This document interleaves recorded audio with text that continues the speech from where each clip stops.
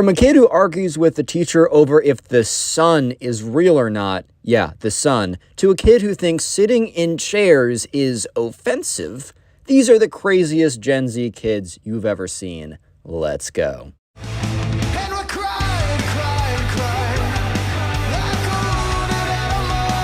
So we're going to call... Sorry. We're going to call the subscriber who submitted this story Jesse. Anyways, so in Jesse's class, there was a kid, and we're just going to call him the Gen Z kid, right? So the Gen Z kid is sitting in class, and today they were learning about space or something. I don't totally know why this happened. So this was in 5th grade. I think they were just doing like a small unit on space or something. And the teacher was saying something about like yada yada, this planet, whatever. And then she said something about the sun.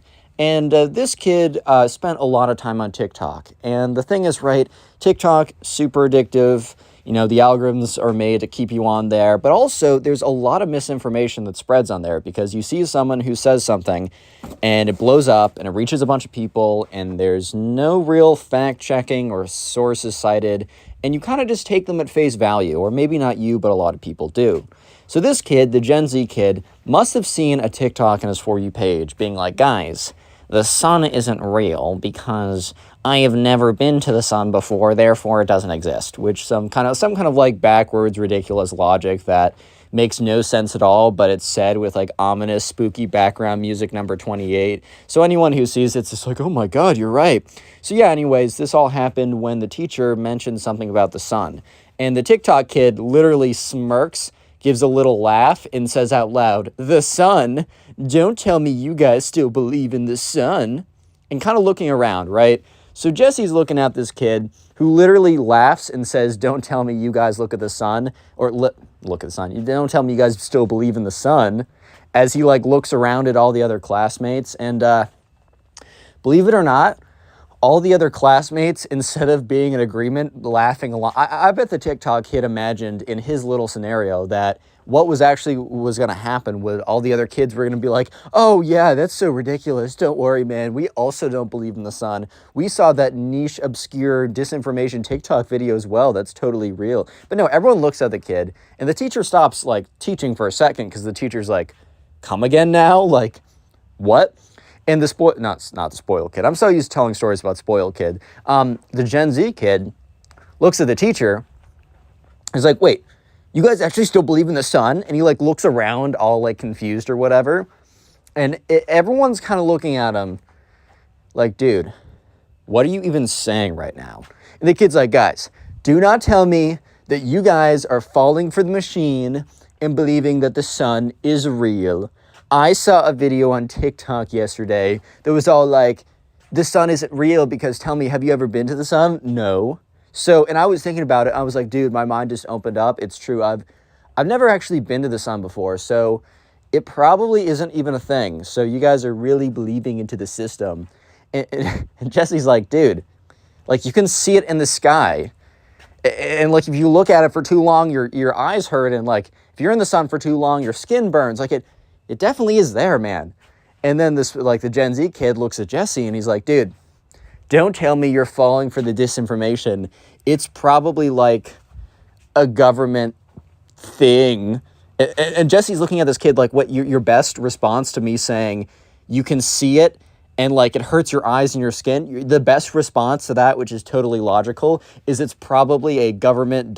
thing, ? What? Like, dude, I thought you said the government, like the sun wasn't even real. And so the teacher kind of steps in and is like, hey, like Gen Z kid, the sun is real. It's like, you can even see it. I don't know where you saw this video on TikTok or whatever that kids are on, right? But that's not true. The sun is real. Trust me. And, you know, the Gen Z kid's like, dude, why should I trust you? Like, you're definitely in bed with the government and, because of this teaching gig where you're making all this money to spread disinformation. And the teacher's just looking at this kid like, bro, you think I became a teacher for the money? And the teacher starts laughing because if you guys don't know, teachers do a really important job, but they are definitely not compensated that well. You do not go into teaching because you're trying to make some fat stacks.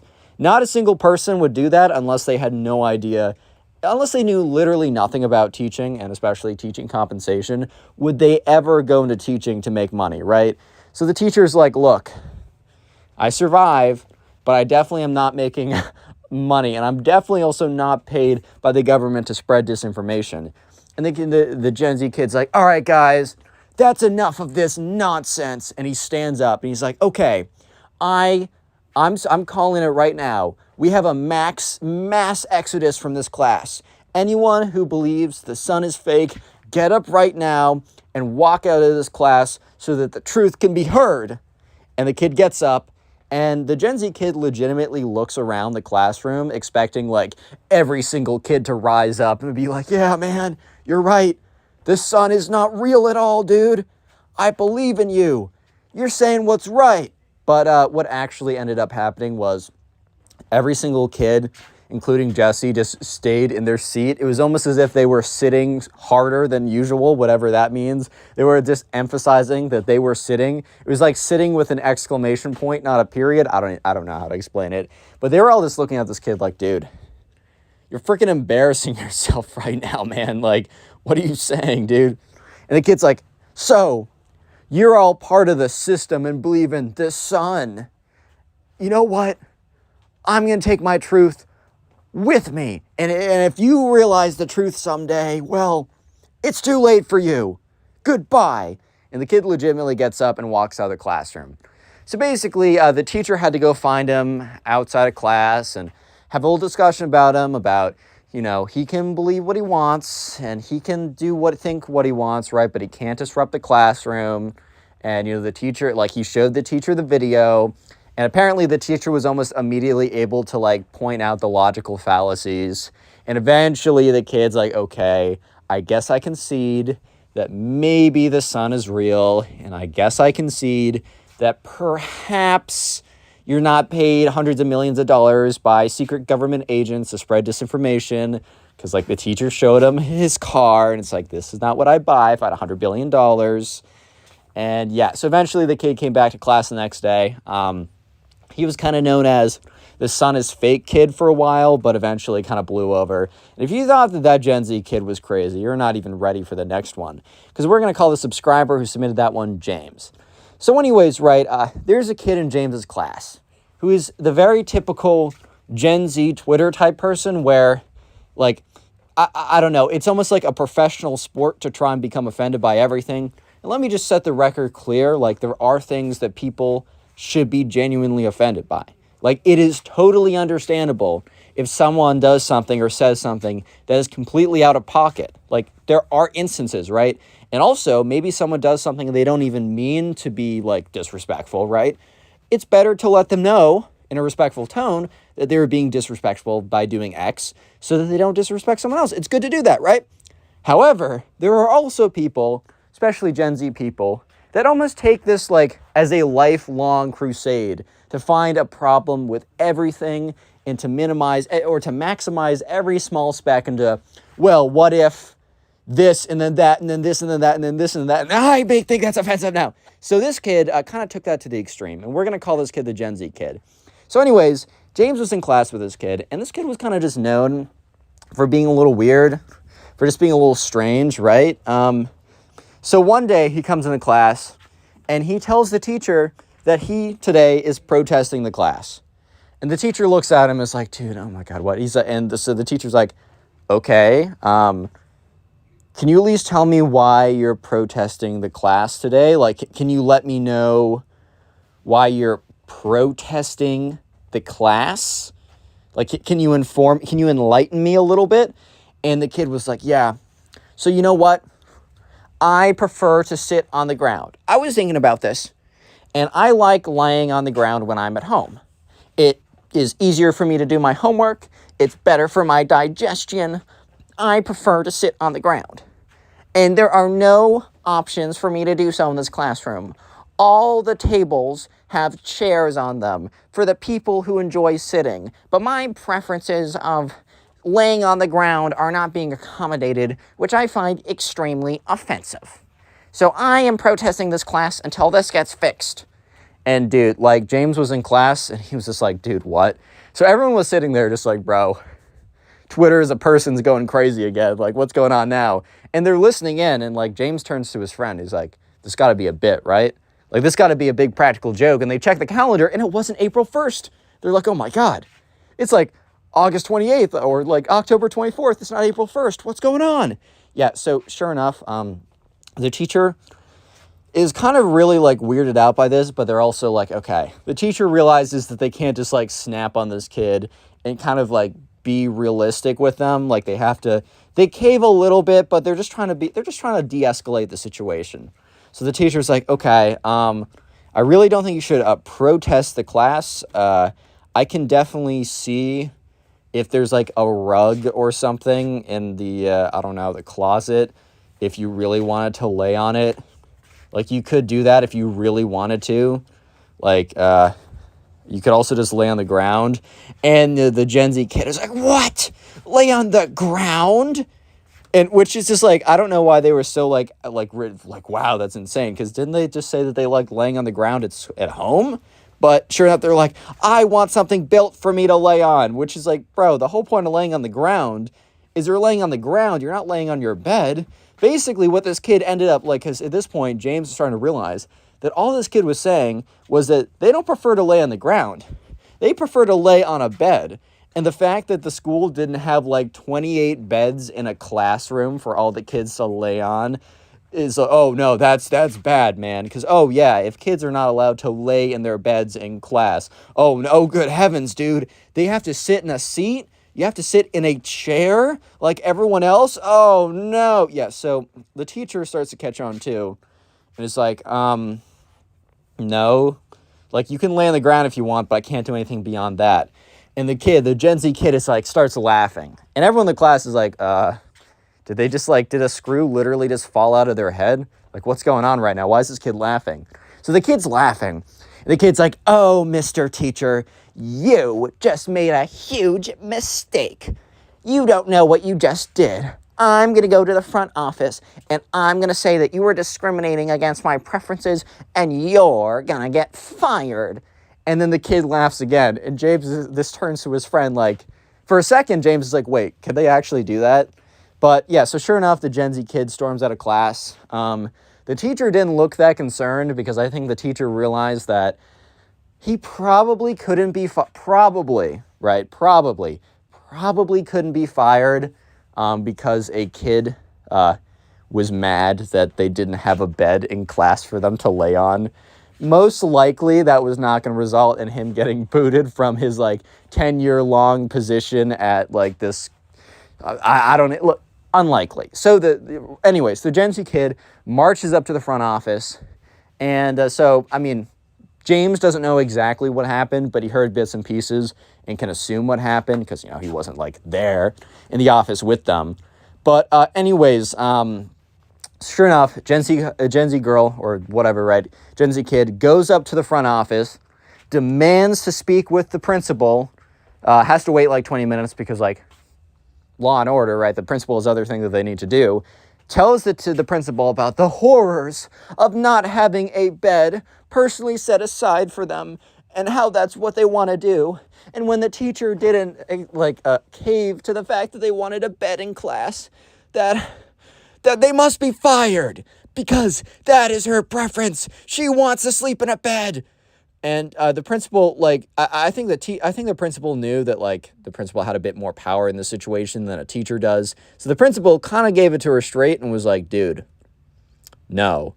The real world, right, is not going to cave to every single preference you have. It's not going to do everything you want to. If every kid has to sit in a seat, then every kid has to sit in a seat. Just, like, think logistically for a second what it would be like if we got 20 beds in a classroom. First of all, a lot of kids, like, what if they wanted to have seats? And then you'd have to have seats and beds. Also, beds are not conducive to good studying. And just a lot of stuff like that. And yeah, the Gen Z girl had to come into class the next day, completely defeated, and it was a little embarrassing for her. If you thought that those Gen Z kids were bad, this final one is like the pinnacle of Gen Z. So anyways, we're going to call a subscriber who submitted this story Ash. You guys catch the pattern so far? Jesse, James, Ash, OG Pokemon people, you know what that is. I haven't watched Pokemon forever, but I used to as a kid. Anyways, so there's a kid in his class who we're going to call the Gen Z kid. So this kid, he had a TikTok account, and he posted a video of his dog doing something, and it got like 50,000 views.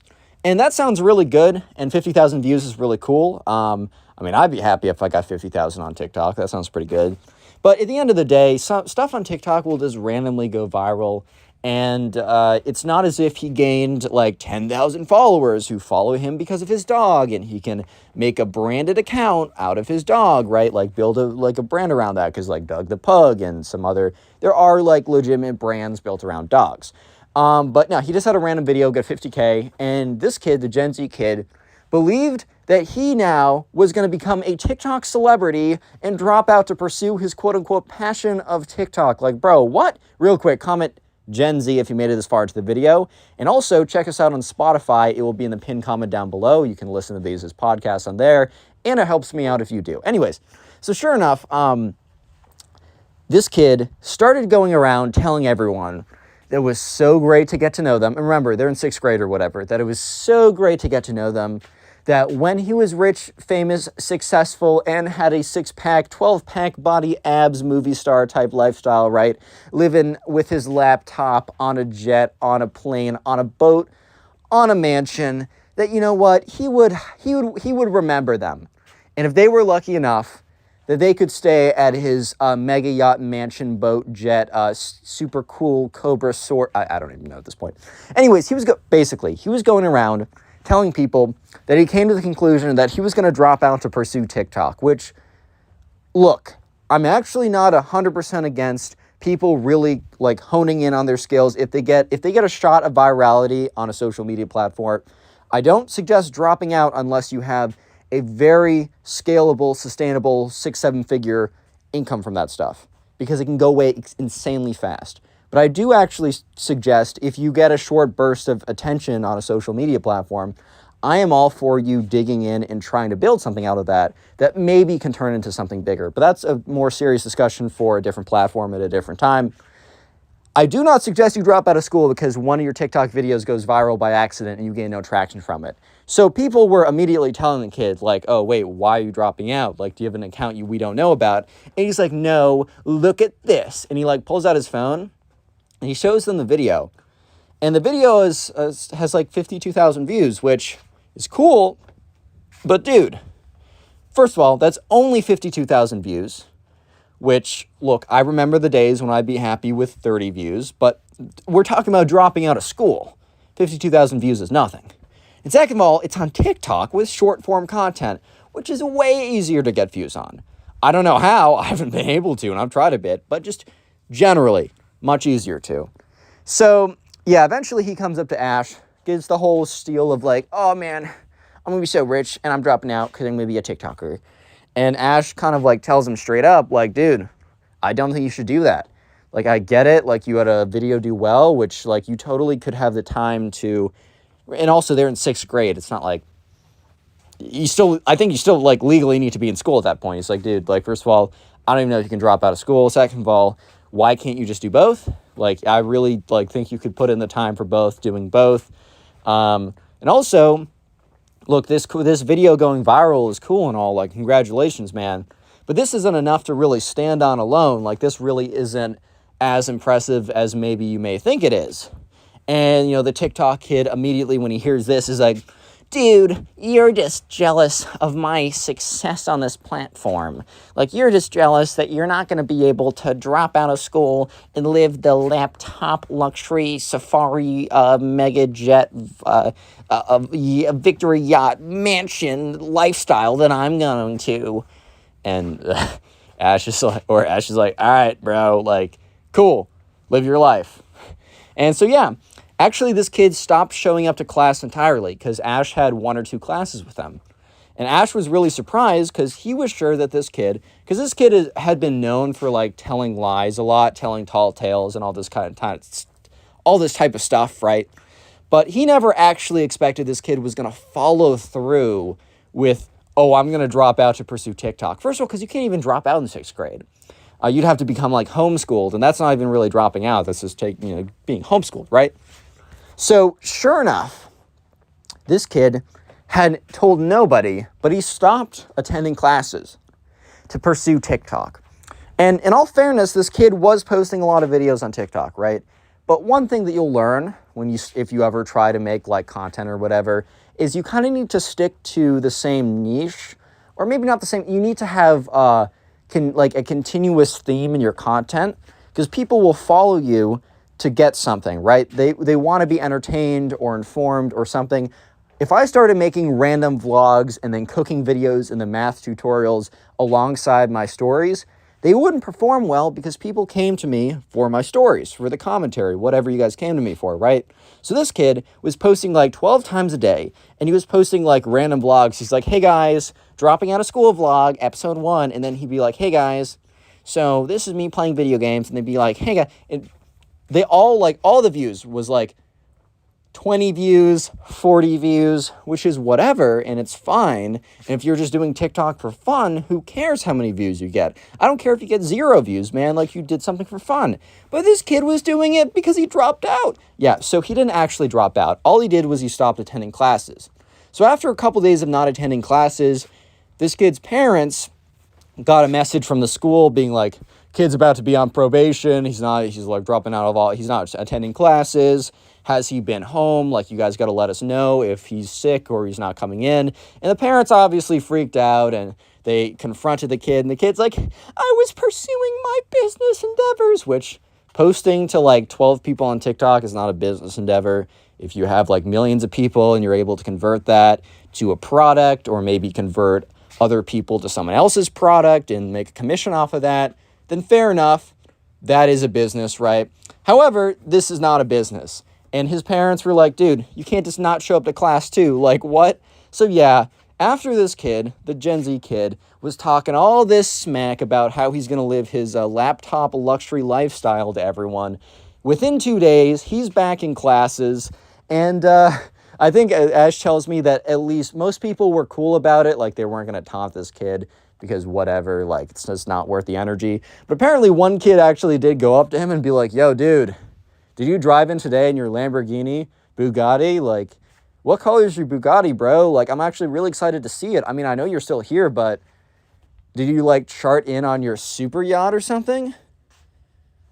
Like, dude, where's your Bugatti? Yeah, he was, like, messing with the kid or whatever. But other than that, it just goes to show, dude, Gen Z kids, I'm a Gen Z kid, technically. Guys, don't believe everything on the internet. For the love of God. Oh, my God.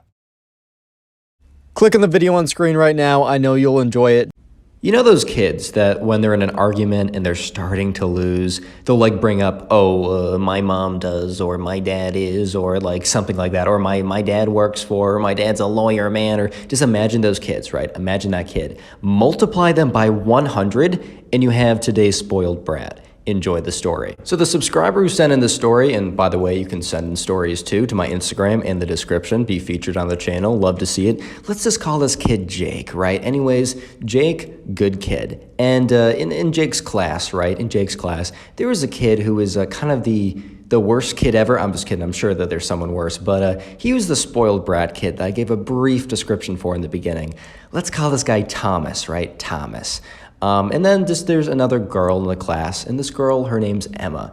Emma's pretty crucial to the story, but that'll become a little bit more apparent in just a second. Anyways, right, so just a little backstory before we go into what Thomas did, his crazy mental breakdown explosion, calling my dad on literally everything, and whatever, right, you'll see in a second. But a little bit of a backstory, right? So Jake, the kid who sent in the story, and this girl, Emma, they pretty obviously had feelings for each other. Like, they were always, like, friends, but it was very clear that, like, they were not about to stay friends for long. They were either going to have a massive explosion and never talk to each other ever again, or they were gonna like date, marry, have 6 kids, send 2 kids off to college, start a Roth IRA, start mining Bitcoin as all couples do. It was gonna be either or, and it was really looking like Jake was gonna ask her out pretty soon. Like, everybody in the class knew this, except Thomas, because Thomas didn't have a lot of friends, so we'll put it that way.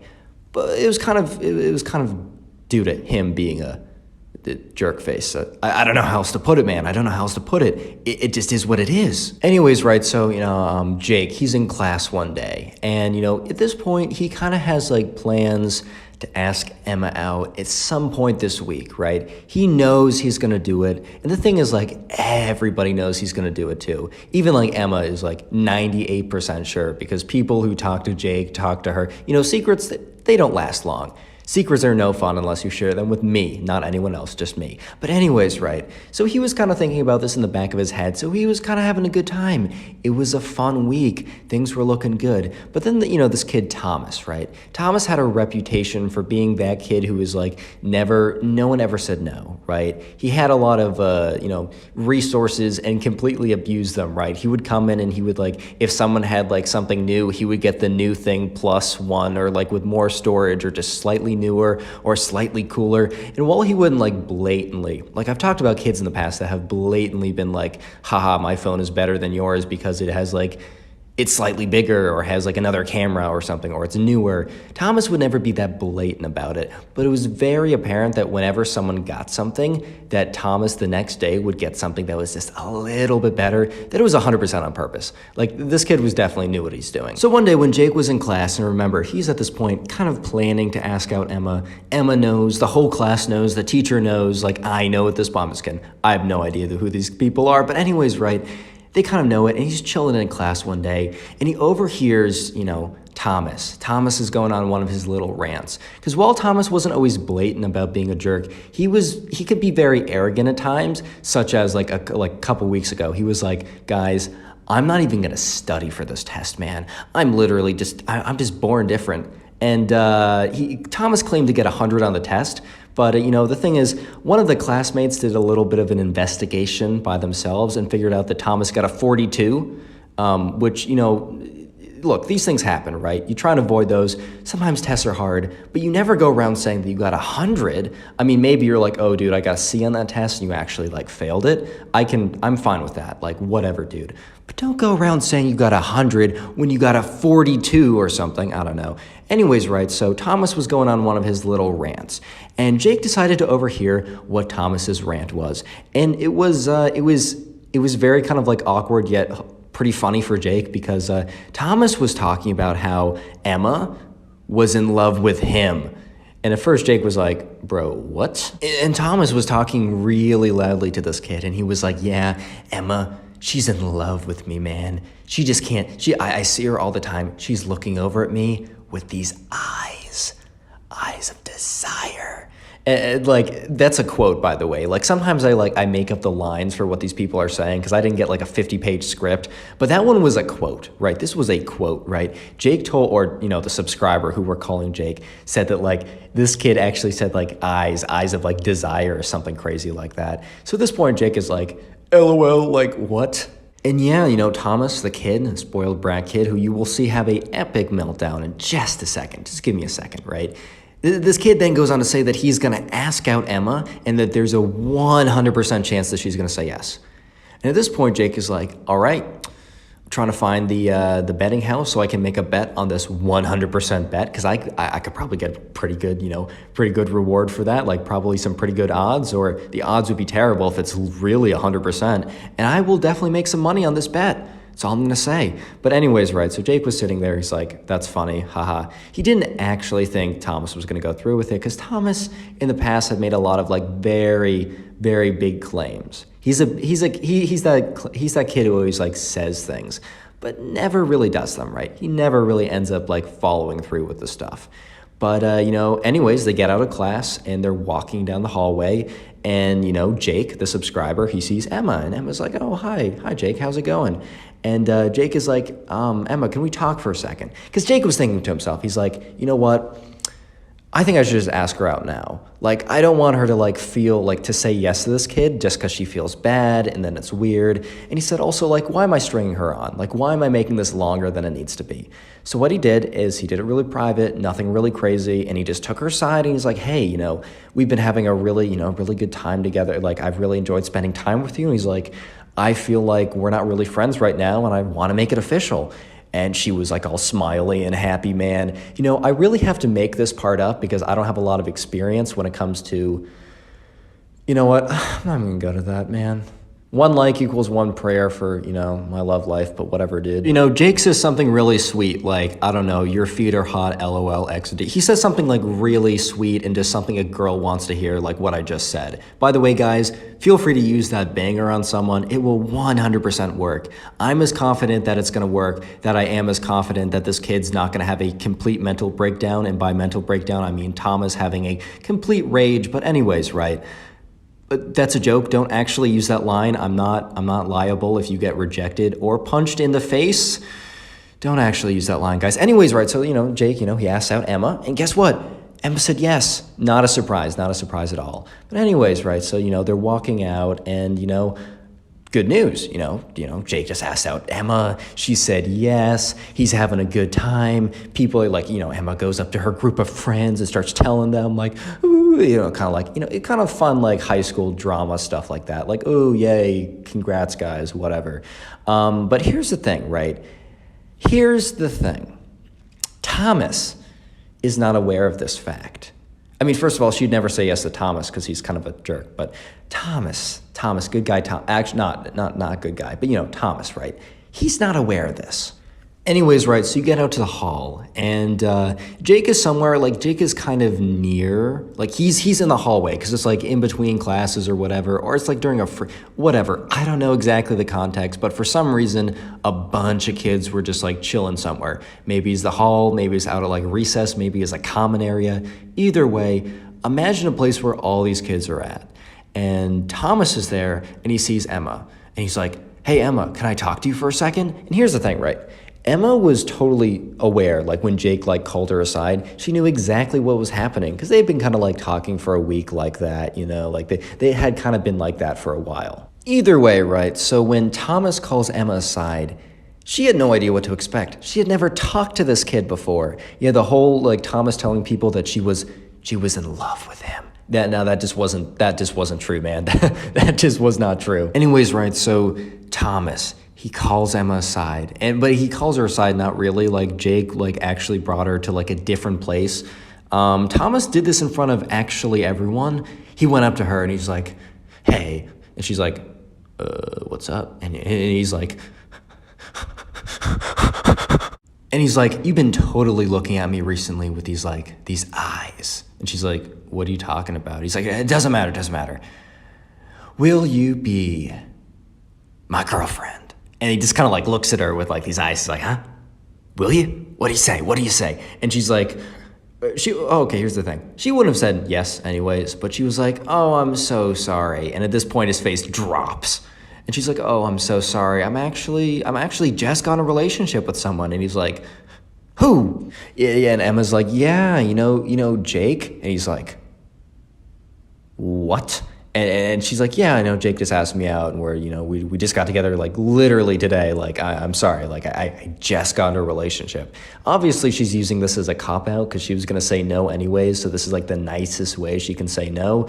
But, and then the thing is though, Thomas doesn't take this well. The way that Thomas perceived this whole thing going down was that, no. She didn't say no because like he was undateable. Or because she didn't want to. She said no because she really wanted to. She wanted him, but she simply couldn't because she was stuck in a relationship with Jake. And this made Thomas so mad. And you could see his face get so red. And he took his little hand and he like balled it up in a fist. And he was like, where is Thomas? I'm really bad at this whole name thing. Of course, Thomas didn't say, where is Thomas? Thomas said, where is Jake? And Jake like just happened to like walk in, like just wherever they were, hallway, room, whatever, or just gathering place. He just happened to like walk in as that was happening. And he looks up and he sees like Emma, his girlfriend of like 25 minutes at this point, right? And then like Thomas, the kid that like he knew that was like kind of like weird and kind of like out of this, like just lived in a different planet, looking at him with this like face of rage. And Jake was just like, oh boy. Speaking of rage, today's keyword or special or secret phrase or whatever you want to call it is rage. So yeah, if you made it this far into the video, comment rage down below. I'll be hearting as many of those comments as I see. I obviously can't get to them all, but I will do my very best to try and heart as many as I can. So if you want to farm some hearts on the channel, maybe get top commenter, best shot of that happening is by commenting rage down below. Also, every once in a while, I'll shout out a channel member who leaves a comment on the video. So yeah, on screen, thank you very much. You guys can also become a channel member by hitting the join button, but honestly, you guys don't have to do that. I just appreciate you watching this far. I really do. And also, to show you my gratitude, every single person who leaves a like on today's video, just dropping a like on the video, will receive nothing. I know you're probably just like, if you're standing up, you fell down, if you're sitting in a seat, you literally collapsed down to your seat. It's a fantastic deal. Leaving a like on the video and you get nothing? I'm gonna leave a like right now. Anyways, right, so where we left off was Thomas just got rejected by Emma, and in Thomas's mind, it is Jake's fault. Emma actually is still in love with him, but it's all because of Jake. He can't have her because of Jake. He like goes up to Jake and he's like, bro, and Jake's like, what's up, dude? He's like, bro, do you want to fight? I love it when people are just like, do you want to fight, man? Like, no one wants to fight. No one's going to box you. You're not KSI and Logan Paul. No one's going to watch it. Just why, dude? Like, whatever, right? Tangent. He's like, do you want to fight, bro? And Jake's like, dude, what? And then Thomas is like, yo, Emma rejected me because of you. And Jake's like, dude, she rejected you because you're a jerk. Jake had no filter, right? Like, good kid, but like no filter. He's like, you're always annoying. You're always bragging about stuff. You're always full of it. Like, even if she wasn't with me, like, unlucky to you, but even if she wasn't with me, she would have said no. And at this point, Thomas just goes berserk. And he just looks at Jake and he's like, you know what my dad does? And at this point, Jake is like, dude, I do not care. And Thomas is like, no, he is a very good lawyer, and he's gonna sue you, dude. And Jake is just looking at him, just completely just flabbergasted. Just like, did this kid just say that his dad is actually gonna sue me because my girlfriend denied his love application? What the fuck? What? Like, at this point, he kind of thought it was a joke, but no, he looked at this kid, this Thomas, he could see it in this kid's Thomas's eyes, right? This was no joke. This kid was mad, and he was like, yeah, my dad's gonna sue you, man. He's gonna sue you. You're gonna have nothing left. Your mom's gonna have nothing left. Your dad's gonna have nothing left. Your sister's gonna have nothing left. Your dog's gonna have nothing left. And then you're gonna collapse and die of a heart attack out of pain and sadness and whatever. And then your grave is gonna have nothing left. He was just going off and off and off. And Jake is like, okay. And that made Thomas so mad. He was like, this won't be the last of it, Jake. And he just like storms off. And at this point, the whole class is just like, what the fuck? What? And Emma's just like, okay. And Jake's like, you know what? Do you want to go on our first date tonight? Do you want to get out of here? It was like close to the end of school anyways.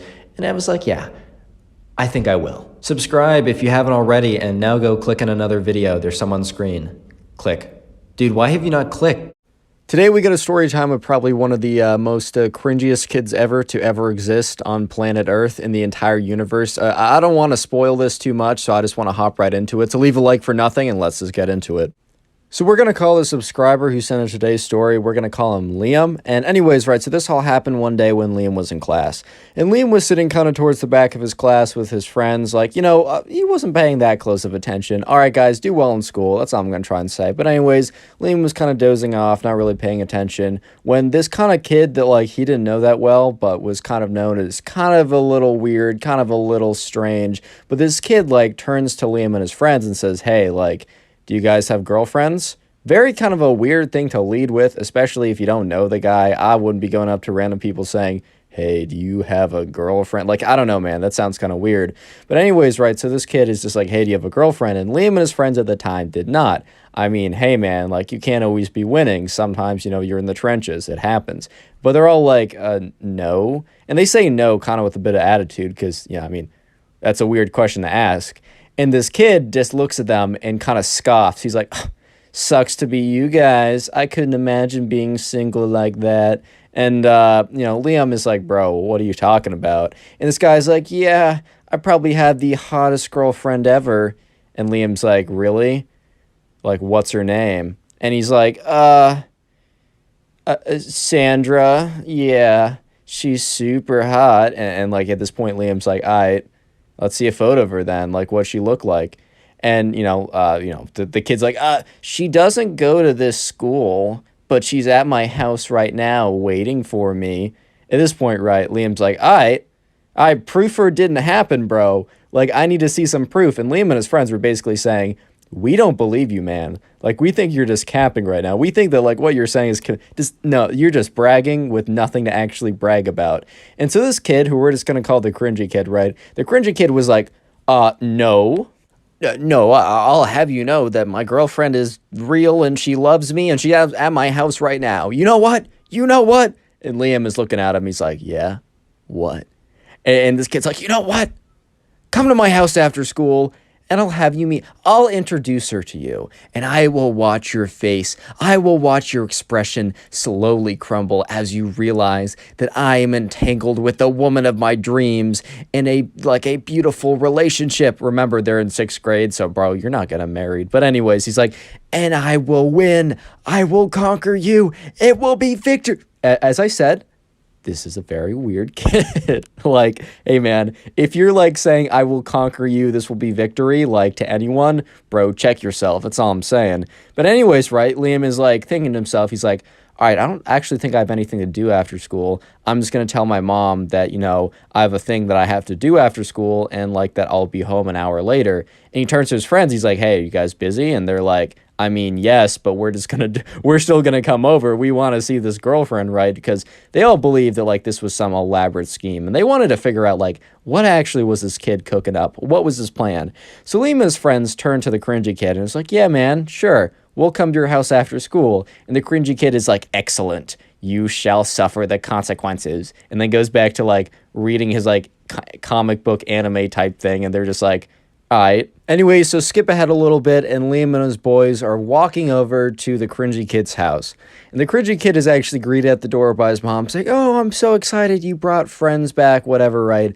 And the cringy kid's like, yeah, these are my guys. And they're kind of looking at each other like, we're not his boys, but they're not going to say anything. They're at least polite enough to at least allow, his mom to continue to believe the illusion that he's not kind of weird, right? Anyways, so, the cringy kid leads him up, and he's like, this is my house, it's pretty cool, and this is my room, and brace yourself, and he, like, turns around quickly when he says brace yourself, so, Liam and his friends are a little startled by this, because they're like, what's going on, and he's like, my girlfriend is, she just texted me, she is currently in there, and, you're gonna be blown away, dude, you're gonna be blown away, and I just want to say that, I told you so, I just wanted to make sure I put that out there, and Liam's like, all right, okay. And honestly, at this point, Liam and his friends were starting to believe that there actually was a girlfriend in there. Spoiler. I mean, no spoilers. You're going to hear soon enough. But, like, they were actually starting to believe it, man. Because, like, it was, like, this kid went through all this effort. Like, if he's going to admit, like, that he was lying, he probably would have admitted it already. But anyways, right? So, eventually, the cringy kid goes into his room, and they follow. And Liam looks around. And Liam's kind of confused, dude. Liam's a little bit confused. Because as he's looking around, he doesn't see anyone else in the room. He just sees a lot of posters for, like, different TV shows and stuff like that. And, he sees a computer, he sees a closet, he sees clothes all over the floor. Like, he doesn't see a girl in here. He doesn't see a human at all. Like, the only people in this room is the cringy kid, Liam, and his 2 other friends. And then all of a sudden, right, Liam is noticing that the cringy kid is talking to someone in the room. So Liam feels like, oh my God, am I hallucinating? Like, what's going on? Like, why don't I see anyone? And Liam looks in the direction that the cringy kid was talking. And sure enough, right, the cringy kid is talking in the direction of his bed. And what is on his bed? A life's... Oh my God, dude. When I read this story, I was like, dude, are you kidding me? Are you kidding me? Anyways, narrator mode, back in story. Liam turned his head to look at the direction that the kid was talking. And there was like a massive waifu body pillow, bro. Oh no. And at that moment, Liam and his friends realized that this girlfriend the kid had been talking about was sure enough this pillow. By the way, comment pillow down below. Yeah, pillow's the secret word of the day. I'll try and heart as many of those comments as I possibly can. If I don't get to yours, don't take it personally. And also, while you're down there, make sure the notifications are turned on. You won't see my videos otherwise. But anyways, back to the story. So Liam immediately says, bro, is that what you're talking about? And the kid is like, oh, yes, I'm so rude. Liam, meet my princess. And Liam is like, nah. Liam and his friends start laughing. And this kid is not like, he's not in on a joke or anything. This is not some massive joke he's pulling on them that he's like, oh, I hope you guys thought it was funny. Dude was getting actually pressed. Like, dude was like, who are you laughing at? You better not be laughing at my girlfriend. And, Liam's like, bro, that's a pillow. And the kid's like, she's real. What? She's real. What do you mean, man? Get out of my house. And Liam is like laughing. And then he looks at the kid, and the kid is like, has like these eyes. You can tell in his eyes, this kid is mad. This kid is pressed. This guy is not having it. He's like, get out of my. And Liam's like, all right, okay. We saw your girlfriend. We saw her. We'll go. Fair enough. So Liam and his friends leave. And as they're walking out of the house, the cringy kid's mom's like, bye. This was kind of a short play date, but I'm so excited that my kid's finally having other people over that it doesn't matter. Hope to see you guys soon. And they're just like, haha, see you soon.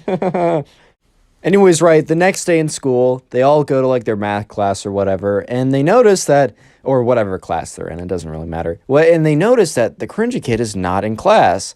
And, Liam turns to his friends, he's like, yo, do you think he's like too embarrassed to come to class? Does he like realize that he made kind of a clown out of himself? And his friends are like, dude, I have no idea. And then all of a sudden they hear on the loudspeaker, Liam, Ben, and John, let's just say that those are the names of the two other kids. Please come to the principal's office immediately. So Liam, Ben, and John, we'll go with that, right? They all look at each other and they just like, they immediately know. They're like, oh my God, no way. Because they realize that like there's a correlation between the cringy kid not being in class, them clowning on him yesterday, and the fact that they all just got called up to the principal's office. It was not a coincidence. So they walk up there, and sure enough, the principal's in her room, and who else is in that room? The cringy kid. And the principal says, all right, kids, sit down.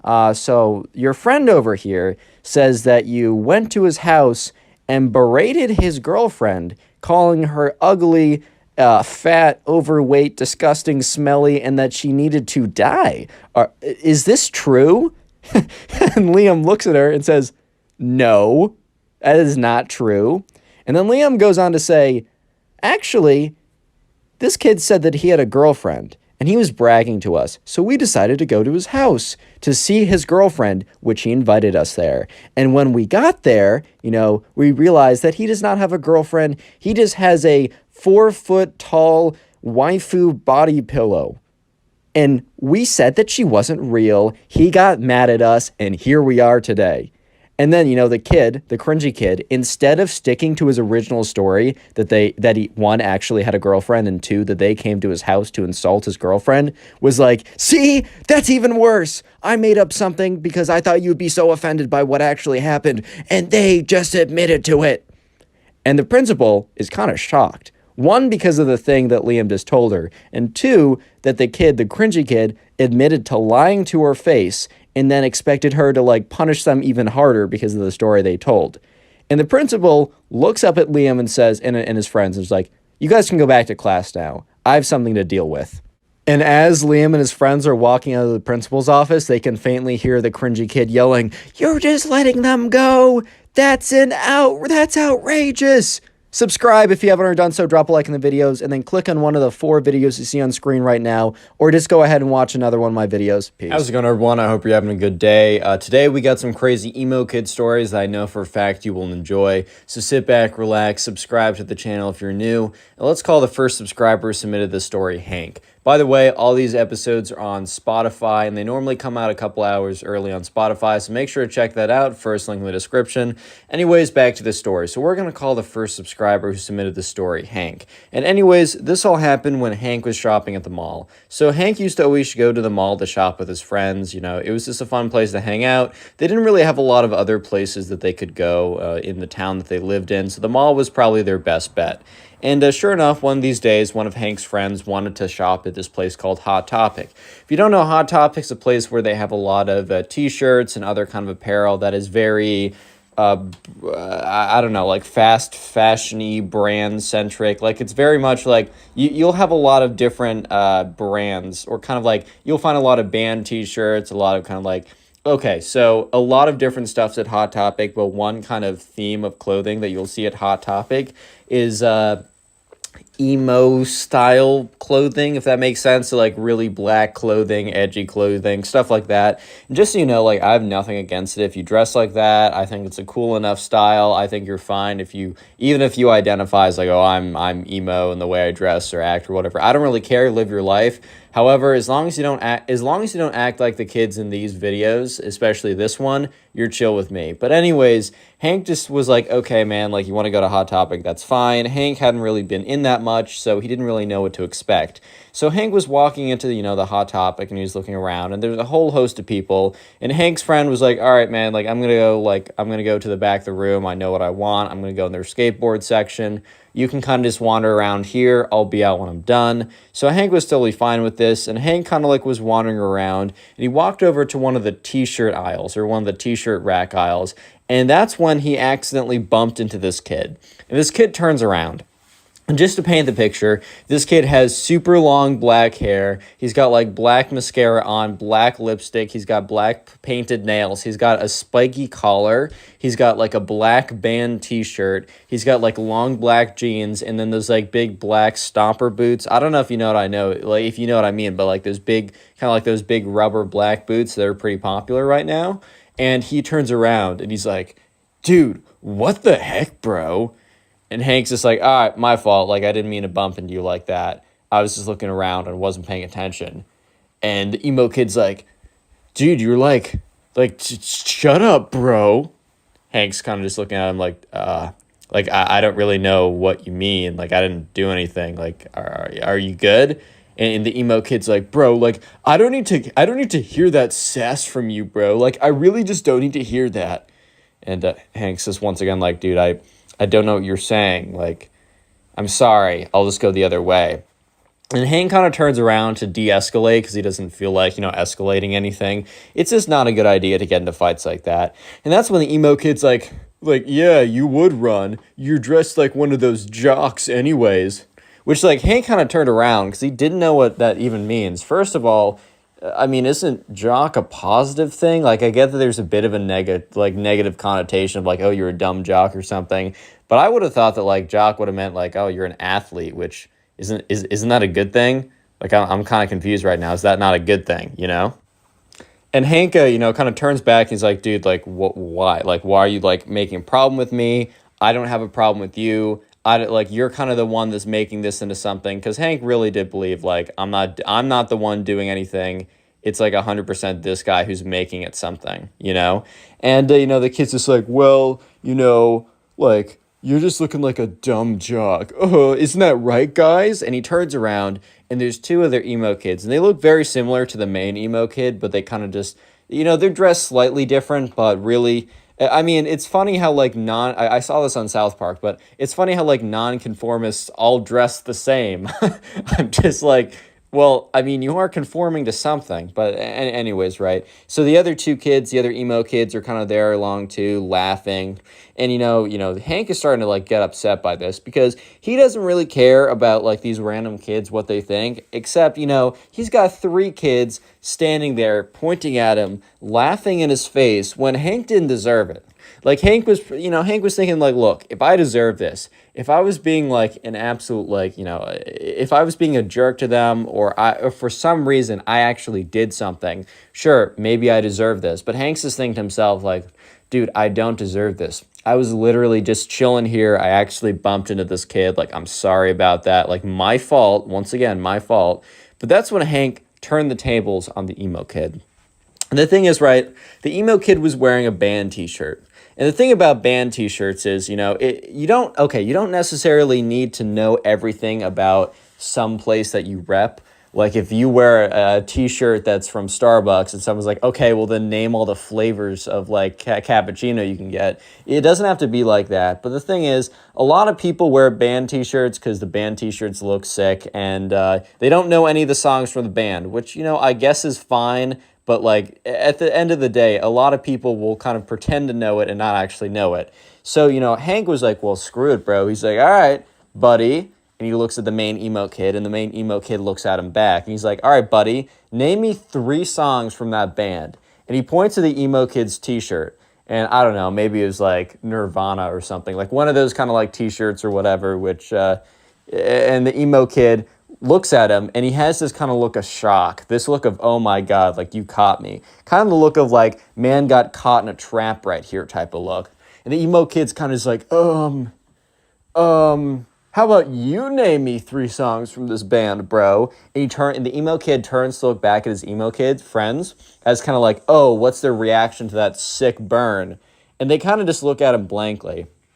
I think the emo kid was kind of expecting he would turn around, he'd look back to his friends, and he'd be like, oh yeah, wasn't that a crazy burn? I totally got them. But his friends look back at him kind of just like, dude, like I don't know how to break it to you, but you didn't get him. So the emo kid turns back around. He's like, I don't need to do anything you say, bro. I'm not going to conform to your standards. And then the 2 emo kids were like, yeah, that's right on, bro. You're so right. And they like dap him up.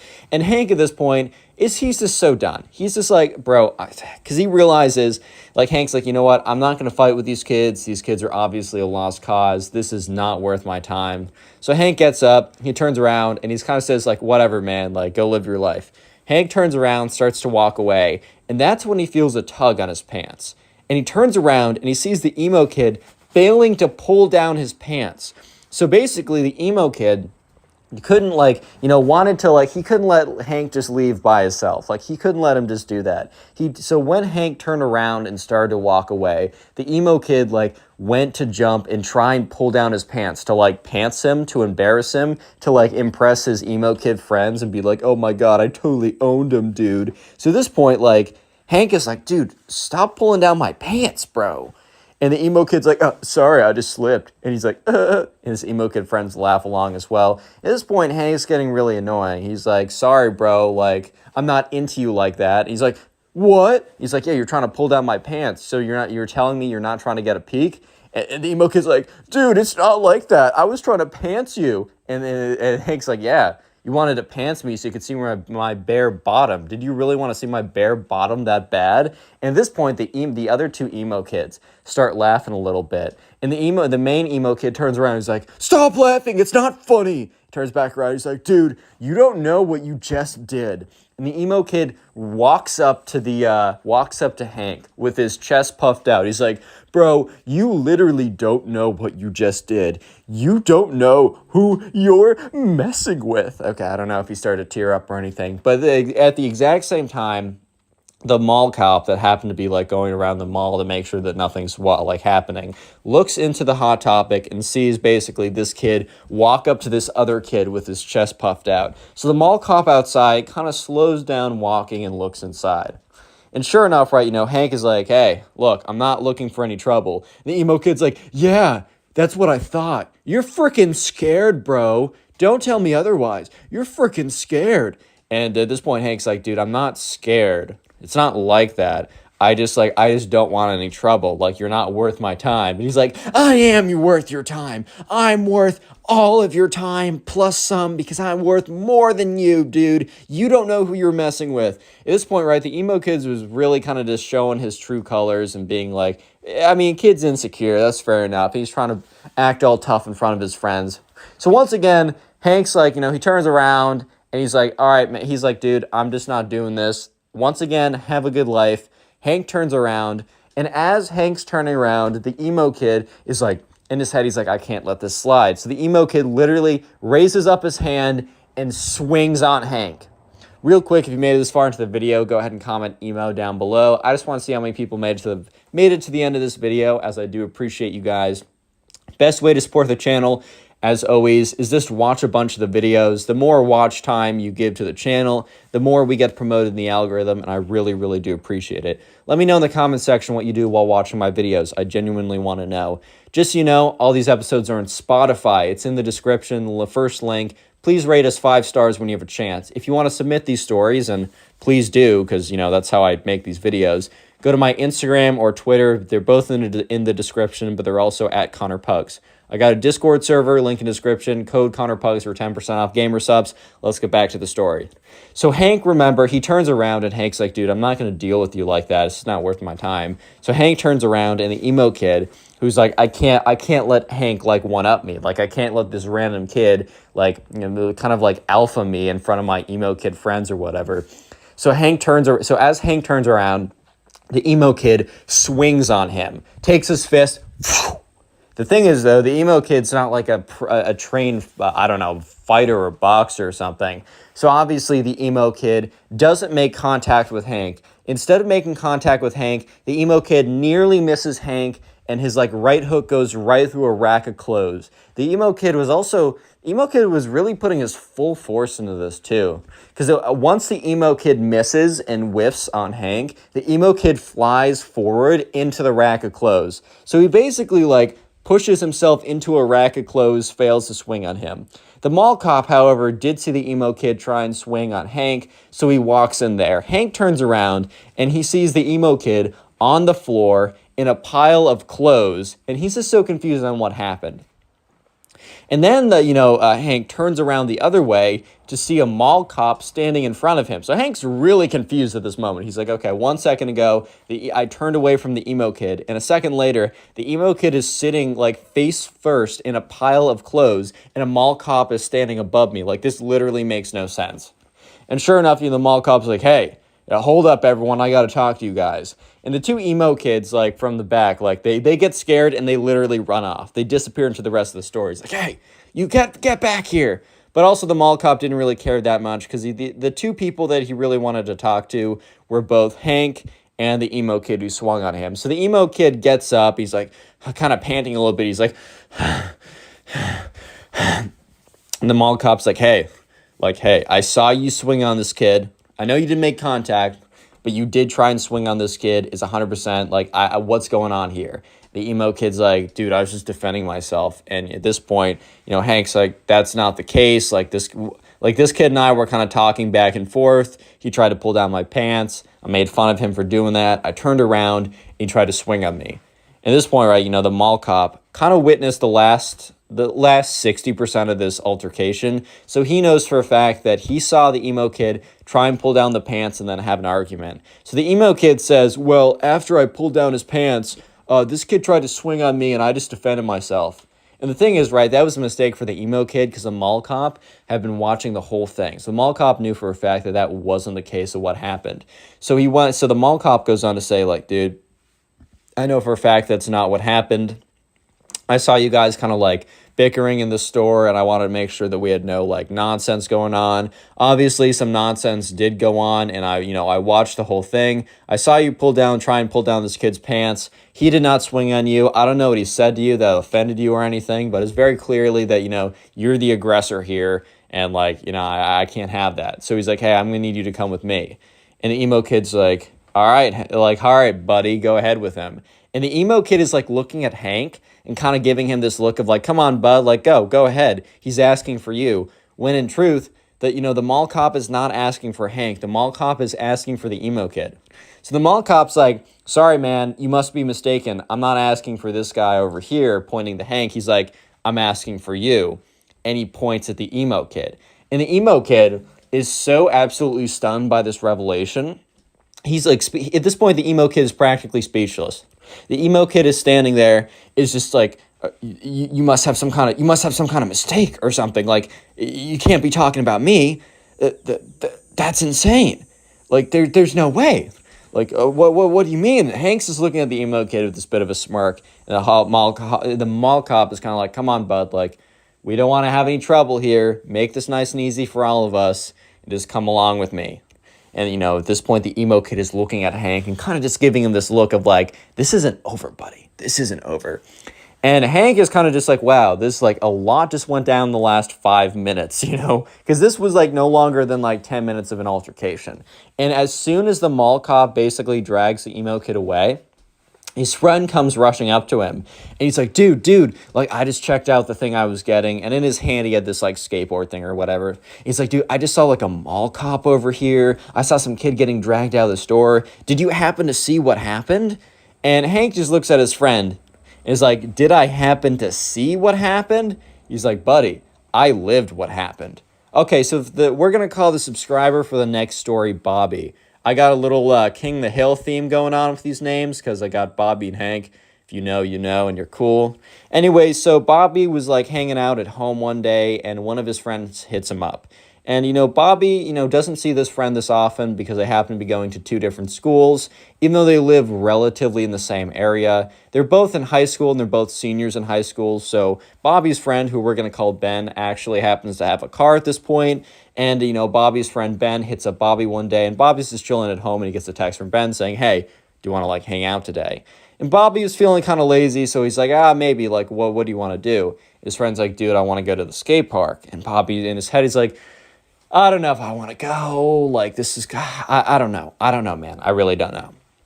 And Bobby should have stayed home that day based on what was about to go down, but he didn't because he wanted to see his friend Ben, and he was like, wait, what else am I going to do today? Watch Netflix? I know for a fact by the end of the day, if I'm just sitting here watching Netflix, I'm not going to be a happy camper. So sure enough, Bobby texts him back. He's like, yeah, man, like, I don't got a ride, but if you can pick me up 100%. So sure enough, this friend, I don't know, an hour later, pulls up to Bobby's house and says, hey, man, get in. And, Bobby shows up to the, the window. He's like, hey, what's up, Ben? Haven't seen you in forever.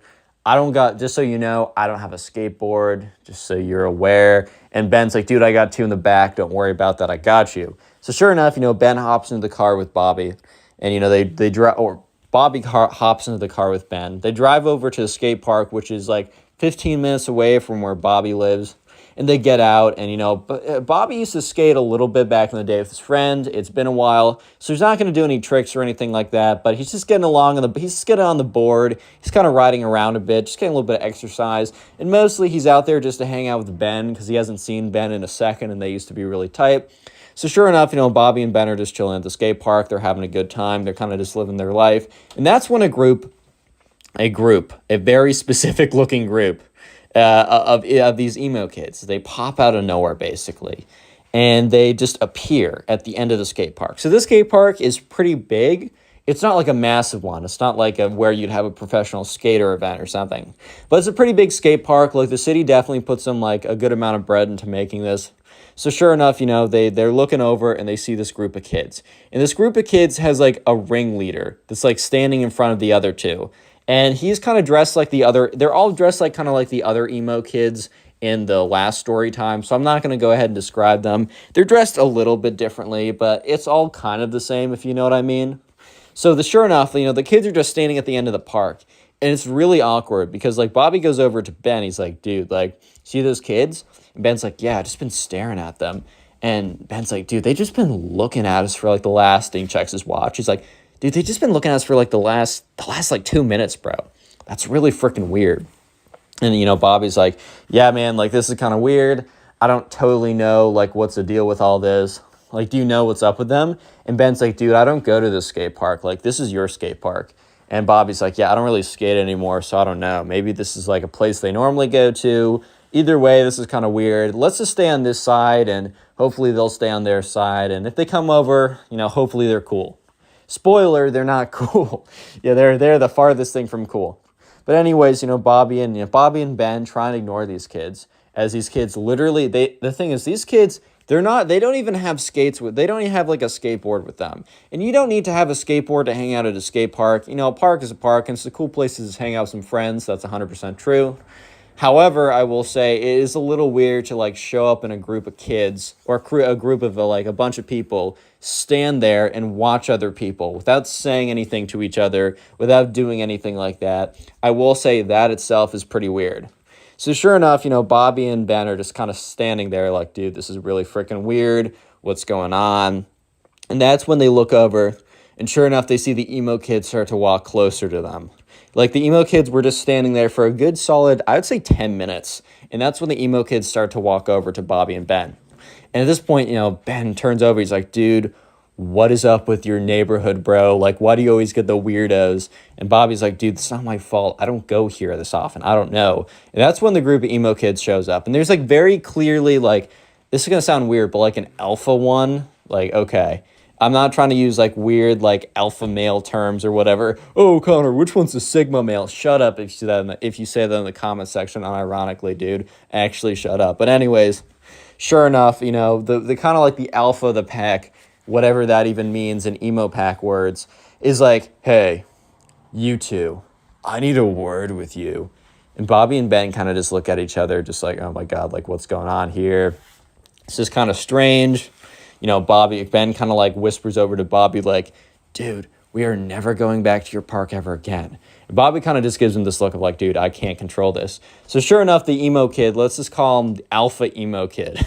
No, I can't say that for much longer. The main emo kid, King the Pack or whatever, walks up to them. He's like, bro, do you not know? And Bobby and Ben kind of look at each other, and Bobby speaks up and says, no, like knows what, like no what. The emo kid laughs. He's like, oh, you don't know then. This is our turf, dude. And Bobby and Ben kind of look at each other, and Ben speaks up like, turf? Emo kid's like, yeah, man, you don't understand. This is our turf. And Bobby just means like, what does that even mean? And they're like, dude, you don't want to mess with us. And one of them like legitimately pulls out like a wand. Not like a knife or something, not like actually trying to be intimidating. Like this isn't like, oh, they think they're like actually in a gang or something. This is their turf. They pull out a wand, like a freaking Harry Potter magic wand. And the main emo kid's like, bro, my boy over here knows magic. You don't want to mess with him, dude. And so Bobby and Ben kind of look at these kids, and Ben speaks up. Ben's a little bit more brash. Ben's a little bit more, I don't know, confident is maybe the wrong word, but I'm going to use that word than confrontational. That's right. Ben's a bit more confrontational than Bobby is. So Bobby would have been fine literally just going somewhere else. It's not like there's not a lot of other places. I mean, there's not a lot of other places they could go, but it's not like Bobby's a big skater in the first place. He just wanted to hang out with Ben. And Ben literally goes up. He's like, dude, what are you going to do with that little magic wand? You're going to wave it around, put a spell on me? It's this freaking Harry Potter, dude. We don't care. You guys don't have turf. That's ridiculous. Like, look, we're not taking up the whole park. This park's massive. You guys chill over there. We'll do our thing over here. There won't be any trouble. The emo kid's like, dude, there's going to be trouble if you guys don't leave or at least pay respects. And, Ben at this point's like, the frick you mean pay respects? Like, what is that? Like, what do you even mean by that? And at this point, Bobby's starting to realize that Ben is kind of finding this amusing more than concerning. Bobby's more concerned by this just because they outnumber them like 4-2. And these emo kids definitely like aren't hitting the gym every day. But at the same time, like 4-2, it doesn't matter like how big you are. Like you're not taking them one-on-one. So like Bobby didn't want anything like that. Even if it's that emo kid smoke, he didn't want it in the first place. So sure enough, Bobby kind of looks at Ben and kind of gives him a look of like, hey, like, come on now. And Ben is like, no, I'm going with this. And Ben's like, all right, man, you know what? Put a spell on us, bro. Like, if you honestly, like, you know what? We're going to take the punishment. Put a spell on us. And the main emo kid looks at them and is like, dude, you don't want our smoke like that. You don't want us to, like, drop a spell on you like that, bro. You don't know our power. You don't totally get it. And Bobby is just looking at them. And Bobby's like kind of like completely freaked out at this point. Not that they're going to actually put a spell on him and, I don't know, curse him or something. Bobby's just so freaked out by everything going on. That he just doesn't want anything to do with it. So Bobby is like, I don't know, man. How about we just like, we stay here and you go over there. And the emo kid's like, I'm not talking to you, little boy.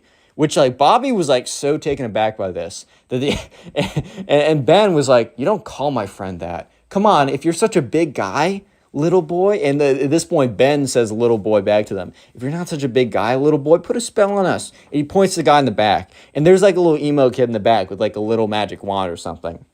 The main emo kid says, you know what? Gentlemen, I don't want you guys to be seriously hurt. So I'm going to give you one more chance to leave the premises. Or my friend will put a spell on you, and you will be cursed so badly that you will not make it out of this park alive. We have magical powers that you simply don't understand. And Ben is looking at them. And and Bobby is looking at them. And the emo kids are looking back. At this point, it's one of those classic Texas standoffs, like who's going to shoot first, but instead of shooting, it's either staying there or shooting your magic spells through your wand or whatever. And, Ben was like, all right, no, we're staying here. Put a spell on us. Do it. And the emo kid is like, fine, you've sealed your fate. And all of them walk away. At this point, Bobby and Ben look at each other. Bobby's like, dude, those kids are weird. Like, I have no idea what's going on. Ben is like, really is your neighborhood spawning out the most NPCs in the world, dude? Like, this is crazy. And, Bobby and Ben were probably going to go back and forth a little bit about how weird these kids were, but they were unfortunately interrupted by chanting. So they look over and they see the emo kids like holding hands, chanting, like kind of like going in a circle, like kind of like moving in a circle, holding hands, chanting like demonic tongues. At this point, Bobby's like, bro, I'm kind of freaked out. And Ben's like, dude, this is a comedy routine. Please, like, chill out. At this point, they do, like, the chanting gets louder and louder. And it's kind of weird. Like, it's really strange. It's like they definitely been rehearsing this.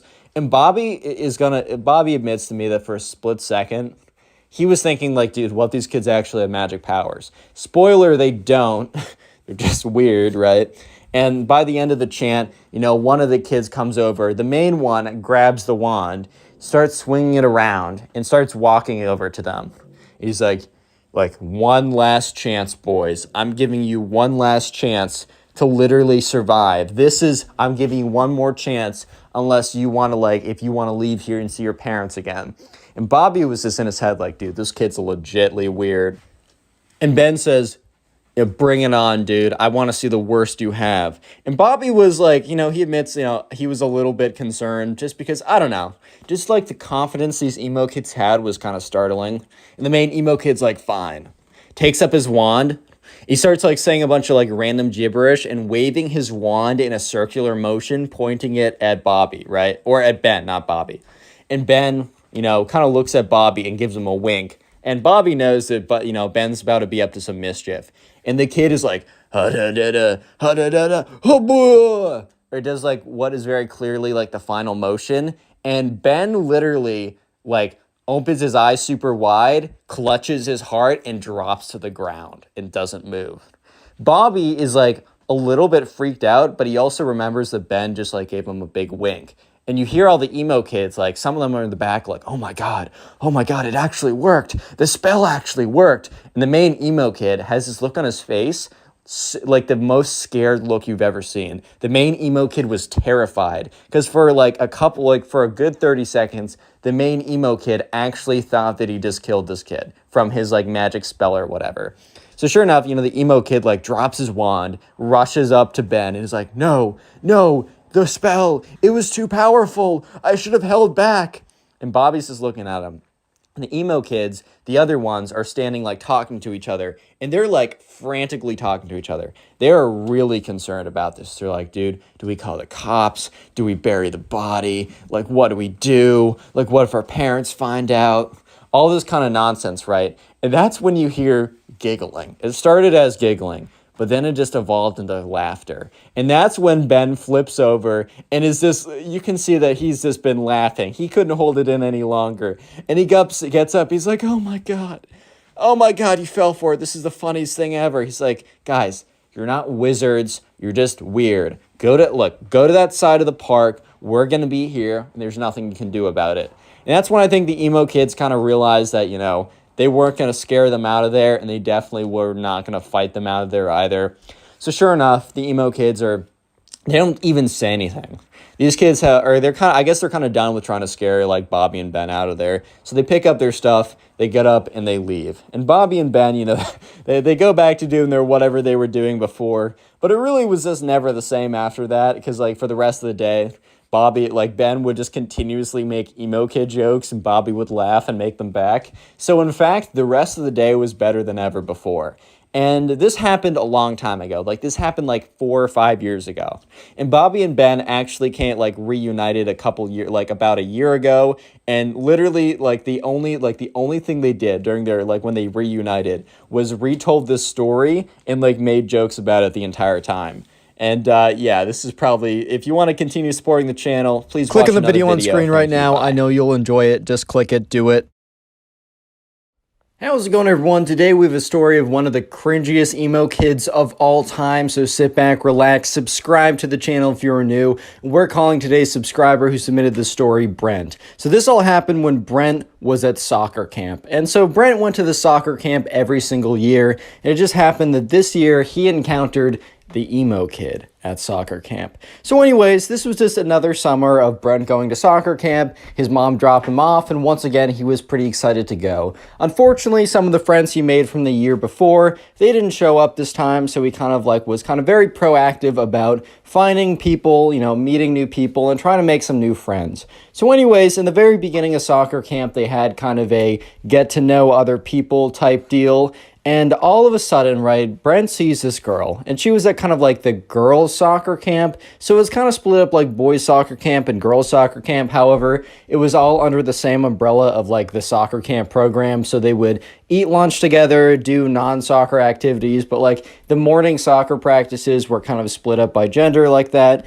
And so anyways, right away, Brent saw this girl, Emily, and he immediately kind of fell in love with her. Not actually, but was like, OMG, lol, she's cute. I'm going to try and hit. No, I'm just kidding. He's like, I don't know. He's like, he's gone to soccer camp. He's not trying to hit, bro. That's crazy. But anyways, right, so she's going to be an important character later on. But for the meantime, we don't need to think about her because someone much more important comes into the picture. So while Brent is thinking about like, oh my God, look at that girl over there. I got to start talking to her. That's crazy. He accidentally bumps into this guy and he turns around. This guy is like, I don't know, a little bit bigger than him, a little bit heavier than him, just like kind of a bigger guy. And he's got this like long black hair that's swooshed over. He's wearing like the standard soccer cleats, but otherwise it's like this black band heavy metal t-shirt. He's got like black painted nails. He's got like a spiky wristband on or whatever. And he turns around. He's like, yo, what did you bump into me, bro? And Brent's like, oh, my fault. Like, didn't mean to do that. And he's like, you don't think that I'm an alpha? Is that what you think? Brent's like, what? He's like, I'm an alpha male, just in case you weren't aware, which I know that you subconsciously were because, all betas instantly know when there's an alpha present. And Andrew was the guy from like 7 stories ago. Brent was like, what? He's like, bro, do you not know what beta males and alpha males are? Well, basically, beta males are like you and lame, and alpha males are strong, powerful, and dominant in the pack. And with that, like, the emo kid does a big, like, swipe of his big, long, black hair. So, like, his bangs would no longer cover his eyes. It immediately fell back in front of his face. He's like, yeah, just so you know, kid, get out of my way. And the emo kid, like, shuffles away. And this was Brent's first interaction with the emo kid. So he's like, okay, that's cool, man. Like, okay, see you around, buddy.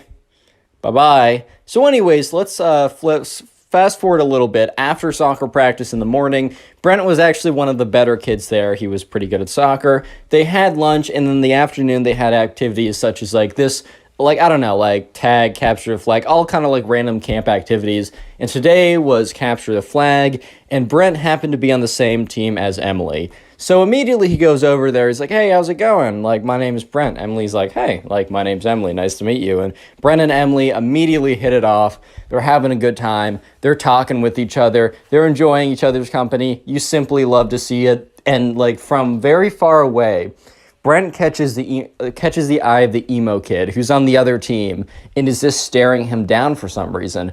Brent doesn't really think much of it, and then he goes back to talking to Emily.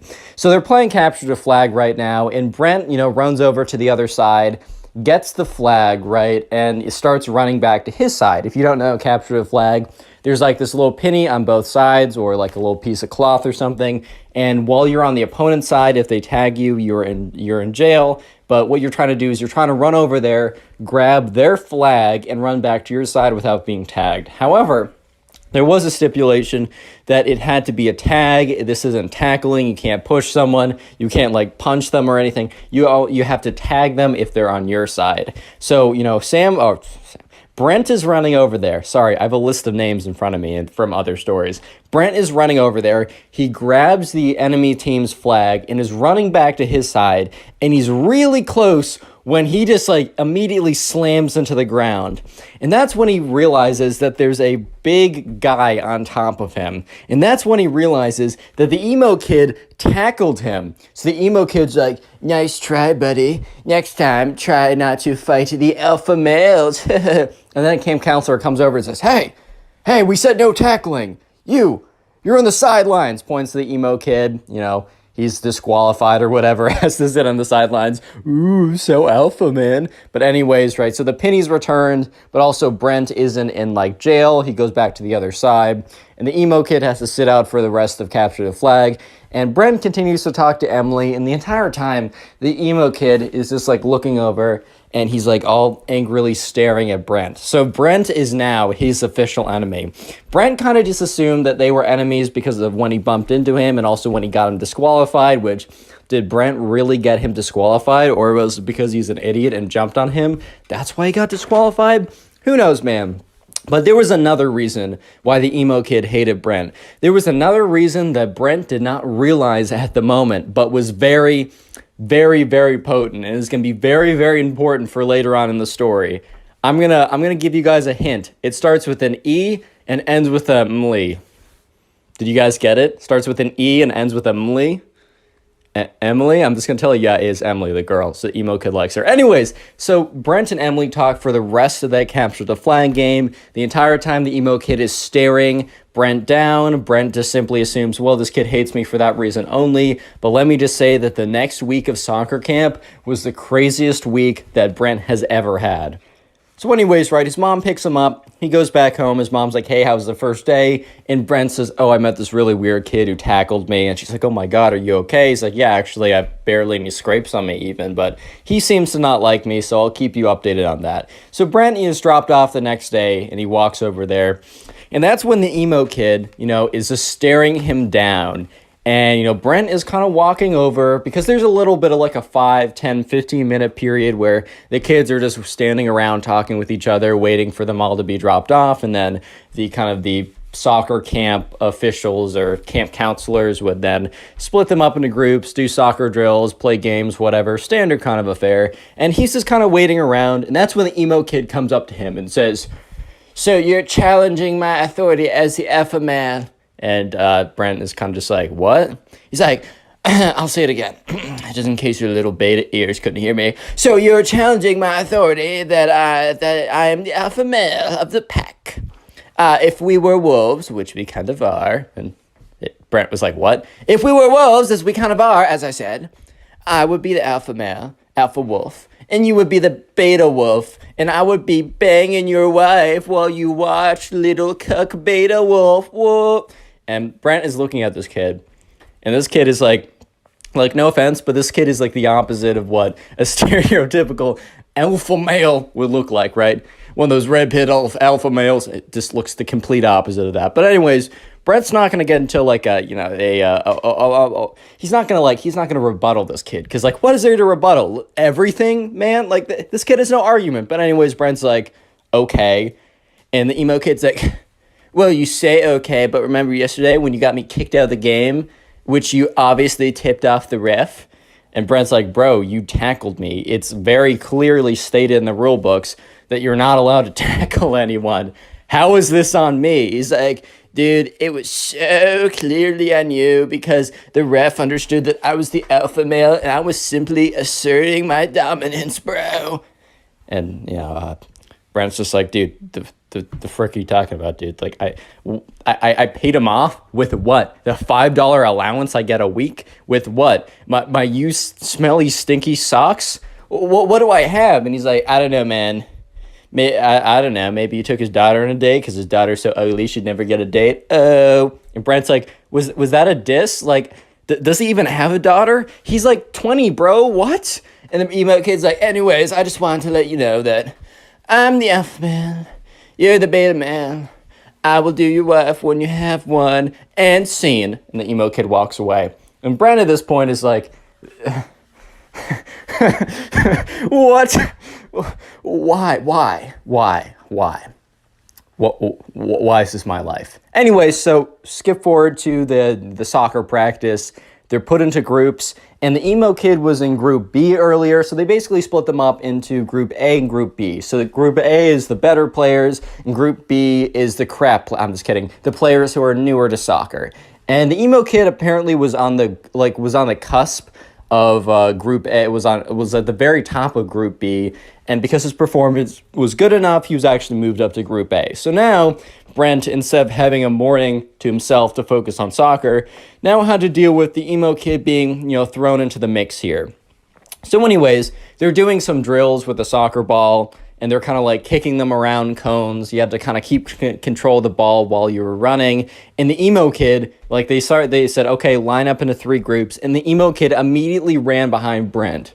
And Brent kind of looks behind him. He's like, what? And the emo kid said, nothing, Brent.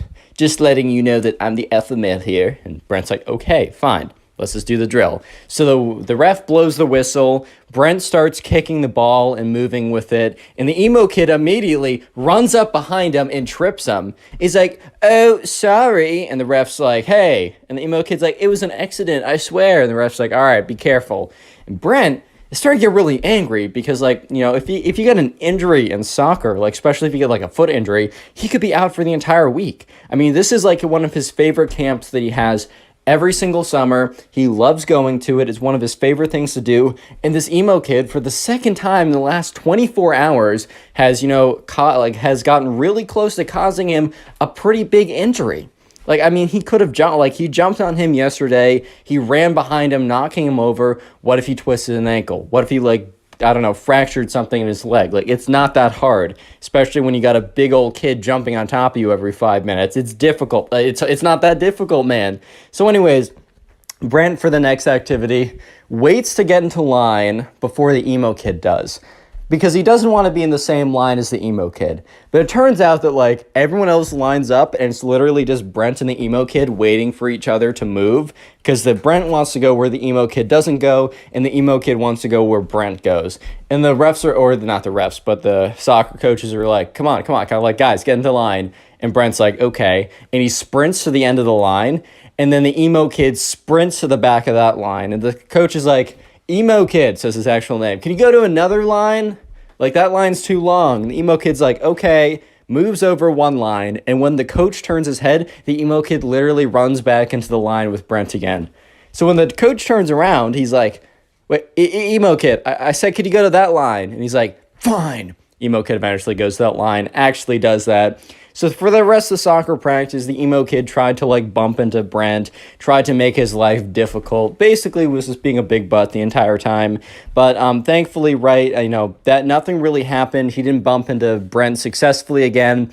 In fact, the emo kid, most of the time when he tried to bump into Brent would do some very slick soccer move, kind of break his ankles, not literally, but you know what I mean. And the emo kid would fall flat on his face because he kind of tried to run into Brent, and then Brent sidestepped him and completely swerved out of his way. Anyways, though, things start to get a little bit more interesting because throughout the next day, Brent and Emily are talking it up. It's kind of the known thing for the camp that those two were kind of the unofficial soccer camp couple. I don't know if your camps had stuff like that, but this was true for the soccer camp. And word was that the two of them, they were gonna kiss soon. Oh my God, guys, isn't that 12th base or something? So sure enough, right, one of these days, so a day later, Emily and Brent are just sitting with each other at lunch. They're kind of on a quote unquote date or whatever. And that's when a girl comes over and sits next to them. And Emily's like, oh, this is my friend Robin. And Robin's like, hey guys, I just want to let you know, Emily, that the kid over there, and points to the emo kid, is planning to ask you out soon. And Emily's like, dude, I don't know that kid. I've never spoken to him in my life. And Brent's like, oh my God, I know exactly who that kid is. Emily's like, what? And Brent basically tells her the story that I told you guys for the last 13 minutes. And she's like, oh my God, he's the worst. And Brent's like, well, that would explain why he really hates me too, because like not just that I embarrassed him, but I've been hanging out with you the entire time, and he probably knows that we've been talking a lot. And Emily laughs a little bit. And this is when Robin says, dude, like, I'm serious. This kid is going to come over and ask you out within like the next 24 hours. He's going to do it publicly. It's going to be really embarrassing. Everyone's told him not to do it, but he's in his own world. You gotta let him down nicely though.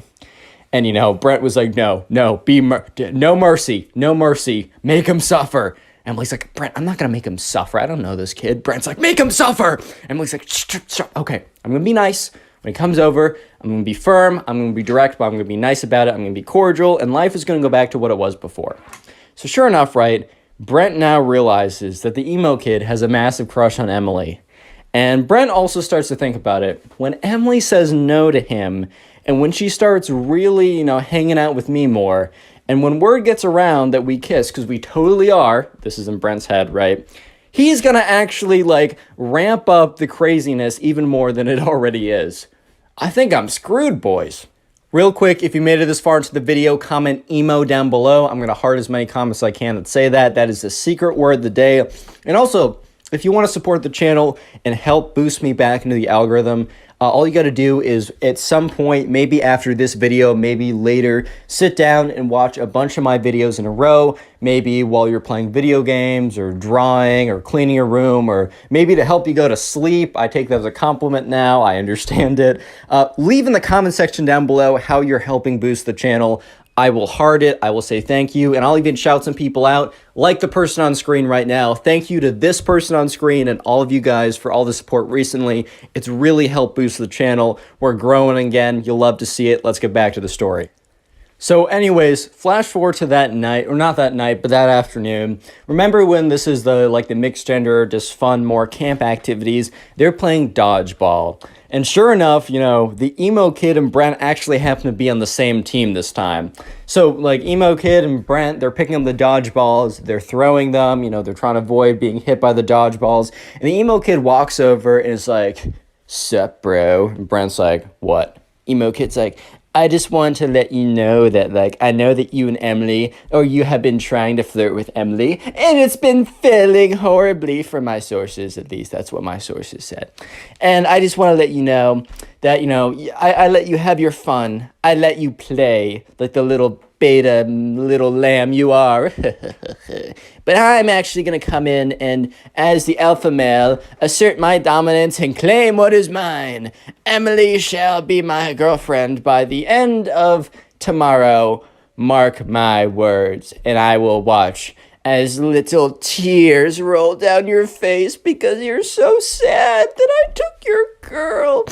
Oh, little Brent, I'm so sorry. Brent's like, dude, she's not gonna, I've talked to her, she's gonna say no.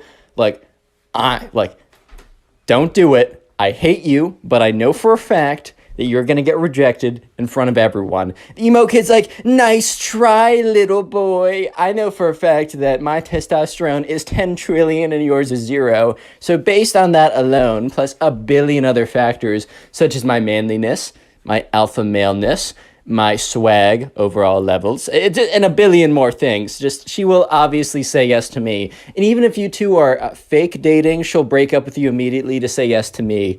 I just know some things that you don't know, Brent. Get over it. So the emo kid walks away. And Brent's like, well, my conscience is clear because I tried to warn the kid not to do it. I tried to warn the kid, right? I'm not a bad guy. I told him not to do it. I told him. I said, I even gave him the benefit of the doubt. I said, I don't like you, but I want to help you here. He didn't listen to me. It's not my fault, whatever happens tomorrow. Next day rolls around. At soccer practice, the emo kid for the entire morning is like, Brent, better spend the last moments with Emily as you can because she's about to be my girlfriend. Oh, and Brent's like, dude, shut up, dude. He's like, oh my God, am I getting to you, man? Am I getting to you, man? Oh, man, it was so easy to break your thin, weak beta skin. Oh my God, my words are hurting you so much. I'm gonna lick up your little salty tears. They're so tasty and so good. And Brent's like, shut up, bro. You're gonna get embarrassed. I can't wait for the moment. She better go hard. Anyways, flash forward to lunch. The moment. So anyways, Brent is sitting with Emily, and Emily's like, dude, the emo kid, I can't see him anywhere. And Brent's like, dude, he's going to ask you out. It's happening. Get over it. It's going to happen any second. She's like, he's going to do it the next day, which means probably now in front of everyone. And, you know, Brent's like, that's what he said he would do. And Brent was like, oh my God, don't turn around. Because Brent was looking, and the emo kid was walking over. And what was he walking over with? He was walking over with a boom box. You already know where this is going. And Brent's like, you know what? Brace yourself. Try and have an out-of-body experience right now so you don't have to deal with what's about to happen. This is about to be bad, Emily. I'm so sorry. And Emily's like, oh my God, oh my God. And that's when you start to hear music. It's the emo kid's personal band. So it's like this heavy metal rock band. So just imagine some like heavy metal rock going in the background. And the lyrics are, Emily, Emily, why do you hang with losers like Brent? Emily, please love me. Yeah. And it's just kind of like more stuff like that in the background. And the emo kid is like rocking out by himself with an air guitar while this is all going on. It is the worst moment of Brent's life because the secondhand embarrassment is so strong, he's basically getting firsthand embarrassment from the whole thing. Everyone has stopped eating and turned around, including the camp counselors. They're just watching this kid bounce around with an air guitar with his like super long black bangs flying all around the place as this boombox plays one of the crappiest songs they've ever heard, terribly mixed, the worst lyrics, basically saying that Brent sucks and that she should be in love with him, and he's bouncing around, and then after 5 whole excruciating minutes, and everyone at this point is laughing and trying to hold themselves together, after 5 whole long excruciating minutes of the worst music ever and some like really bad air guitar and bouncing around, the song stops and the emo kid says, Emily, it is clear who you shall choose. What is your verdict? And Emily's like, I'm sorry, I don't know you. I'm not going out with you. Emo kid's like, that's hilarious. What's your actual verdict? Emily's like, dude, I don't know you. He's like, dude, that's hilarious. What's your actual verdict? And Brent's like, all right, man, that's enough. Let's concede while we're behind. The emo kid looks at Brent and says, this isn't over, man. And he walks away with his boombox. And Brent's like, why did he say that to me? I didn't dump him. And Emily's like, dude, that was worse than I could have ever imagined.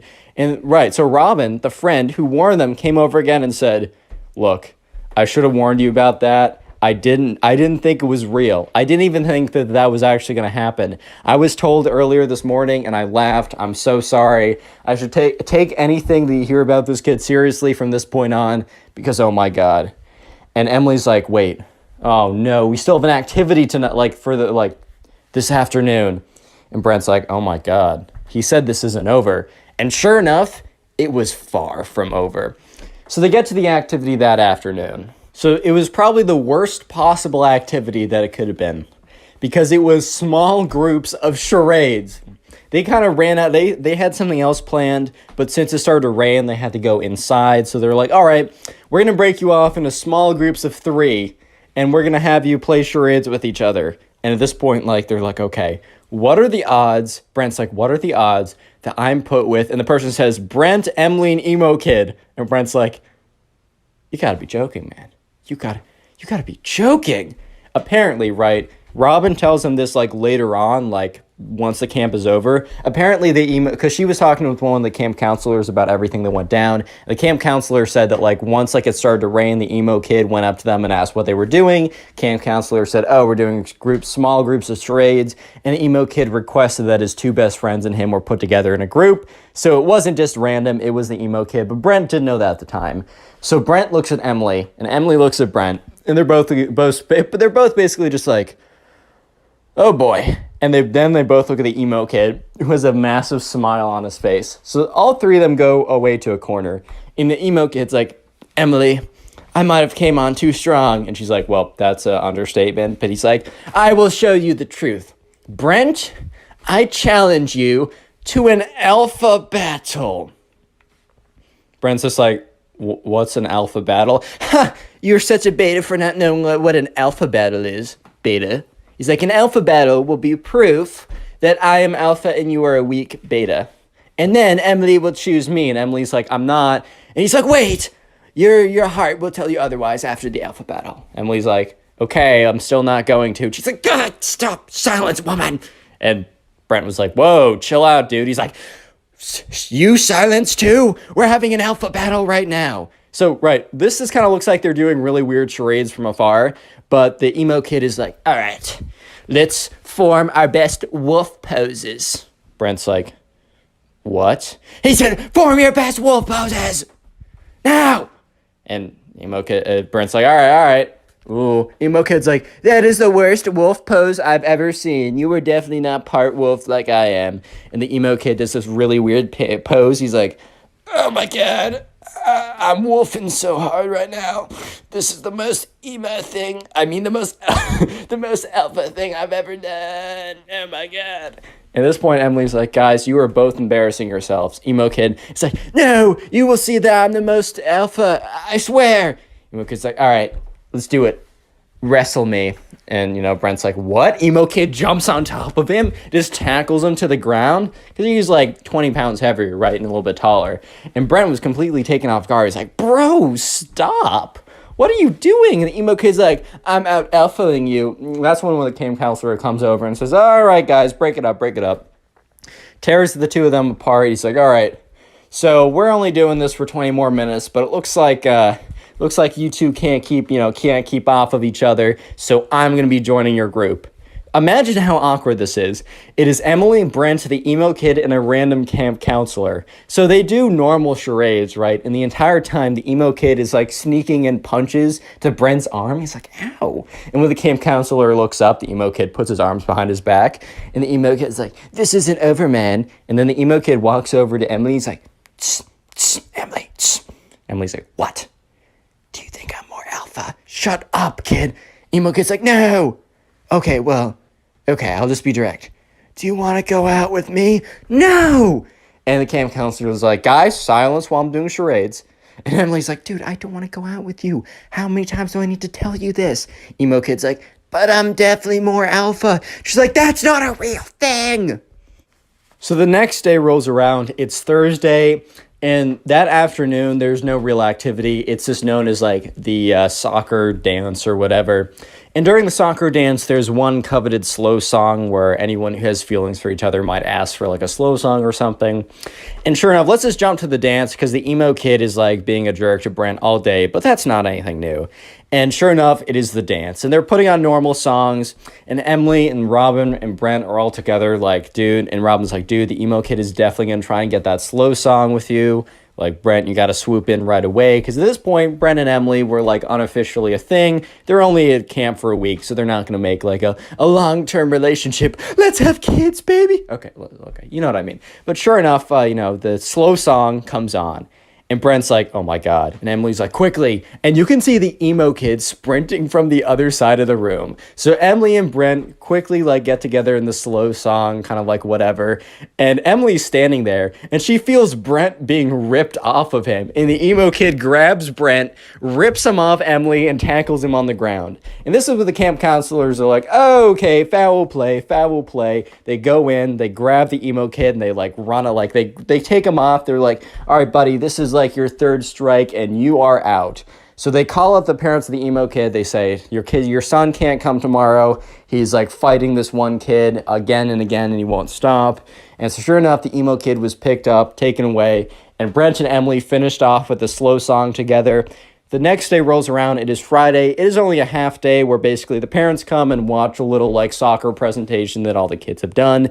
And by the end of it, right, most people are packing up. Brent and Emily are gone. And you remember the friend Robin from the beginning? One of the camp counselors and Robin were like friends or whatever, or like friendly. And the camp counselor's like, do you happen to know about that like emo looking kid? Like, do you happen to know what was up with him? And Robin's like, do I have a story? Click on the video on screen right now. You? I know you'll enjoy it. Just click it, do it. Leave a like on this video and I'll actually give you nothing at all. No, but what's up guys? Welcome back to a brand new story. And just imagine You're chilling with your girlfriend. Life is awesome. You stare into her eyes lovingly, and then all of a sudden this emo kid walks in and says that you must fight him to the death to decide who gets your girlfriend. And at that moment, you seriously just sit there and question your life choices. That is the story I'll be telling today. So sit back, relax, subscribe if you're new, and let's just jump right into this story. So we're going to call a subscriber who submitted the story James. So anyways, there was a kid in James's class who we're going to call the emo kid. He kept to himself. He wore crazy makeup and the dark clothing and whatever. And honestly, it doesn't really matter what you wear. But he was also extremely melodramatic. Like, he would come in and he'd be like, "Society doesn't understand me. No one gets me. I'll never fit in." He was kind of like one of those kids that kind of just like would say this stuff and then would be like, "Why do I not have friends? I'm just a melodramatic freak all the time," which, I mean, I was pretty weird in middle school, so like I can't really speak. But then again, hey man. Anyways, so there's also a girl in, I don't know, I'll just call her like, we'll just call her Kate, right? It's name of my friend back home. So anyways, James and the emo kid, unfortunately, had to cross paths because they both had a thing for this girl. And this Friday, right? So this story all starts like this weekend, or not this weekend, we'll say starts on Monday. And this Friday, remember, not actually this Friday, I mean this Friday in the story, was going to be the school dance. And the whole thing was like whoever got the slow dance with this girl was basically going to like, so the thing at James's school is if you slow danced with a girl, you were basically dating her at this point. You guys were practically in love at that point. So it was a pretty big deal who was going to get the slow dance. And it was the emo kid versus James. And this became very public knowledge. Like the emo kid was telling everyone that he was going to 100% get the slow dance. And people kind of knew James because James was more popular. He wasn't like, I don't know, some like really annoying popular person. He was just like a cool guy that everyone liked. I mean, at least according to James, who submitted this story. So who really knows? But we'll go with it, right? So everyone kind of knew that both the emo kid and James were both fighting for this girl, Kate.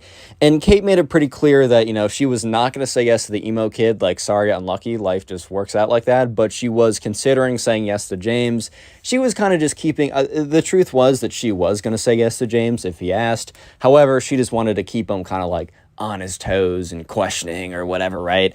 So, yeah, throughout that whole week, the emo kid and James, they didn't really, like, they weren't, like, in a fight with each other, but it was kind of like, they were kind of like rivals in a sense, even though they never had any direct confrontation. And let's just skip ahead to that Friday. It was the day of the school dance. It was emo kid versus James. So anyways, at this point, you know, the emo kid is like, you know, he's kind of like, he's standing in the corner at the dance, right? Look, I was pretty awkward in high school and middle school when it came to those big dances. But to be fair, everyone else was as well. But the emo kid was kind of taking it to a whole different level. He literally was like slouched in the corner of the room. His like long black hair kind of like down. Almost like, you know, that scene from The Ring with that like the girl who comes out of the TV. He was kind of looking like that chick for a second. So he was definitely not helping himself out in this situation.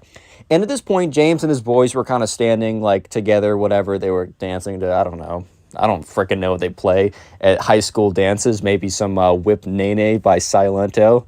Yeah, I don't know, man. It's a middle school dance, bro. I don't know how this works. But anyways, they're kind of waiting for the slow song to come on. Maybe some, I don't know, some like song by Adele or something like that. Like dude, I always try and like say lines from songs during these stories and I just blank every single time. But anyways, yeah, so they're all kind of waiting around there, and it was, eventually, the slow dance song came on. And remember, you might be thinking, oh man, who cares? It's just like a slow song. No. What you have to understand is the slow song meant everything to these kids. Like, the slow song, basically, if you had a slow song with some girl, because remember, they were in middle school. This was like 7th, 8th grade. So probably the farthest you ever went with a girl was, like, slow dancing, or maybe holding her hand, if you were, like, crazy. Because, you know... If you hold a girl's hand for too long, there is a chance you get her pregnant. So definitely not misinformation from the connorpugs channel. But anyways, slow dance was a really big deal. And all of a sudden, the song comes on. And the thing was, right, the emo kid was too busy kind of like sulking about society in the corner of the room to react quick enough. So James was like, all right, bro, like that guy's playing himself. I'm going to go in. So James very quickly goes in and boom, he gets there, goes up. He's like, hey, like, Kate, like, can I have this dance? And she very happily says yes. Because she said like, oh, I don't know if I'll say yes. She knew she was bluffing the whole time. And James kind of felt pretty confident about it. And even though she said, I don't know, he was pretty confident because her friends were like, yeah, dude, she's totally bluffing. Like, I hate to expose my friend like that, but she definitely has a thing for you. You're chilling. You're in the green. So anyways, James goes in. He feels pretty good about the whole thing. But let me just say that the emo kid eventually looks up and then he sees this. And the emo kid is not having it. So he does something pretty insane. So strap in and definitely prepare for the cringe. If you have your cringe seatbelt unbuckled, I'm actually going to fine you for your own safety. So yeah, go ahead and buckle that cringe seatbelt because there was like a DJ station and there was like a guy who was like DJing, quote unquote, and there was like a microphone. So like the DJ could say like, hey, like 20 minutes till the dance is done, or get ready for this hype song or whatever. And other than that, he was really just a Spotify playlist. He just edited the Spotify playlist, right? However, the DJ let the Spotify playlist run on autoplay or whatever, and he went to the bathroom. So the emo kid ran up to like the spot or whatever. He grabs the microphone. He stops the music. First of all, he goes up to the Spotify, clicks pause on the music, and screams into the microphone, "Wait!" And everybody turns around. Everybody turns around and they look at this kid. And they're all kind of like looking at this emo kid who's standing at the front of the room with like the microphone. He picks it up. He's like, Kate, no. So at this point, everyone's kind of looking at this kid like, oh my God. Because they all knew that like he wanted to have the dance with Kate, but like James obviously got it. So they were like, that's tough, man. Like life sometimes doesn't work out the way you want it to. Like that's just unfortunate how that goes. However, he goes up there and he's like, he goes in the microphone, like he says, wait. And everyone turns around. The music is off. He's like, Kate, may I have this dance? And everyone's so confused because first of all, he turned off the slow song in the middle of the song. And also, she was already dancing with someone. And instead of just going up to her, he makes a massive scene in front of everyone, grabbing the microphone and screaming into it, saying like, will you have this dance? And the thing is, right, it's caused enough commotion that the guy, like the DJ that was hired, ran back. Because I think he was supposed to be there the whole time, but he needed to like rip a piss or something, so he needed to go. And he runs back over. He's like, give that back to me. He like snatches it out of the emo kid's hand. He's like, sorry for the interruption, guys. Turns the music back on, like starts like, not cursing out this kid, he's a middle schooler, but being like, dude, what do you think you're doing? You can't just like come up here and take this stuff. Like, if you do this again, I'm going to tell your teachers and you'll be in big trouble. Or, I don't know how much trouble a hired DJ can get you in, but, the emo kid returns to his corner and literally just sits down, just slumps into the corner of the room, which James felt kind of bad.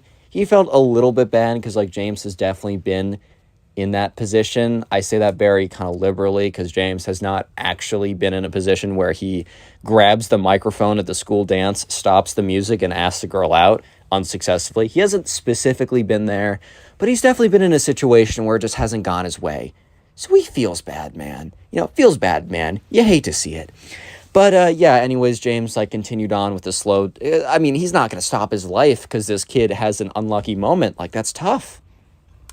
So, while I will say there was kind of an awkward moment because while, like, James is, like, slow dancing with Kate, he kind of, like, turns around. Like, they kind of, like, turn around so James is facing the emo kid.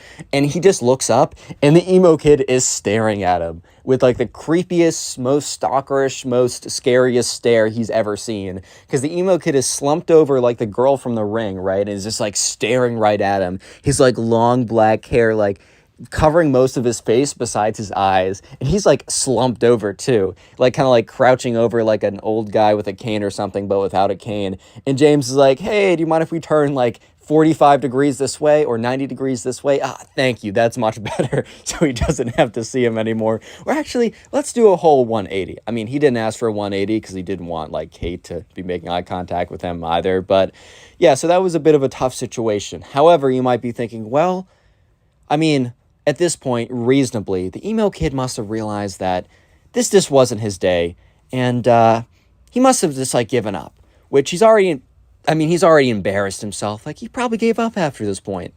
And while that would be pretty fair for you to believe, that was unfortunately that was just not what happened, because the emo kid would continue. Let me just say that the emo kid thought that if he had a sword fight with James, that he would be able to win the honor of his lady. I'm not even kidding you. Real quick, if you made it this far into the video, comment emo down below. That'll be the secret word of the day. I will try and heart as many of those comments as I possibly can. And also, if you want to support the channel, the best possible thing you can do is just watch this video throughout the entirety of this video, and then afterwards, if you could watch some of my old videos, that helps more than you can ever imagine. And please go in the comment section and tell me how many of my old videos you've watched today or this week. I'll heart it and say thank you, because it helps me out more than you can ever imagine. Anyways, let's go back to the story, because the emo kid is not done. In fact, he is far from being done. So what happened after the school dance? Like, over the weekend, James actually met up with Kate. They went to like go get dinner together, and that's when they officially started dating, whatever that means in 8th grade, which means, oh my God, they're gonna sit together at lunch. Oh my God, dude, that's crazy, right? But anyway, so James officially starts dating this girl. Word gets around really quickly, and eventually the emo kid, I'm pretty sure at this point the emo kid would have known, but by his next actions, it's not super clear. So that Monday is the first kind of like lunch day that Kate and what's his name, James, are going to be having their first real at-school lunch date, which is a pretty big deal for the 8th graders there. Obviously, it's not that big of a deal in general, but hey, man, let them have their fun. And so, yeah, he sits down, like, he finds Kate, they sit down, and they're at a table by themselves, and, like, people are looking over and talking and be like, ooh, someone's dating, whatever, right? And, however, James, Kate is facing away from the door, but James is facing the door, and James sees the door open up, and he sees the emo kid walk in, and James is like, this is tough. Because James feels bad. He legitimately feels bad because, I mean, if the roles were reversed, he would feel bad, like, seeing the girl that he really liked a week ago sitting with the guy who was low-key his, like, enemy rival on a date. Like, that would be tough to see. And James started to feel a little bit worried when the emo kid starts to approach him, right? Starts to approach him. And, yeah, so the emo kid walks up to their table. And at this point, Kate also realizes that someone's walking up, so she turns around. And the emo kid walks up and doesn't look at James. He's not paying any attention to James. He's actually acting as if James doesn't even exist at this point. The emo kid turns to the girl, Kate, I forgot her name for a second, says, Kate, I've been wanting to ask this for a while, but since we've become so close in the last couple weeks, which they have never spoken before, but that is beyond the point. At this point, that is beyond the point. He's like, I was wondering if you would like to go on a date with me, if you would like to start dating. And James is like, oh, no, he doesn't know. How does he not know? Because James is like, everybody knows. Everybody told everybody, but I guess everybody didn't tell the emo kid. Of course they didn't. And Kate at this point is like, oh, well, I'm very flattered. And the emo kid's like, well, if you're flattered, then you should say yes, correct? And at this point, she's like, well, you see, it's actually not great timing because I'm actually currently in a relationship. And the emo kid's like, what? How? With who? And James is like, oh my God, this is so awkward. He doesn't know. So James has kind of assumed that the emo kid didn't think anything of the fact that James got like the dance with her, which in all reality, the emo kid was kind of the one who had the most common sense in that situation, because just because someone dances with a girl once doesn't mean anything, right? But at this middle school, if you got the slow dance, you were basically in. You were locked in at this point, is what I'm trying to say. So Kate has to go on to awkwardly explain to the emo kid that, well, the guy that she's sitting at right now on the lunch date with happens to be the guy that she's dating. And the emo kid turns to James, looks at him, looks him down and up, like does like the elevator look when he looks at like the top of his head, looks all the way down, then looks all the way up, turns back to Kate and is like, really, dude? You decided to date this guy when you could have dated me? He's like, bruh. And he just kind of like storms out of there. And James looks at Kate and he's like, dude, how did that kid not know that we're dating at this point? Like, I swear to God, all your friends told everybody. Like, and Kate's like, dude, my friends didn't tell everyone. And James is like, if you ask anyone at the school, besides the emo kid, apparently, they will know. And Kate's like, yeah, okay, my friends do talk a lot. And they're like, well, that was pretty awkward. Hopefully nothing else happens again. You might be thinking at this point, Connor, the emo kid must stop. There's no way he continues on. There's not a chance that he continues, right? Well.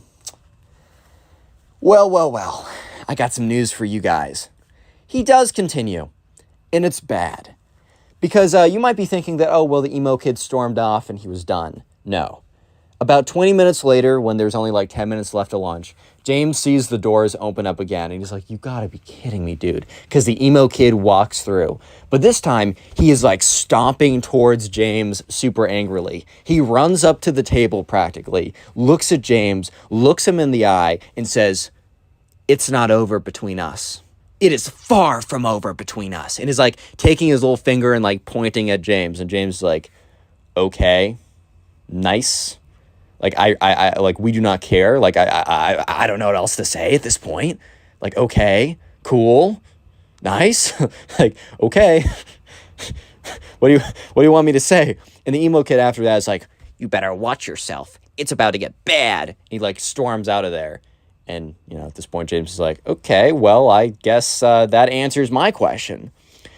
So the next day at lunch is where things get really, really, really crazy. So he's sitting there with Kate on his second date. James is enjoying himself. He's having a good time with Kate. They're enjoying each other's presence. They're doing well. I mean, they're kind of clicking, so things might continue on, right? And that's when the emo kid walks in, and he's carrying like two sticks, like two pretty good sized sticks that he probably found in the backyard of the school. So in the backyard of the school, there's like a mini forest, nothing too crazy, but there's like a pretty big forest back there. And the emo kid must have gone back there and like found two decent sized sticks. He walks into the cafeteria with one stick in one hand and one stick in the other, and James is just looking at him. And he's like, he kind of says like to Kate, he's like, oh, okay, we got trouble. Kate turns around, looks at it, and it's just like, turns back around and is like, what? And James is like, yeah, I have no idea what's happening, but I guess we're about to see. So the emo kid walks up to the table, like kind of like waddles his way up. And he's like, you. And he like hands the stick to James. And James is like, like, I need a little explanation. What do you want me to do with this? Like, it's not super clear. The emo kid's like, you and I will have a sword battle, and whoever wins the sword battle will have the will win the honor of your lady, and will. At this point, like Kate's like, what? And James is like, dude, what are you saying? He's like, fight me to the death. The winner gets your girl. And James is like, no. And the emo kid's like, oh, so you're scared of me then? You know that you're gonna lose, and that's why you don't want to do it. And James is like, well, I'm not convinced I'm going to lose. I mean, I'm not an expert at random stick fighting or whatever, but at the same time, why would I want to even engage? Like, why would I even want to do it? And the emo kid's like, well, I mean, for the sake of your honor, bro, like, do you really want to be known as the guy who chickened out because he's a chicken? And James is like, well, I mean, I don't really care, but I also don't want to be known as the guy who went on, who during the dance last Friday grabbed the DJ's microphone and like stopped the music to like ask out a girl who was very clearly in the middle of dancing with someone else, and then come into school the next day super angry with a bunch of sticks and try and like fight some guy to get the girl that already obviously said no to him twice. At this point, the emo kid's like, so what you're saying is that you're too scared to fight me, and because you know you'll lose. James is like, dude, we're going in circles right now. I'm not fighting you. I'm not having a sword fight to the death. Like, okay, I'm just not doing that. At this point, the emo kid's like, fine. Well, you're about to see me in my final form, where I am the most powerful. And James is like, okay. Like, word. And then the emo kid reaches up to James and rips out like a strand of his hair. And James is like, dude, like, that hurt. Like, why would you do that? And the emo kid's like, I need that for my wizardly spells. And he like laughs really awkwardly and like shuffles out of there. And James turns to Kate. He's like, dude, like, what life choice did I make to get myself to this position? Like, what did I do wrong? Like, what choices did I make that got me here? And Kate's like, I don't know. Like, this is kind of tough. He's like, yes, why me? Like, why? Like, you just came up to me with a bunch of sticks and says, I want to fight you, right? And then all of a sudden, you know, he just like pulls a piece of hair. Like, what? Huh? Bro? I just don't know. I just don't know what to do at this point. And Kate's like, yeah, I don't know. But like, I think eventually he'll just get bored of whatever he's doing and give up. So anyways, next day, it is lunch. Lunch once again. And James comes in and he finds Kate. And he's almost like they sit down. And he's almost like, he's really stiff. He's like not talking that much. And Kate's like, are you good? Like, is everything okay? And James is like, dude, it's not you. It's just the email. I just don't know what that kid's going to do today. Like, I'm not trying to lose any more hair. Like, that really hurt last night. Like, I was starting to bleed from my scalp where he pulled me. Like, that was ridiculous. And, you know, Kate's like, yeah, that kid's pretty weird. Like, sorry you have to go through with that. And speak of the devil, dude. Because at that point, the emo kid walks in. And at this point, he has a backpack on. And he has a smaller stick. And he has a stick in his hand, a smaller one. And a spirit Halloween wizard hat on. and James is like, you gotta be kidding me, bro. Like, you gotta be kidding me. And at this point, Kate's like, what? She turns around and she's like, oh my God. And the emo kid walks up and he's like, ha ha ha, like, this is where you made your mistake, James. This is where you made your last mistake. And he walks out, and he sits next, and he like stands up next to them. He reaches into his backpack or whatever. He takes out a piece of chalk. He takes out a plastic bag that has a hair in it, presumably James's hair. And he also has like a candle set and a lighter. And he sits down on their he like sits down next to them, and so they had concrete floors in the lunchroom. So next to them, he draws like a pentagram, puts a bunch of like candles around like the pentagram, takes James's hair, puts it in the middle, lights all the candles. At this point, like, this is taking like 2 minutes to do. Kate and James are just sitting there looking at him, completely aghast. Like, what is this kid? What is this kid on? Like, whatever he's on, dude, like, maybe get me some of that. Oh my God. No, but they were just like, I mean, what are you supposed to do? What are you supposed to say? So eventually the emo kid has his whole, I don't know, his magic setup is all done or whatever you want to call it.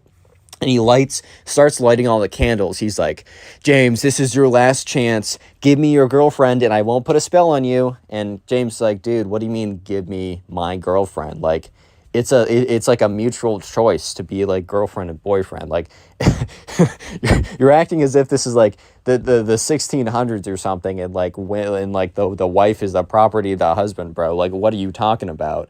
And, you know, he's like, one more chance, bro. I'm about to put a crazy spell on you if you don't give me your girlfriend. And this is when Kate speaks up and is like, dude, like, even if he said that he was going to give me to you, I'm not going to be your boyfriend. Like, I'm not going to be your girlfriend, dude. And the emo kid's like, well, I'm going to put a spell on you too, dude, if you don't become my... He literally threatens Kate. And he's like, oh, if you don't become my girlfriend, I'm going to put a spell on you as well, which... Okay, I might not be the smoothest individual. I might not be, I don't know, the one that has the greatest pickup lines of all time. My Tinder one's pretty funny. I did steal it from my friend, but maybe I'll 5,000 likes and I'll reveal it, because it's pretty funny, but it's also a little embarrassing. But here's one thing I do know. There's a very decent chance that if you threaten to cast a spell on a woman if she doesn't become your girlfriend, she's probably, not 100%, but probably not gonna become your girlfriend. I know I might be going out on a crazy limb right now, and you guys might completely disagree, and maybe you found your wife of 10 years who loves you very much from threatening her with magical spells. I just don't think that's a great way to do it. So eventually the emo kid finishes up, and then he lights the hair in the middle, And then he takes his magic wand, waves it around, and just starts saying a bunch of nonsense. And at this point, half the entire cafeteria has is just like looking. They've almost like circled around it like it was a school fight or something. They've circled around it and they're just like, what the frick, bro? Like, oh my God, like what's going on right now? And eventually the emo kid like points his magic wand at James and is like, ooga booga, or I don't know. He's just saying some nonsense. And like literally 15 seconds of pure silence happened. And then very clearly nothing happens. And he's like, I'm going to give you one more chance. I'm going to count to 3. If you don't, you're going to explode because of my spells. And James is like, I think I'm going to take the risk. He's like, 3? I'm going to give you one more chance, bro. Like, I'm going to give you one more chance. And James is like, nope. I'm going to take the risk here. 2? And he's like, yeah, no, I'm good, man. Like, you can go ahead with this. If I explode, I explode. Like, that's tough. 1? Last chance, dude. I'm being super generous right now. Just give me your girlfriend and we'll be all good here. And James is like, nah, I'm chilling, bro. He's like, fine. Kicks it. The emo kid literally kicks over his magic, like, whatever set. Because I think he knew it wasn't going to work anyways. Which, thankfully, it was concrete floors and nothing, like, flammable. Because, like, the candles fly all over the place or whatever. And he storms out of there. He, like, storms out of there. At this point, James sits back down. He's like, maybe we should go on dates at night when we're not in school. And Kate's like, that's not a bad idea. So the next day, Kate and James actually don't sit together at lunch. They sit separately. So they decide that if they're going to like do anything, at least for a little bit, to do it outside of school, like after school or at lunch or something like that. But the emo kid once again comes up to James, and James is like, oh my God, dude, like, what? What now? And the emo kid, like, he literally goes on one knee and, like, kind of, like, presents, he's down on one knee, puts his head down and says, like, I concede the battle, you win. Like, I tried everything possible, but you are the better duelist. Like, I honorably concede. And in James's head, he's like, bro, he didn't say this, but he's like, bro, you did not honorably concede. You did the least honorable, you did not concede honorably. But at this point, James sees this as a perfect opportunity for the emo kid to just stop. So he's like, all right, man, like, it was a good battle. It was really close, and you'll get them next time. Like, honestly, James is trying to be as chill as possible so that the emo kid doesn't come back and be like, well, actually, I'm going to try more magic or something. And the emo kid stands up, and he, like, kind of, like, nods his head. And James nods his head back, and the emo kid bows and leaves. And yeah, after that point, James and Kate actually were able to like do like lunch dates or whatever in school again. The relationship lasted like 6 months. It didn't last crazy long, but Kate and James are still cool to this day. And the emo kid never Click on the bothered video them on after screen this right point. now. I know you'll enjoy it. Just click it, do it. How's it going, everyone? I hope you're having a great day, because today I have probably the craziest emo kid story I have ever received to date. I'm not even kidding. So sit back, relax, grab something to eat, grab something to drink, subscribe if you're new to the channel, and let's just jump right into it. We're calling today's subscriber Ty. So anyways, Ty was going off to camp, and this was his first time doing an overnight camp, so he was a little bit nervous, and it was kind of like a wilderness-based overnight camp, but they were mostly in cabins. Ty's parents did it before, and they actually met at this camp, so they were really pushing for Ty to go. But the summer before, he just said that he, wasn't ready and was going to do it the next year. And of course, the next summer rolls around, and Ty's like, oh my God, I said that? So sure enough, Ty and his parents ship him off to this camp. Ty's a little bit nervous about it, but they say, hey man, it's going to be good for you. Trust me. Like, I know it's scary, but you just got to do it. So anyways, they arrive at the campground, and they walk over, Ty and his parents walk over to the person who is signing everyone in. And it's some 25-year-old dude with a big old goofy smile on his face. He's like, hey guys, welcome to Camp Awesome. That wasn't actually the name, but we're going to call it Camp Awesome.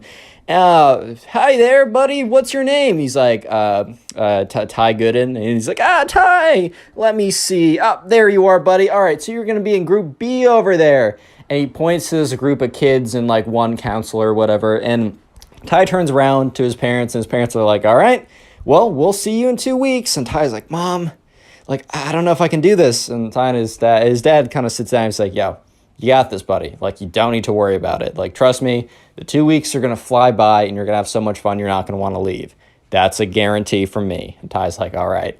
So Ty walks over and he goes over to Group B, and there's a big group of kids, and, the counselor's like, hey, guys, my name is Ben. Don't worry, he's not the evil guy. But hi, guys, my name is Ben. Welcome, to camp. These are going to be the guys who are in our group. We're going to be in the same cabin together. We're going to do a lot of activities together. You can still meet people in the other groups, but these are going to be the guys you're going to be seeing all the freaking time. So start getting to know each other. Let's go around, do some names. And so they went around and did some names, and Ty was just kind of observing, all right, well, that person seems kind of cool and whatever, oh, we have that in common.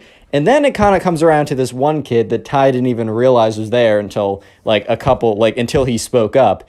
And this kid had these long black swooshed hair, right? He wore all black. He had these rock band t-shirts, these big black boots. He had this spiky bracelet necklace type thing. And by the way, if you kind of dress emo, that's totally chill. I don't really care. As long as you don't act like this kid, you're cool in my book. I say this every single time. And this guy was kind of just known as the emo kid. And since I don't want to give him a name because I will forget it and then it'll be very awkward, but we're just going to call him the emo kid from this point on. And Ty didn't think anything negatively. He was just like, oh, this guy really does put a lot into the way he dresses, and he definitely dresses with a lot of character. Ty legitimately had no ill will or feelings of just ew, this guy's dressing different than me, or anything like that. It was just an observation. And so later on, they have they go to dinner together as a group, and then afterwards they have the welcome to camp ritual, whatever. They all sit around a big campfire, and they're inaugurated in the class of 2015 or whatever. I don't know. This took place a little while ago.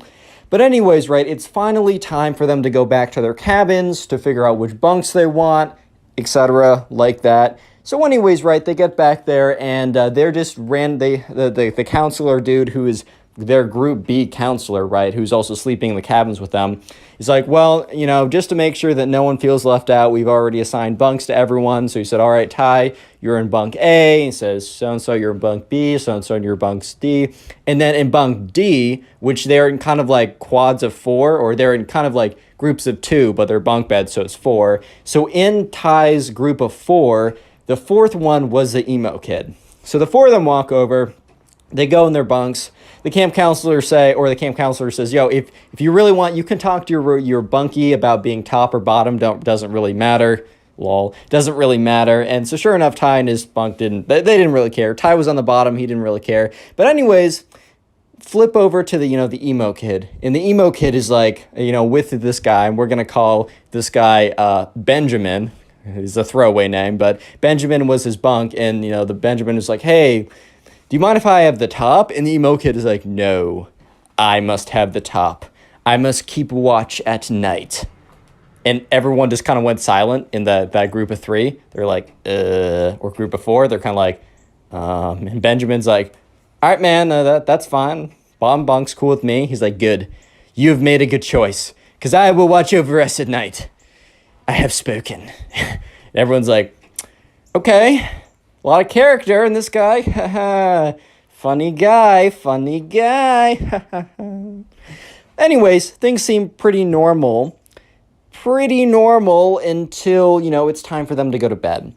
So anyways, they go and they brush their teeth, and then they get into bed, and the camp counselor guy comes around and is like, all right, Group B, Section A, or whatever you want me to call you guys. Let's call you the A squad.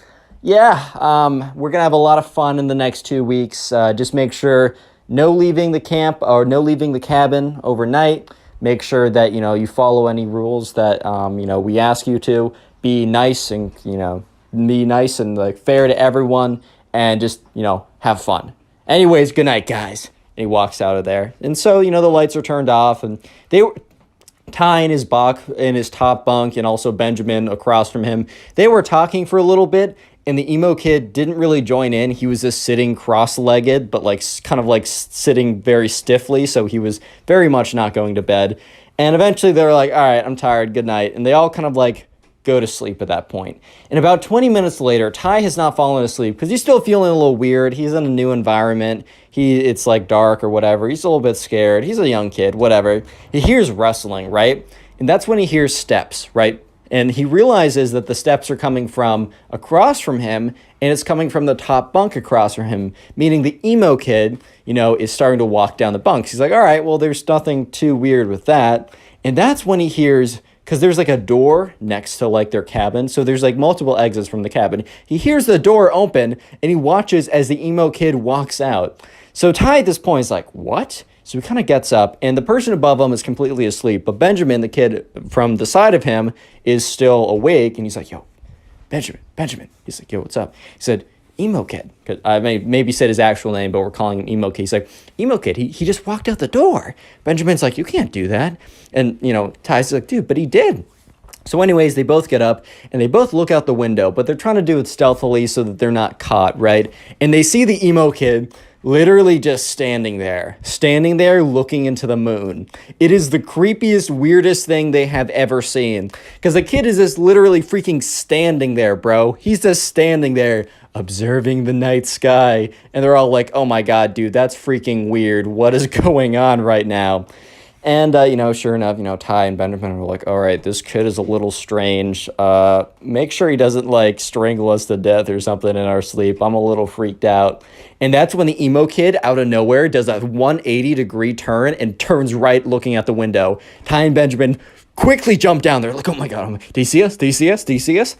So, like, Ty starts to look up. He, like, peeks a little bit into the window and quickly goes down because he sees the emo kid walking towards the window. And he's like, dude, Benjamin, he's walking towards the window. He's like, crawl back to your bunks. So they both crawl out of sight of the window, and they crawl into their bunks, and it's dark enough in the room for them to do this without being super obvious.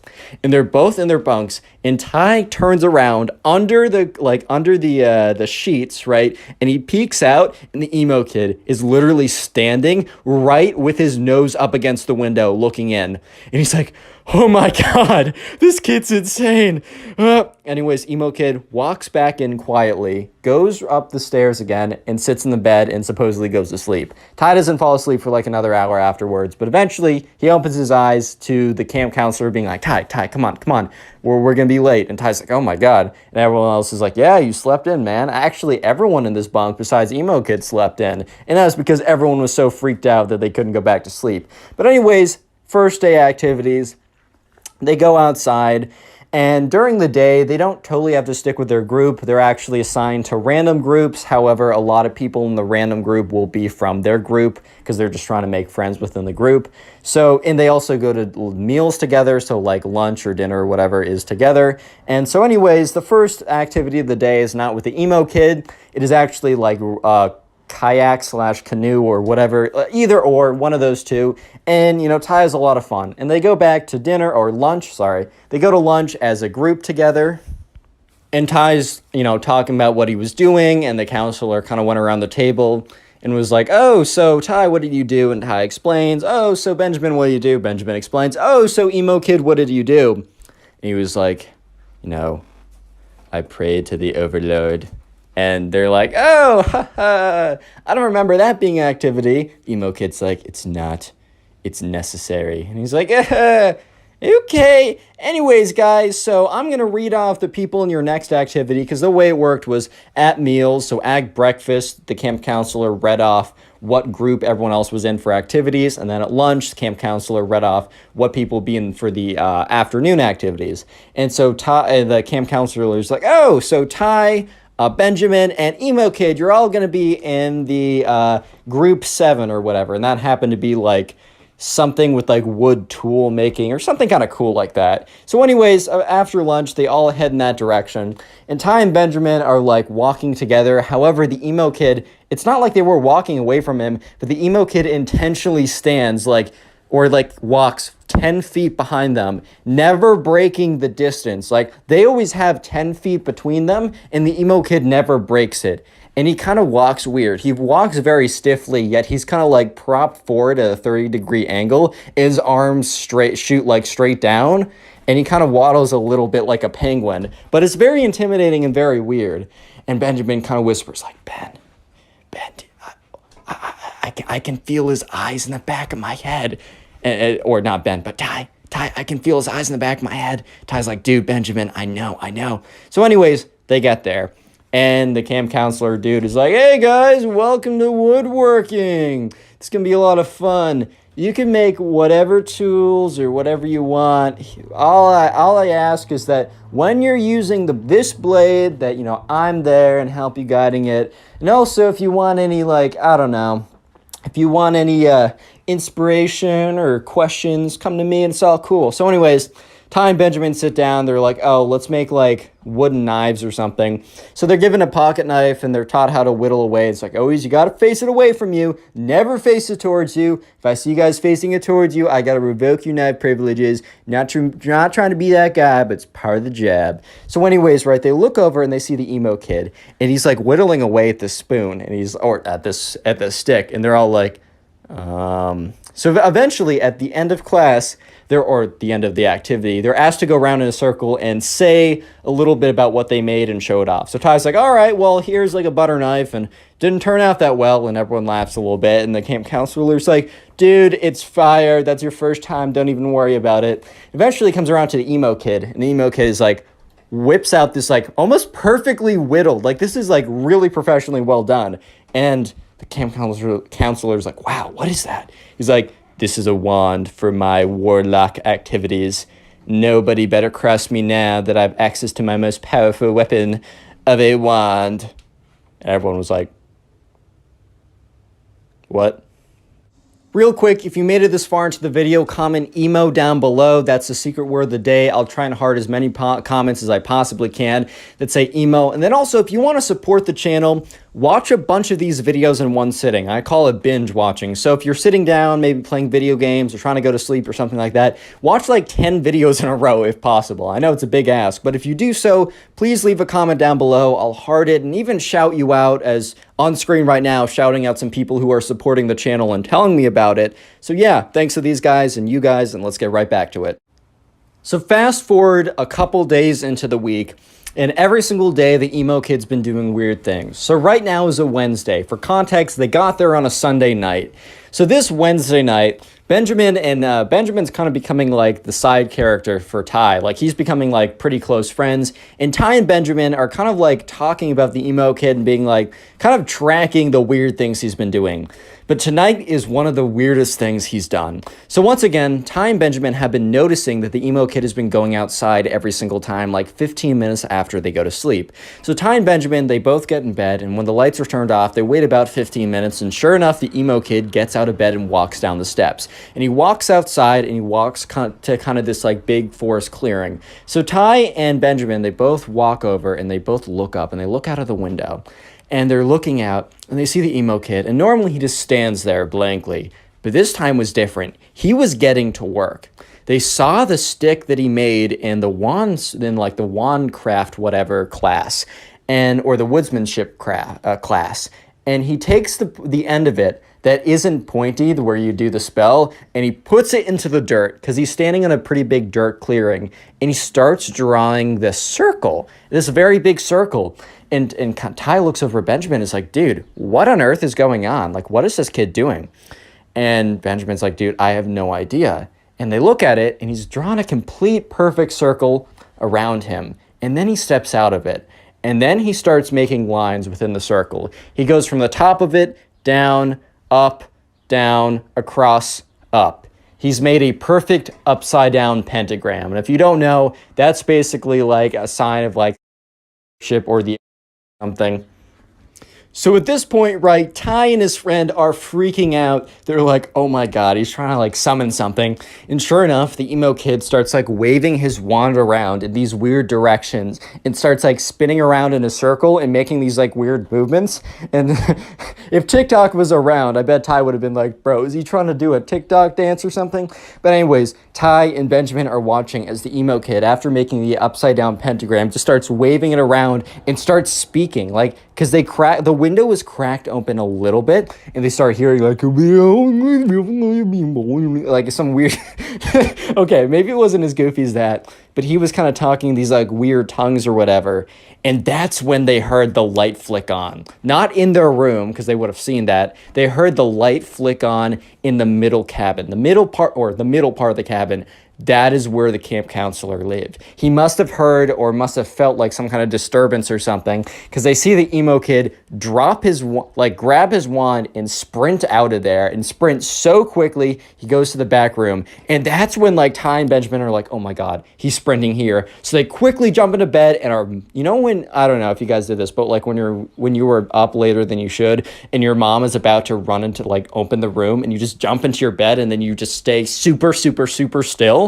That was them. Like, it doesn't matter if you're sprawled out in a weird position, you're staying as still as possible. So they jump in, they're super still, and they watch as the door opens and the emo kid runs in and runs up to like the second bunk and just sits in there. And that's when like they see, like, literally 10 seconds after the emo kid gets into his bed, they see the light flicker on. And the camp counselor, who's for cabin B or whatever, walks in and is like, hey, I saw something out there. Any of you guys go out there? And, like, you know, everyone's pretending to be like, what? Like, they just woke up. The emo kid is really pretending to be like, what? I don't know what's going on, bro. And obviously Ty and Benjamin, you know, they're trying to, like, pretend like they weren't up watching the whole thing. And the kid on the very top of, like, Ty just is still completely asleep. So counselor's like, all right, whatever. He's like, all right, well, remember, it's a punishable offense if you guys leave the cabin during night. Like, you will be forced to go back home, and you don't want to miss the fun retreat we're doing this weekend.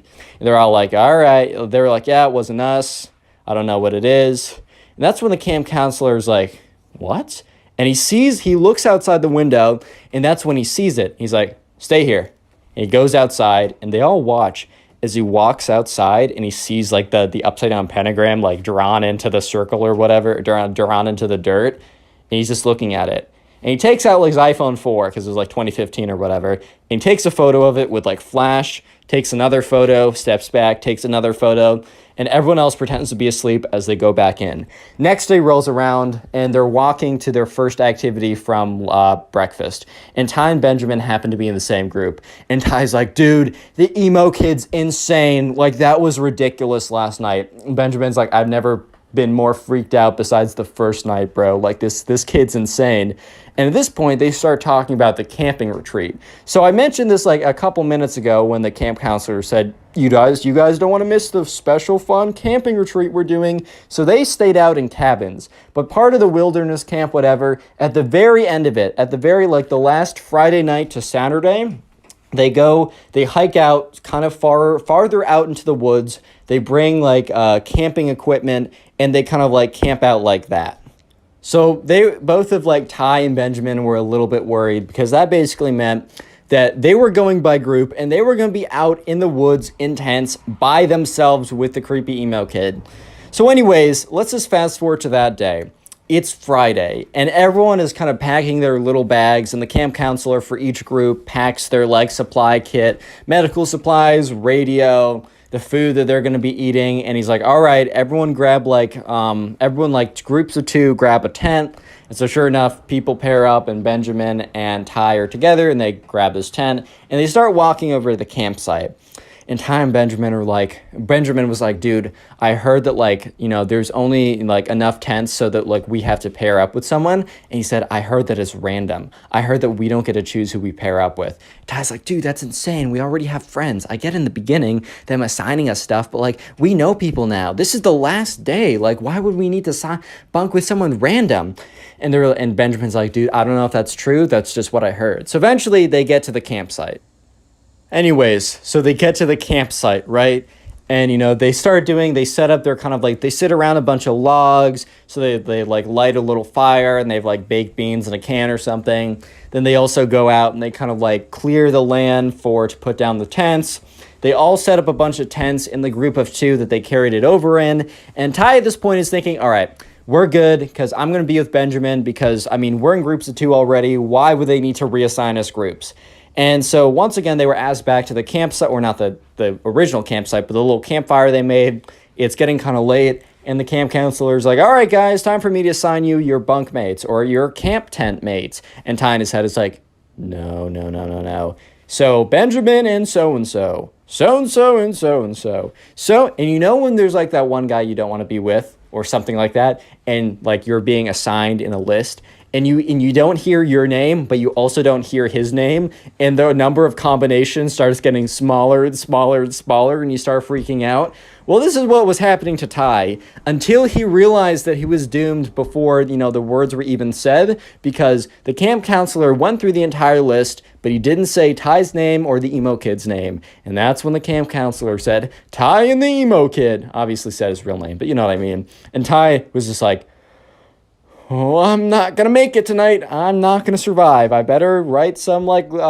some letters to my mom saying I love you because I'm not making it tonight. Oh my God. And Benjamin is just staring at him and afterwards walks up to him and says, hey, if you need help, we gotta come up with some kind of signal. So Ty's like, okay, I'm gonna I'm just going to run out of there, and I'm going to run over to, no signals, no nothing. I'm running over to your campsite if anything happens.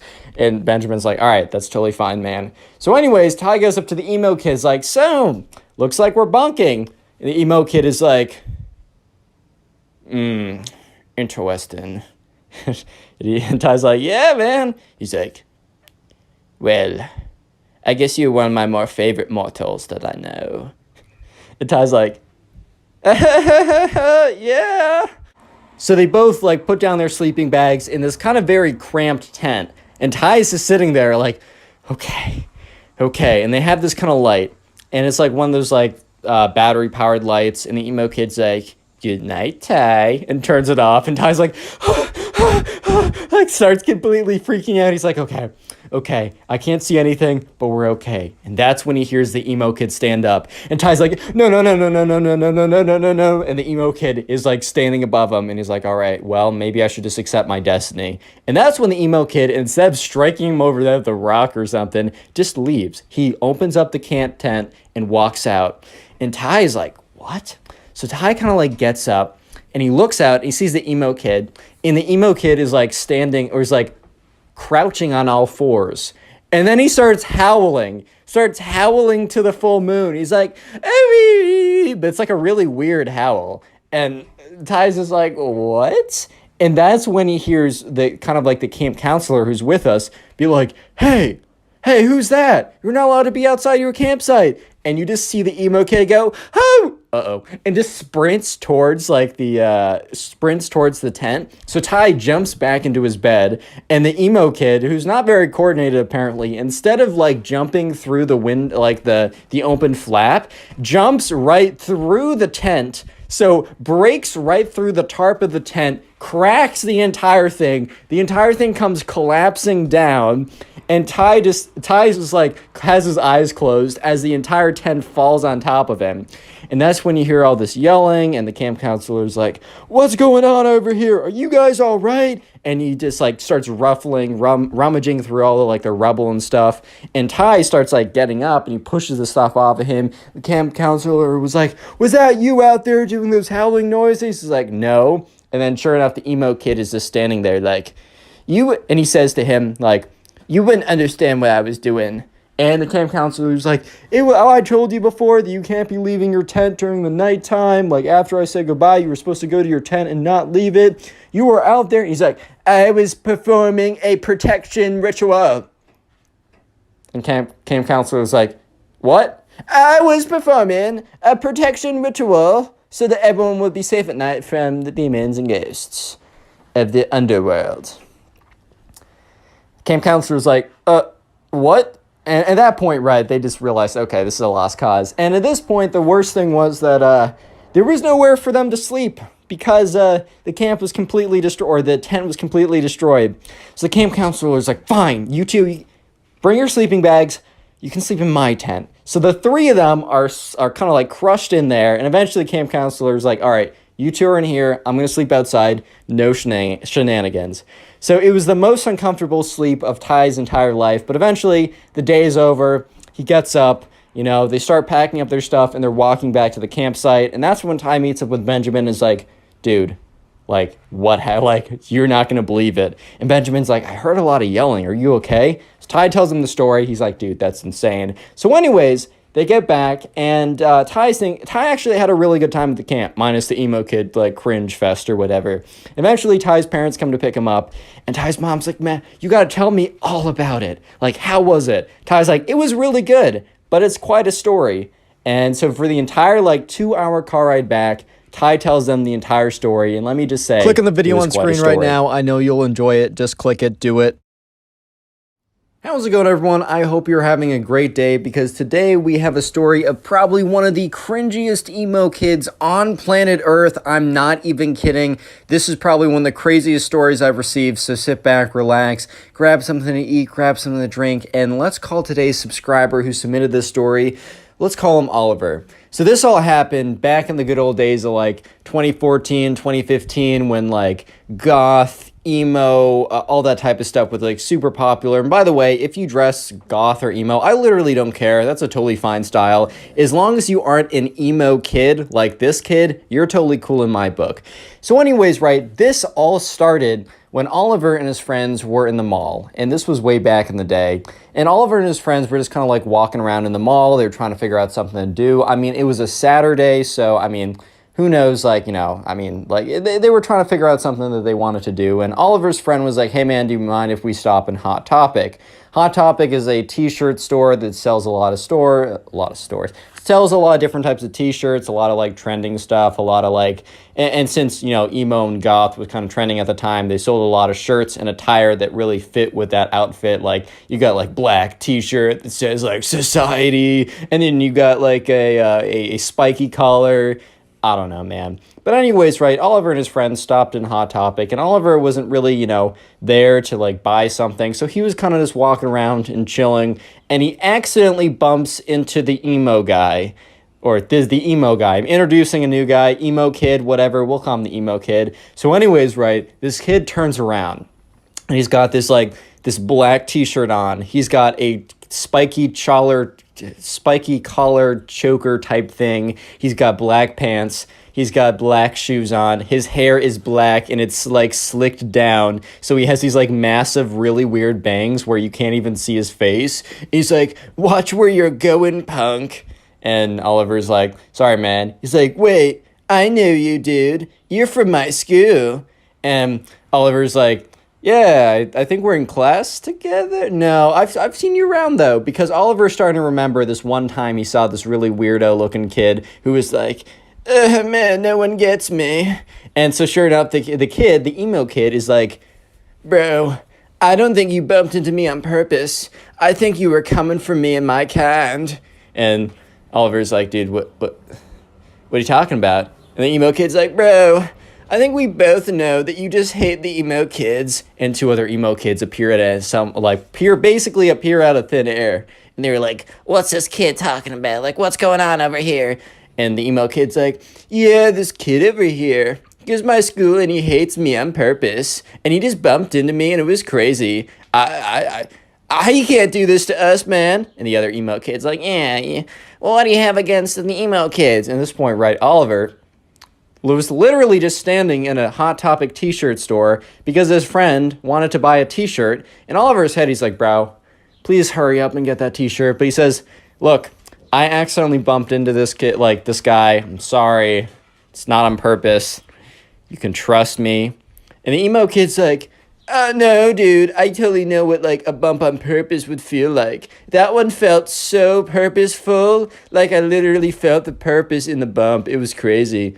And Oliver's like, dude, what do you mean by that? And the emo kid's like, are you getting aggressive with me, son? Do you want to fight me, son? Oh, he wants to fight me, dude. And at this point, Oliver's like, all right, guys. All right, boys, have a good day. Oliver goes over, finds his friend. He's like, dude, I met a bunch of weirdos. They want to fight me. I literally bumped into them. And like Oliver's friend's like, all right, dude, like, that's like, oh, all right, we'll go. That's fine. And then Oliver's friend sees this like pack of like emo kids walk over, and Oliver's friend starts cracking up. He's like, bro, you can't seriously think, wait, these kids want to fight you? Dude, they're not going to do anything. They can probably barely walk here without fainting. And the kids are like waddling over. And the emo kid's like, don't think I forgot what you did, man. And so sure enough, right, Oliver and his friend, they buy the t-shirt, they leave. And, Oliver is telling his friends all about what's going down. His friends, like, completely laughing. They find it hilarious. And that's because Oliver thinks to himself, well, I'm never going to see these kids again. It doesn't really matter, right? Oh my God, was Oliver wrong? Because this started one of the most insane sagas that Oliver has ever had in his life. He was telling me that, like, he's experienced a lot of crazy things, but the story that is to follow what just happened is probably the craziest thing that ever happened to Oliver ever. So skip forward a week. An entire week has passed by, actually a little bit more because it's not a weekend. Oliver, it's a Monday morning. He gets up, he's like, oh my God, I gotta go in. So, he gets up, eats breakfast, gets on the bus. It's just like, oh my God, man, is it already Monday? Dude, that's freaking crazy. He gets into school and he's walking to his locker, all kind of like half awake or whatever. He has his backpack on. And he gets to his locker. And that's when he realizes that something's wrong.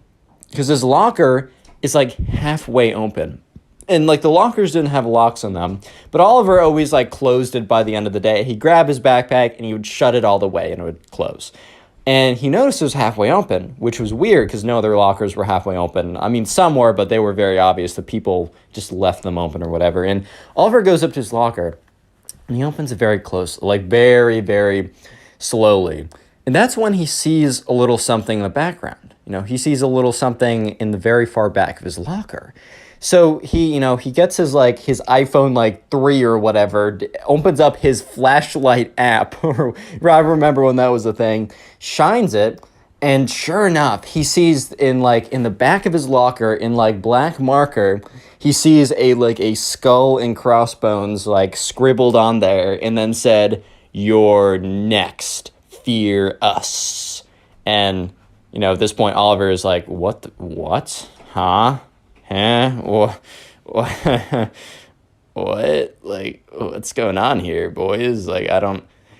Why?" And so sure enough, Oliver hits up his friend. He's like, "Bro, did you do this?" And his friend's like, "Dude, no, I'm not cringe."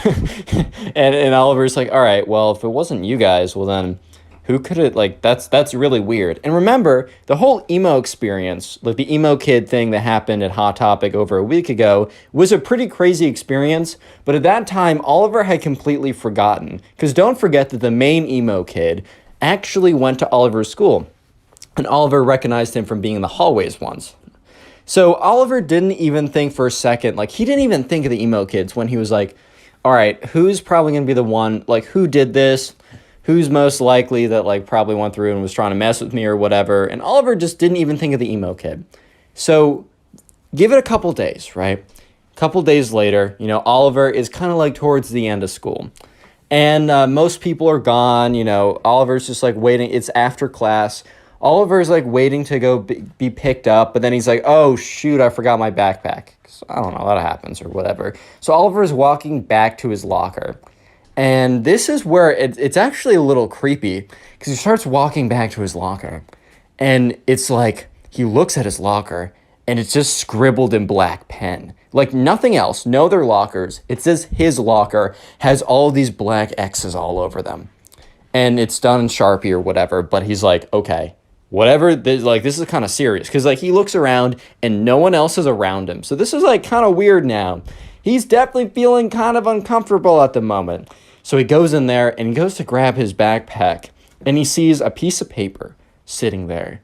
So he grabs the piece of paper, he realizes it's a letter, but he doesn't read it yet because he grabs his backpack, he gets on out of there and he goes out of the school. And now he's standing where, people are getting picked up or whatever. And this is where he feels more comfortable to actually read the letter. So he opens up the letter and it says, I'm going to try and read it in the emo kid voice. Don't think you could have gotten away from us, man. The emo kids have not forgotten your sins, and you shall pay for them. Next time, don't mess with the popular loners ever again. And then it had this weird raven at the bottom, and apparently that was the emo guild crest or whatever, dude. I don't know. But at this point, Oliver's like, oh my God, it's the freaking emo kid that I bumped into at the Hot Topic. That's the kid behind all this or whatever. So he's like, all right, I'm just going to, next time I see him, I'm just going to tell him to leave me alone and I'm just going to scare him. He's full of nothing, right? He's full of nothing. And so sure enough, the next day rolls around and he gets on the bus. And once again, Oliver isn't even really thinking about the weird stuff going on, but he gets on the bus and he's half awake and he's looking. You know how you walk down the bus and you can see all the people sitting in the seats? He looks in the way back and he's like stops for a second because he sees something that's very that he remembers. Long black hair, bangs in the front of the face. And he's like, oh my God, wait, that's the emo kid. And all of a sudden he hears from the back of the bus, well, hello there, Oliver. Why don't you sit next to me? And Oliver's like, how does he know my name? Whatever. And Oliver's like, all right, well, this is going to be actually a great opportunity for me to sit down and kind of like scare this kid and tell him to like basically to piss off, right? So Oliver gets to the back of the bus and he sees the emo kid and he sits there. He's like, dude, I don't know what's up with you, but why do you keep doing weird things to my locker? And he says, and the emo kid's like, so you've noticed that the emo guild has noticed your presence and has decided that you are mortal enemy number one. And Oliver's like, what? The emo kid's like, so you must not know about the emo guild. Well, someone so ignorant as you probably would have known that anyways. But anyways, the emo guild is the guild of all the emos in our area. They get together, and since everyone's a hater and part of society, we've decided to guild together and join our forces. And if anyone strikes one of us, we will all combine and strike them down 20 times as hard. And Oliver's like, all right, man, well, you struck pretty hard with the locker. Scared me, got me good. And the emo kid's like, nice try, Oliver, if that even is your real name. Oliver's like, yes, that's my birth name. And he's like, whatever, you don't even know what's coming next. Real quick, if you made it this far into the video and are busy doing something, comment emo down below. I'll try and heart as many comments to say that. Then also, if you want to support the channel, binge watch these videos while you're doing something. And let me know in the comment section down below what you're doing while binge watching these videos. Binging the video supports the channel so much and I appreciate it. And also, I'll be shouting out random people who tell me how they're supporting the channel, like these people on screen right now. Thank you. Let's get back to the story. So eventually the bus gets to the bus stop where the school is. Oliver gets up and the emo kid's like, wait, you must know that you are facing off against the emo clan and you will not have any idea of what's coming. And Oliver's like, all right, can I at least get your name so I can know who I'm facing off against? Fine, I guess that is only what a respectable duelist would do anyways, so fair. I am Sir Ben, the great wizard archduke nemesis Leonardo DiCaprio III. And Oliver's like, so your name's Ben? Yes, whatever, that is my mortal name. And Oliver's like, okay, Ben. It is Ben! And he's like, all right, I don't need to hear it. Fine. Okay. Bye. So Oliver walks away and is like, all right. Oliver's thinking on this. He's like, you know what? These kids are weird and they have way too much time on their hands. So I don't really want to see what like weird concoction of weird stuff they decide to put in my locker or whatever they decide to do. I don't want to see it. So you know what? I'm going to strike back. I'm going to figure out everything about this Ben kid and I'm going to have a little ammunition to, I'm not going to say blackmail him, but blackmail him. Yeah, it just is what it is, man. I'm sorry. Like they're playing dirty. I'm playing dirty. Sorry. So sorry. If you don't hate the player, hate the game. Right? So anyways, Oliver immediately starts hitting up all of his friends. He's like, do you know this Ben kid? They're like, no, I don't know this Ben kid. One kid's like, yeah, he's the weird emo kid. He's like, all right, what do you know about him? He's like, he's weird and emo or something. And Oliver's like, you're no help. So anyways, Oliver eventually talks to his friend Stormy, who's a girl. And, Oliver's like, hey, sorry, I'm trying to find, this weird kid is like trying to like beef with me. I just want to find dirt on him. Do you know this kid, Ben? Stormy's like, oh, do I know Ben? And Oliver's like, yes, you know something, let's go. And he's like, please tell me whatever. Stormy's like, well, you know Kate, right? And Ben's like, no, not Ben, sorry. Oliver's like, yeah, I know Kate. So Ben, the emo kid guy that's like being weird with you, is what Stormy's saying, has a massive crush on Kate. And Kate knows it. And, Kate hasn't necessarily said no to him yet because he hasn't made any advances. And Oliver's like, thank you. That's all I need. Can I talk to Kate for a second?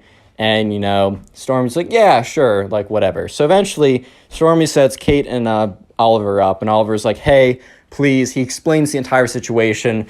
And Kate's like, look, Ben, the emo kid, has been weird to me for a very long time. Like, I used to think it was this funny, but he's weird. He keeps looking at me. He keeps professing his love to me. You know what? I'll team up with you. We'll take him down. Oliver's ecstatic at this point. So basically, they come up with a plan. If next time the emo kids strike, Oliver is going to find the emo kid and ask for, like, mercy. And if the emo kid doesn't give him mercy, and, Oliver doesn't actually expect him to give him mercy, basically, assuming the emo kid doesn't give him mercy, Oliver is going to say, well, I'm going to give you one more chance to give me mercy. And the emo kid's going to be like, what do you mean? Like, I have the upper ground.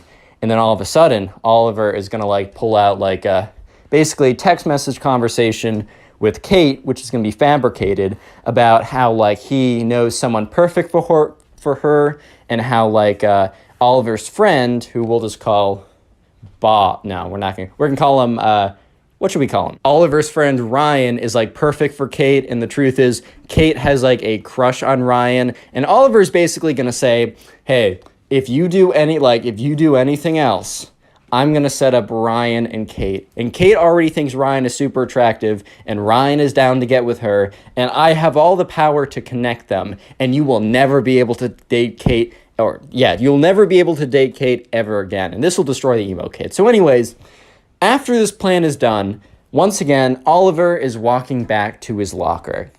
And sure enough, once again, and he reported last time all the X's and stuff, and the janitor came and cleaned it up. And he goes to the locker, and sure enough, there is this, like, crudely drawn black raven, and then it says emo guild underneath it. And so, Oliver's like, all right, they struck again. Let's see if this kid's on the bus. So the next day, Oliver is really hoping that the emo kid takes the bus again, because this would be kind of difficult to go and find him. But sure enough, the emo kid is sitting in the back with his, like, weird, super long hair that's, like, covering his entire face. He's wearing, like, he has this, like, robe today, this, like, black cape or whatever or something. He's sitting there, and he's like, Oliver, do you want to sit next to me? And because I don't know if you've seen your locker yesterday, but it has a little, I don't know, it has a little something on it. And Oliver's like, yes, Ben, I know. I was wondering if we could talk about, maybe a surrender, my surrender.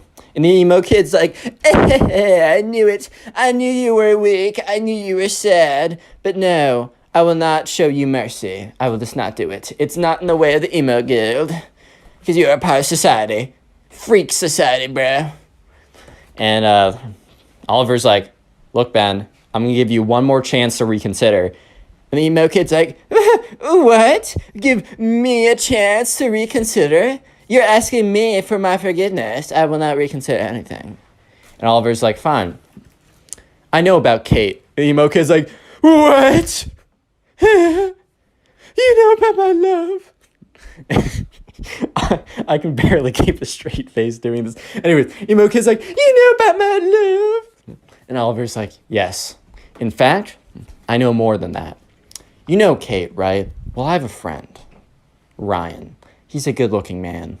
And I was talking to Kate, and I was talking to her about Ryan. And I just asked her, what she thought. And Kate confessed to me that she really thinks Ryan is so attractive. And you know who's my best friend? Ryan. You know who Ryan finds attractive? Kate. And with a snap of my fingers, Mr. Emo Man, I could set the two of them up. And you will never have a chance to date her for the rest of high school or middle school. Or I don't care, right? For the rest of high school. And it's not like that Ben, the emo kid, was going to date her anyways, but the emo kid was like, no, what do you want, you cruel beast, you cruel monster? I don't know why you put my love up like that. You can have whatever you want. You can have my riches. You can have my gold. You can have my Twilight limited edition series book signed by the author himself. You can have anything of mine. And Oliver's like, dude, I just want you and your weirdo friends to stop. Emo kid's like, The emo guild is not gonna like this. They'll know that I have a weakness. I might be kicked out of the emo guild. No. and Oliver's like, all right, well, if they're not gonna stop, if your buddies aren't gonna stop, you and your weirdos aren't gonna stop harassing me, well then, you know what? Kate and my friend Ryan are gonna be sitting in a tree. Emo kid's like, no, don't say it. Don't say it. K-I-S. No. S-I-N. No. G. No. Fine. Oliver, you cruel monster. You can have whatever you want then. Fine. We'll do it. No, nothing more will happen. I'll tell the emo guild that you surrendered to me and I was merciful because that's part of the emo guild. And Oliver's like, didn't you say that was the opposite? It doesn't matter, Oliver. I'm trying to work with you, idiot. And Oliver's like, okay, you know what? If this is true, Kate and Ryan, they're not going to be like that. But just so you know, if you or one of your little emo friends do anything to me, anything, Kate and Ryan are a thing. Emo kid's like, fine, you drive a hard bargain. I'll call off the attacks. And from that point on, Oliver has never received another emo style, I don't even know if you could call it an attack, but he never received weird stuff in his locker or weird carvings of the emo guild or anything like that. And he lived happily ever after.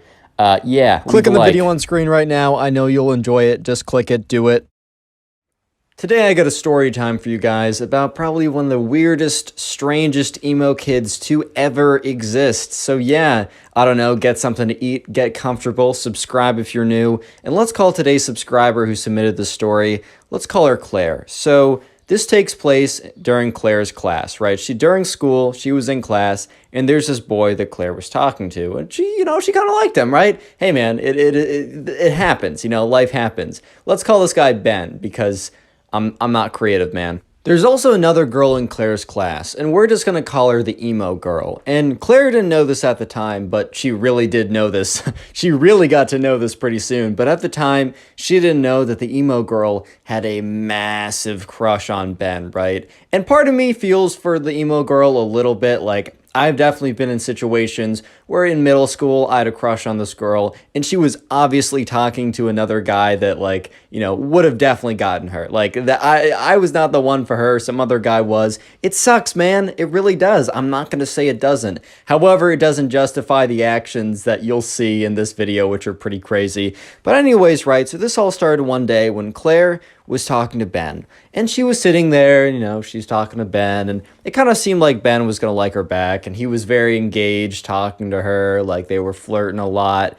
And this is when, Claire, kind of spaced out a little bit. When you're looking at someone and then you kind of space out a little bit and you look at all the stuff behind them when your focus of vision kind of changes and shifts. So she kind of spaced out a little bit and looked behind Ben, and she very briefly made eye contact with this emo girl in her class. If you dress emo, this video is not against you. I think the style is totally fine and I like you either way. As long as you don't act like this emo girl, then you're totally fine. So basically, right, this girl had super long, dyed black hair. She was a natural, a brunette a year ago, but then she dyed it all black. She wears all these goth skull rings or whatever, and it's kind of the style, you know what I mean.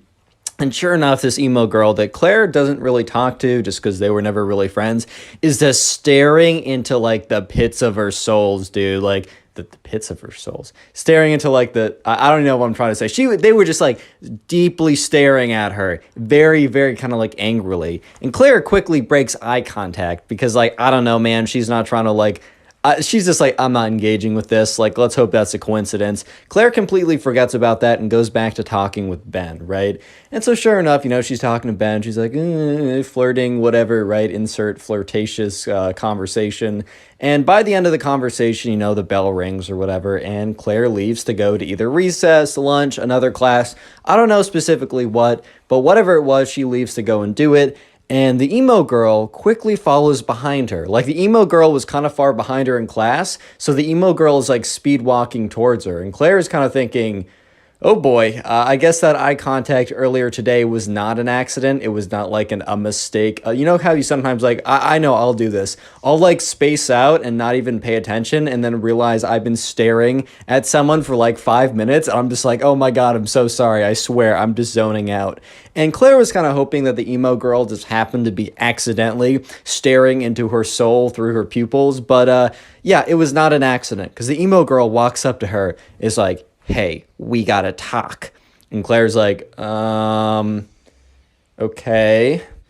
And the emo girl is like, I don't know if you know this, but Ben is mine. He is my boyfriend, and I don't want to see you start talking to him. And Claire is really taken aback because at first she's like, oh, wait, is Ben dating someone? Like, I've talked to all my friends, and I'm pretty sure, because Claire made sure beforehand that, Ben wasn't dating anyone, so she could kind of like show that she was interested and not get rejected or whatever.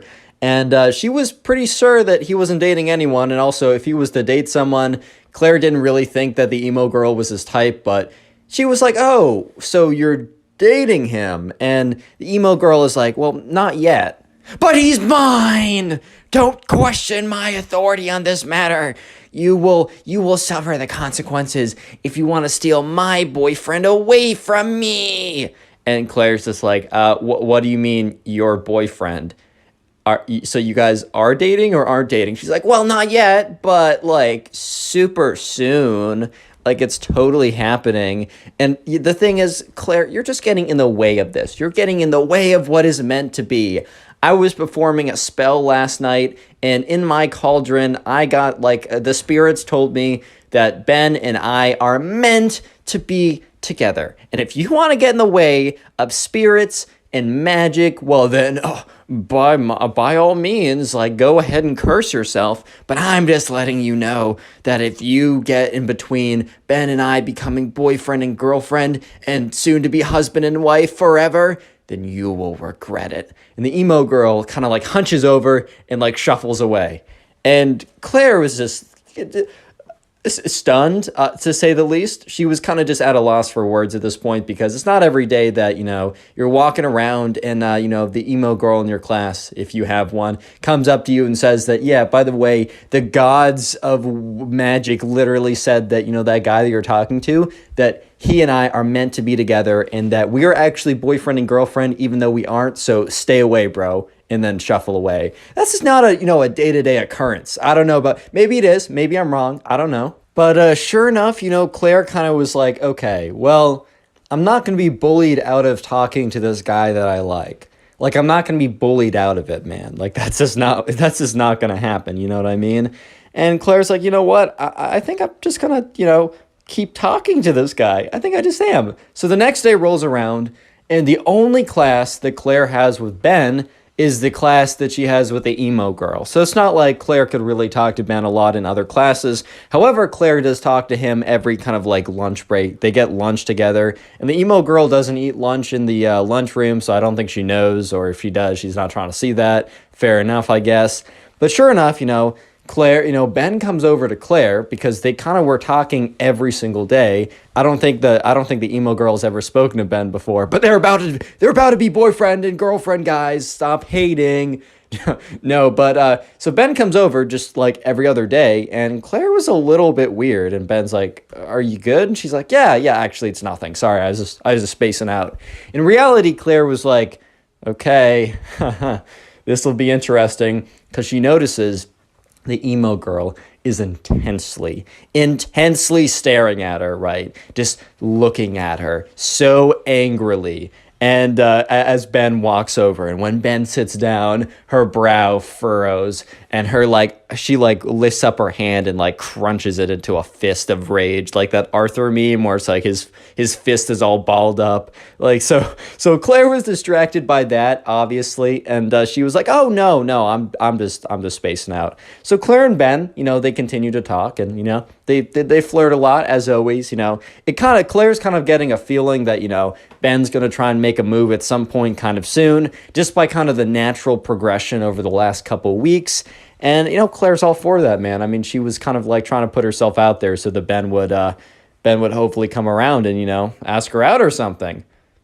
Sure enough, you know, the bell rings again, and Claire is kind of like power walks out of there. She grabs her bag quickly. She's like, aha, Ben, I'll see you in the next one. Because Ben and her go to totally different directions. So it's not like she can walk with Ben. And so Claire is like power walking out of there because she's like, all right, emo girl is coming for me, man. Like, because Claire wasn't looking at the emo girl, but she could just feel it. Like, she had kind of like the raid boss music going on. She's like, oh man, I gotta get out of here, dude. Final boss encroaching, man. Like, I gotta get out of here. So she grabs her backpack, quickly like puts it on her shoulder and starts to like not sprint out of the classroom, man. Her teacher would have been like, stop running, stop it, stop. But sure enough, right now, the emo girl was just as fast and just as intent to be talking to Claire. And she comes up to Claire and she's like, you didn't heed my warning. You didn't listen to me. And Claire goes, dude, I don't know you, but it doesn't seem like you and Ben ever talk. I don't think you're going to be boyfriend and girlfriend. You threatening me with your magic powers or whatever is not going to make me stop talking to this guy, dude. Like, can you go away? And the emo girl is like, fine, but just know that I will give you one last warning. And Claire's like, oh boy, kind of rolls her eyes or whatever. And the emo girl's like, if I see you talking with him again, it is on sight. And Claire's like, bro, what? What? Huh? And the emo girl's all like, stop laughing at me. It's not funny. It's serious. I will give you one last chance. And this is your final opportunity to cease your terrible behavior, or you, yes, you, Claire, will suffer the consequences. And Claire's just like, oh my God, you can't, you gotta be kidding me, dude. Like, there's no chance. So she's like, okay, thanks for talking to me. Is that all? And the emo girl's like, yes. One last chance. Don't forget it. Don't you forget it. One last chance. And once again, emo girl scuffles off. Little spoiler, Claire does not listen to the emo girl. And the next day in class, the emo girl does something completely crazy. But real quick, comment emo down below if you want to hearten your comment, as that is the secret word of the day, and I will try and heart your comment to say thank you. And also, if you want to support the channel, binge watch videos, or just watch a bunch of videos after this one, or in your free time, when you're drawing, about to go to bed, playing video games, go watch one of the playlists. I got Emo Kid playlist, Spoil Kid playlist, and if you do, comment down below so I can personally say thank you, as it really does help. And also, profile pic army looking strong. So you thought that was it for the craziness from this emo girl, that going up and threatening that the evil gods of spells and magic and wizardry she will suffer the consequences. You thought that was bad? No. Pause, bro. You're not even close to what's about to happen, because the next day it rolls around. Okay, I keep saying that like that's something crazy. Oh no, the next day happens. Time is linear, rah. But anyways, right? Next day rolls around. Claire goes into class. And she makes sure that she's talking to Ben, and she makes sure that the emo kid, or the emo girl specifically, is seeing this. And Claire's kind of like a little bit upset, because she's like, you know what? This girl is bossing me around. I'm not standing for it. So Claire decides that, you know, she's just going to make a move. Like, she's going to make a move. So anyways, Claire is talking with Ben. And, you know, she sees that the emo girl is at an angle where she can see both of them pretty clearly. And so Claire looks at the emo kid and the emo girl in the eyes. This is a little mean, I'm not gonna lie. However, it is kind of justified, since the emo girl was like threatening to pull up or square up, or like it's on sight if you talk to him, or talking crazy or whatever. So this is a little bit justified, not saying it's not mean, but you know, Claire is kind of like, oh, Ben, like, tell me about you or whatever. And what Claire does is she puts her hand on like a Ben's leg or whatever, kind of like as an indication of like, I like you. Don't go ahead and do this. Especially like you got to ask people first. Like, you can't go around just putting your hands on people, bro. As the connorpugs endorsement, don't do this. But anyways, like, I mean, she already talked it, like, either way she does it. And Ben reciprocates very nicely back, and Ben kind of like puts his hand on her chair, right? You know, when you're like in the classic movie theater scene where it's like you reach your hand behind them to like I don't know. You know what I'm talking about. And this, the emo girl, legitimately snaps, dude. She freaking snaps. And you're probably thinking she's gonna go up and put a spell on them, or she's gonna like go raw and like sprint to the bathroom to have explosive diarrhea. No, none of those things are true. You know what this girl does? When she said it's on site, she meant it. Because Claire, one moment, was like kind of relaxing in the company of her soon-to-be boyfriend, spoiler, Ben. In the next moment, she was on the ground. Do you know why? Because the emo girl freaking tackled her, dude. The emo girl got so angry at the sight of them, like, basically, they weren't holding hands, but they were like same level of like romantic intimacy as holding hands. She was so mad at that sight that the emo girl legitimately got up out of her seat, buckled her head down, sprinted like a D1 quarterback, and knocked Claire out of, like, tackled Claire basically, and was like, and started hissing. So right now, Claire's on the ground, the emo girl is on top of her, Ben is sitting there in complete shock, like, what? And everyone in the class turns around, including the teacher. Because they were supposed to be like reading a book or something in pairs. None of this nonsense was supposed to be going down. So the teacher is just like, what's going on over here? And the emo girl is like hissing the entire time. It's like, I told you it was on site. Stay away from my boyfriend. And Ben is just so confused. And Claire's like covering her face because the emo girl is like very faintly, but still trying to like claw at her. It's like, don't, like with their big, like, kind of like in Pokemon, like Meowth, or I forgot the cat Pokemon that like Team Rocket has. You know how that like it has scratch attack that does like -1 damage? That was kind of the equivalent of what like the emo girl was doing to Claire. So no damage was done, but it was very strange. And sure enough, Claire at the next moment feels the sensation of the emo girl leaving her body, like being picked up. So she opens her eyes and she sees the emo girl is literally being dragged away by the teacher and dragged out of the classroom. And Claire gets up and Ben looks at her with just this look of, huh? And at this point, Claire's like, Ben, I got some explaining to you. I got some explaining to do. And Claire explains everything that I just told you. Click on the video on screen right now. I know you'll enjoy it. Just click it. Do it. Today I got a story probably one of the craziest emo kids of all time, and I've told a lot of crazy stories, so strap in, subscribe if you like stories, and let's call today's subscriber, let's call her Luna.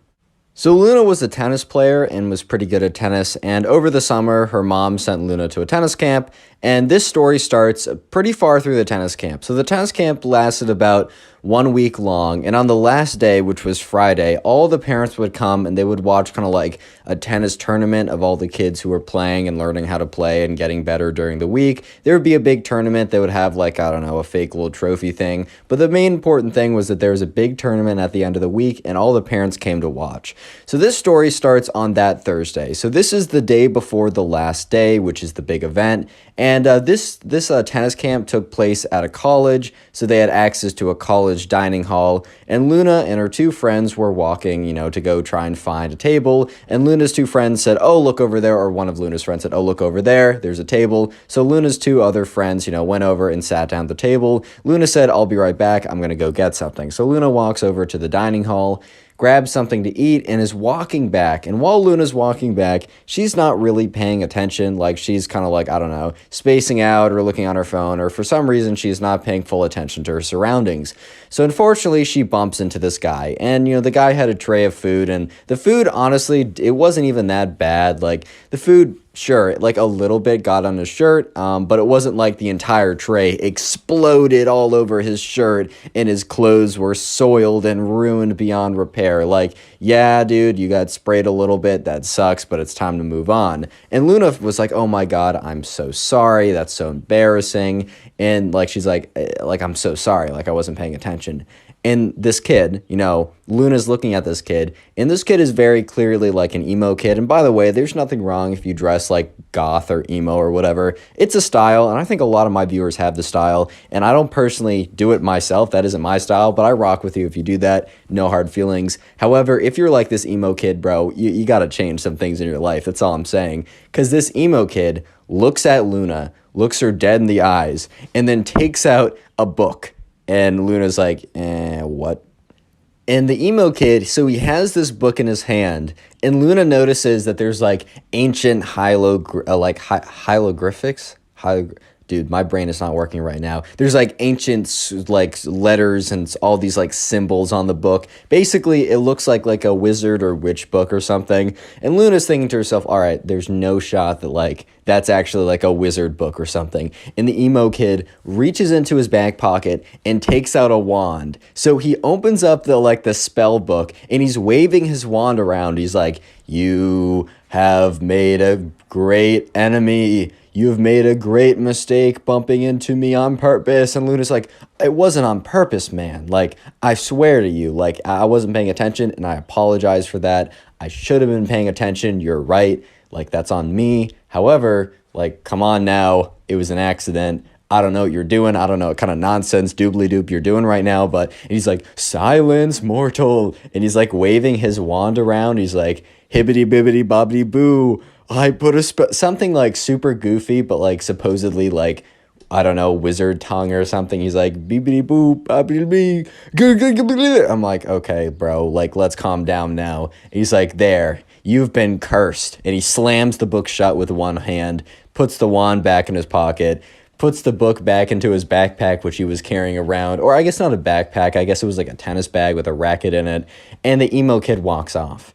And Luna is just standing there, just kind of like, what just happened?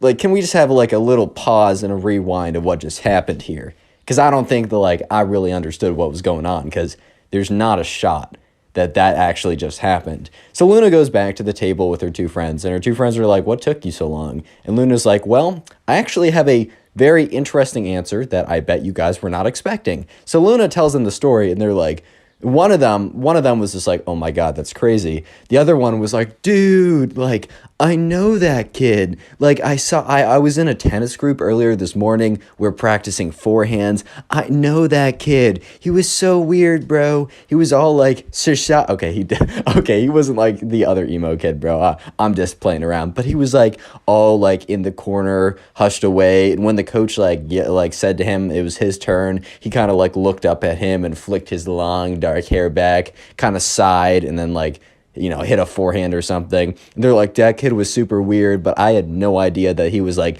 that weird. Because there's a difference between being kind of weird and putting spells on people randomly. Like, that's just two different ballparks, bro. Quick comment emo down below if you want to heart in your comment. That is the secret word of the day, and I will do my best to heart as many comments as possible. I'm still getting over some complications with the wisdom teeth, and that might take a couple days. So please don't take it personally if I don't heart your comment. Do know I still really appreciate it. And also, shout out to all the people who've been binge watching my videos, like going through and watching a ton of them, either via the playlist or just through the recommended. Please let me know in the comment section when you're doing this so I can heart it and say thank you, and just know that you're supporting the channel more than you can even imagine at this point. I really appreciate it. Back to the story. It gets crazy. Anyways, right, so the next day rolls around, and remember that, you know, Luna was at a tennis camp, and on the last day, which was the next day, because this whole spell incident happened on a Thursday, and the last day was on a Friday. So it was Friday, it was the last day, and it was only like a half day because the parents would come and pick you up by the end of it. But anyways, right, there was a big tennis tournament, and all the parents came to watch. So it was a pretty big deal. And so everyone was sitting around on the tennis court, and like the coach was standing at the very front. Everyone was sitting on the tennis court, and he was reading off his list of like, all right, guys, like, thank you for all your hard work this week. And finally, it pays off. Just know that, you know, win or lose, like, you know, we just want to make sure you have a fun time, and that, you know, I mean, there can only be one winner, so you can't take it that personally if you don't win. The most important thing is to, like, good sportsmanship and have a fun time. And anyways, let me read off the pairings. So the pairings were read off, and Luna had a first round match where she played against some random guy or something, and she was better. She was probably one of the top 10 people at the camp. She didn't expect to win the tournament. I mean, the other people, were some people that were much better than her, and maybe they're having a bad day or whatever, but Luna just wanted to go out there, have some fun. So Luna's first round match went down really well. She won 6-2, 6-3, which is pretty solid win. If you guys know tennis, I used to play tennis a lot back in the day. That's why I can tell this story so well, at least the tennis parts. But anyways, things get really interesting when Luna goes into her second round match. The second round match is against a familiar character that you guys may or may not remember from earlier in the story. Yes, Luna is playing the emo kid, and let me just say that Luna did not forget the emo kid, but very well the converse is true too, because the emo kid had not forgotten about Luna either. Which means, yes, Luna versus the emo kid are about to play after the emo kid put a spell on her.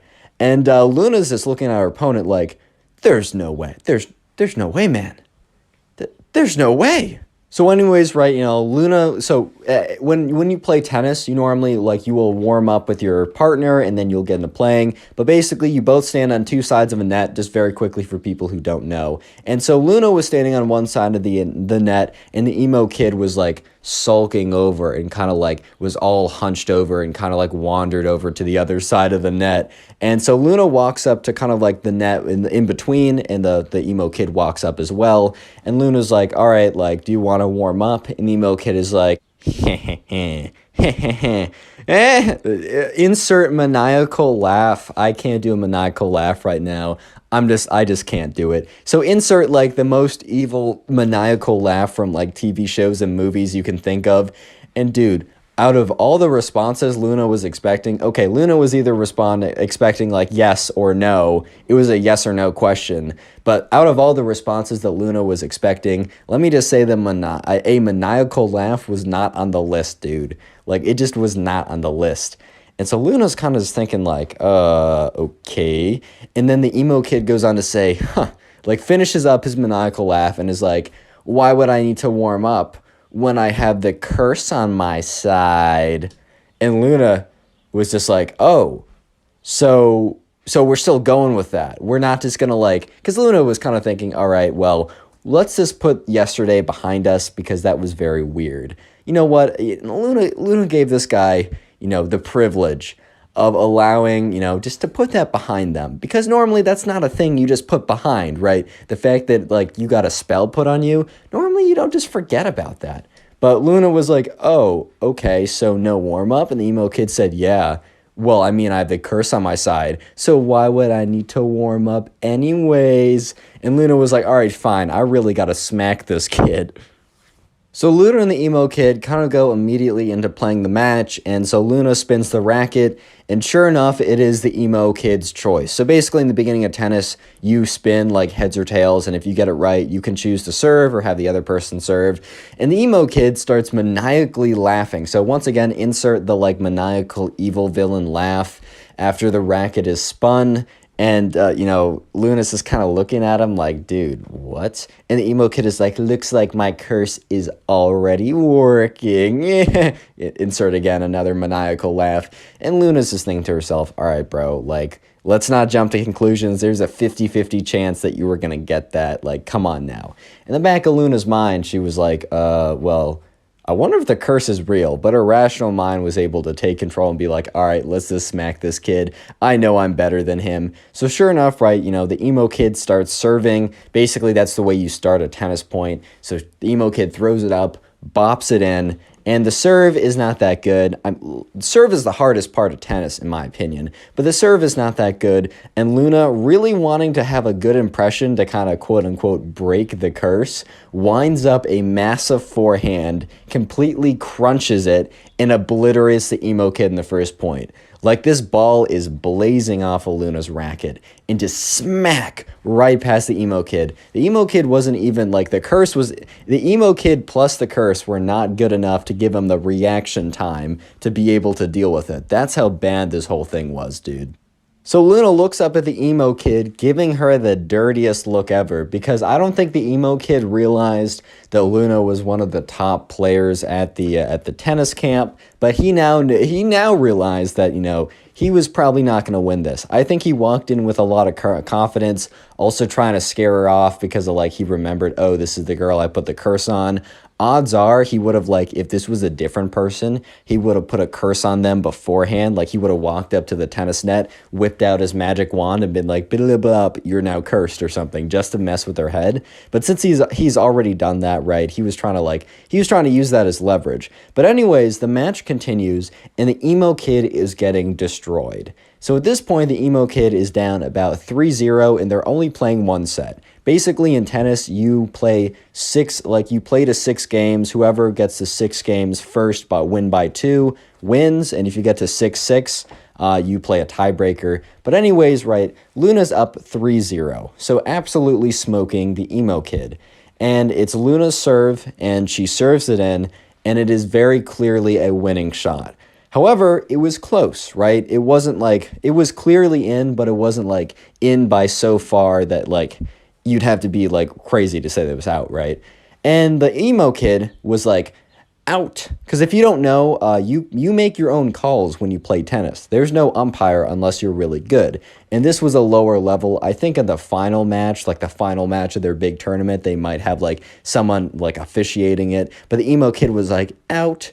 And Luna kind of looked at him no, dude, that wasn't. But she can't really do anything. So they keep playing, right? And Luna continues to crush this kid, continues to crush this fool, bro. And the emo kid continues to cheat. However, the emo kid is really only cheating when it's I don't know, kind of close. So if Luna hits a really good shot, but it's kind of close, the emo kid will just call it out. And this is super frustrating to Luna because she's losing a lot more points than she needs to, but she's still winning. It's currently 5-1. So if Luna wins one more game, then it's over, right? She wins the match and it's done with the emo kid. And at this point, right, I think other matches were kind of getting on with, and there were more people were finishing. So parents were kind of coming over and they were watching, and more of the staff officials decided to watch this game just because less matches were being played because more people were winning and losing and kind of less matches were going on. So at this point, right, it was 5-1 Luna, and there were a bunch of people watching at this point. And so Luna hits a shot that is very clearly a forehand winner. She hits it, smacks it. It's not even like the other ones that is kind of close. This one was so clearly in. It was in by 2 or 3 feet. And the emo kid is that was out, by the way. And Luna's dude, I've been letting you have some really close calls recently, but that was so clearly in, I don't know how else to say it. I give you the benefit of the doubt of all the other stuff, but that one was so clearly in, I can't let it stand. Luna basically slips and she's nah, I'm done, bro.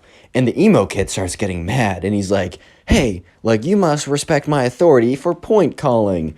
And I guess technically you do, but then again, one of the camp people was watching the whole thing go down, and he started to pay more attention. So he's watching the emo kid, and the emo kid is getting so angry. So once again, they start another point. The emo kid takes that point, even though he's obviously losing, right?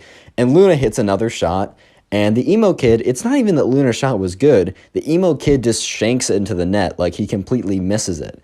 And the emo kid was oh, by the way, your shot was so out. And it was so clearly in. And Luna's dude, you can't just call everything out when you lose. And at this point, the emo kid said, I'm going to do what I want because it's my authority and you have to deal with it. And at this point, right, the camp counselor had kind of noticed what was going on and was all right, I got to come in here. I got to put a stop to this. So the camp counselor, starts to walk on the court and is what's going on, guys? And the emo kid is so angry at this point because he's losing and he's just mad. And oh my God, this is where the emo kid snaps. So the camp counselor is walking over to the emo kid and is all right, can you explain what's going on here?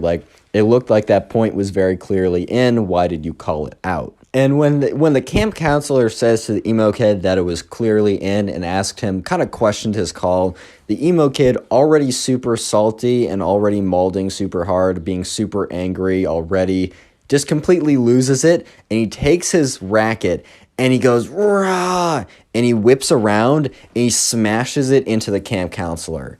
And like the camp counselor stumbles back and it's like, oh my God. Cause like the racket had hit his arm. It had like broken the skin a little bit. So it was a little bloody and it wasn't that bad. He didn't break anything. He didn't like hit a major artery or something. But the racket smashed into the camp counselor and like kind of like broke into his skin. So the camp counselor starts yelling like, are you crazy? Like, why would you do that? I was literally asking about a call and you attacked me. And there was another camp counselor watching the whole thing and he starts walking in. But before they could do anything, you see this woman with kind of like a side part, like it kind of like the Karen haircut. Maybe she was a nice woman, but I'm just describing what I was told. By the way, the story was sent into my Instagram. Go ahead and follow me there. It's in the description. Even if you don't want to send in the story, just follow me there. It makes me feel good. But anyways, this woman walks on the court. She kind of looks like a Karen. Maybe she's super nice. I'm just saying it how it is, right? Walks on, grabs the emo kid by the back of by like the scruff of his shirt and drags him away. And he's like, ma'am. He's like, ma'am, I was winning. The emo kid literally had the audacity, as he was being dragged off court for attacking one of the camp counselors, to say that he was winning. What? Yeah, so the other camp counselor, I mean, the one that got hit with the rackets, like, I got to get this checked up. Like, I think I'm fine, but, like, I just want to make sure that, like, it didn't break anything farther because his skin was kind of bloodied up. And the other camp counselor, the one that was not attacked by the emo kid, walked up and said, hey, Luna, like, sorry you had to deal with that. We're giving you the win, obviously. And so sure enough, Luna went on. Luna didn't win the tournament, but, you know, did pretty well. And the emo kid was nowhere to be seen after he's dragged off by his mom. Presumably, his mom was like, all right, like, we're done. Grabbed him and just dragged him off. Click on the video on screen right now. I know you'll enjoy it. Just click it. Do it.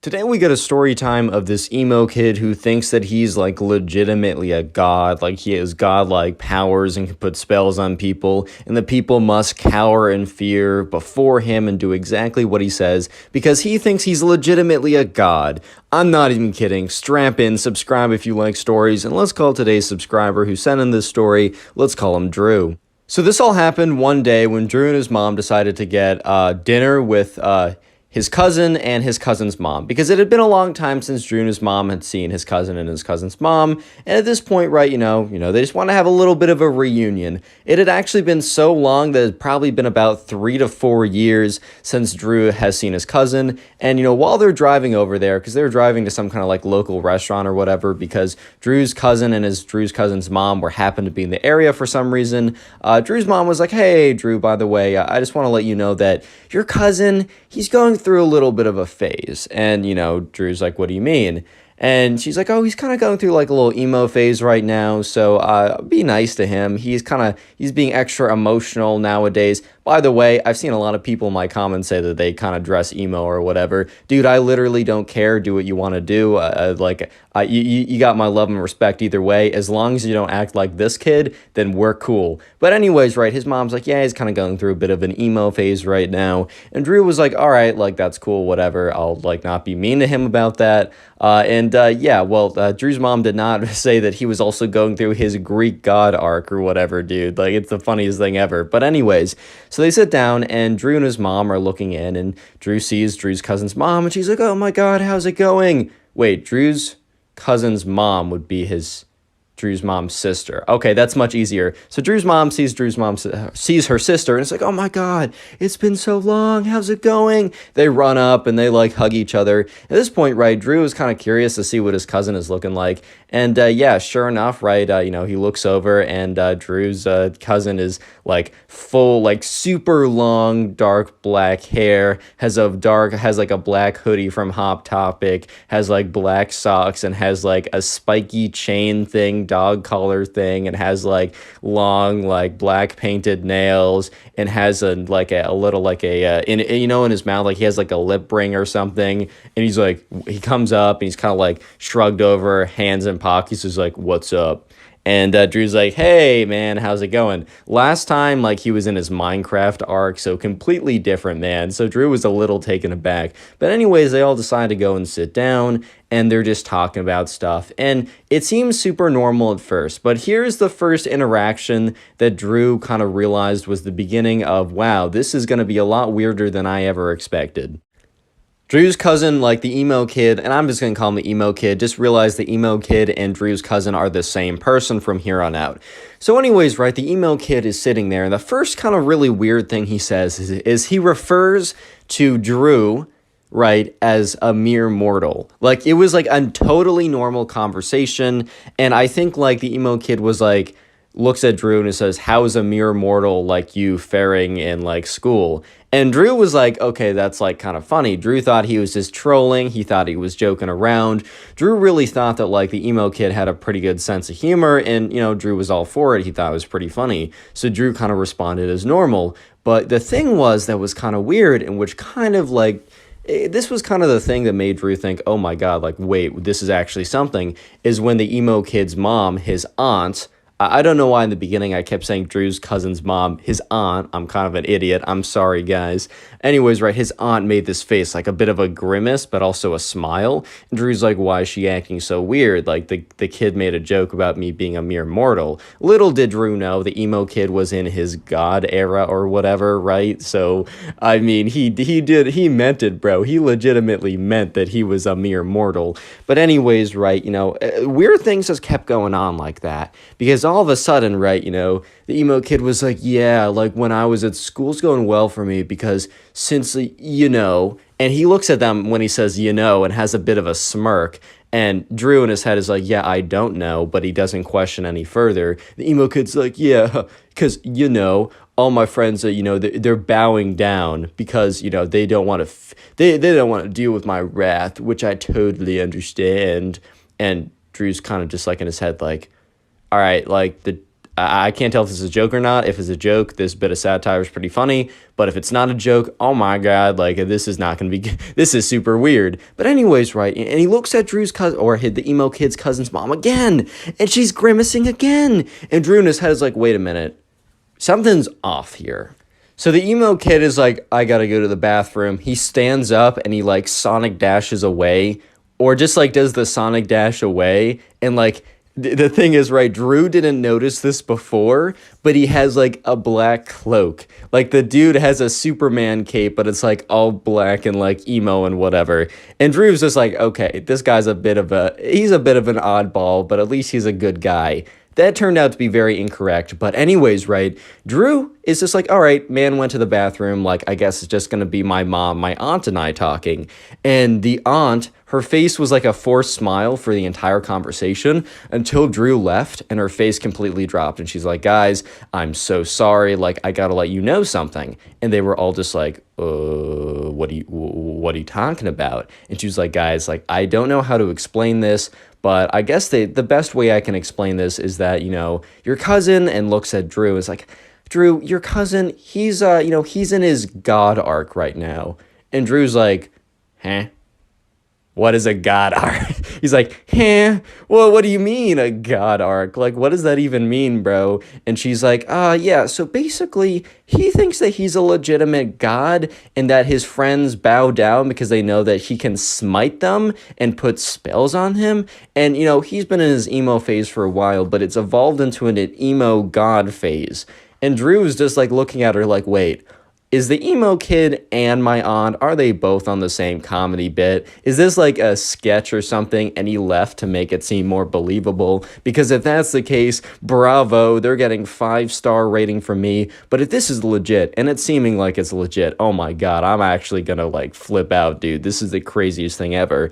And then his aunt goes on to say, and you know, he's very fragile emotionally or whatever, so if you guys can just please play along if he like makes a mention that he's a god. Please don't burst his bubble. Like I know it's a lot to ask and it's super weird, but please just do it for me. He's gonna get through this phase and be normal soon. I hope. She has a long pause and then says, I hope. And like, you know, Drew's mom kind of cringes a little bit. She's like, oh my God. Like, thank God Drew is not like this and not in his God arc. Drew's mom wouldn't care if Drew was like an emo or something. But if he was an emo God phase, like she would be like, bruh, like my son, why? Why do I live?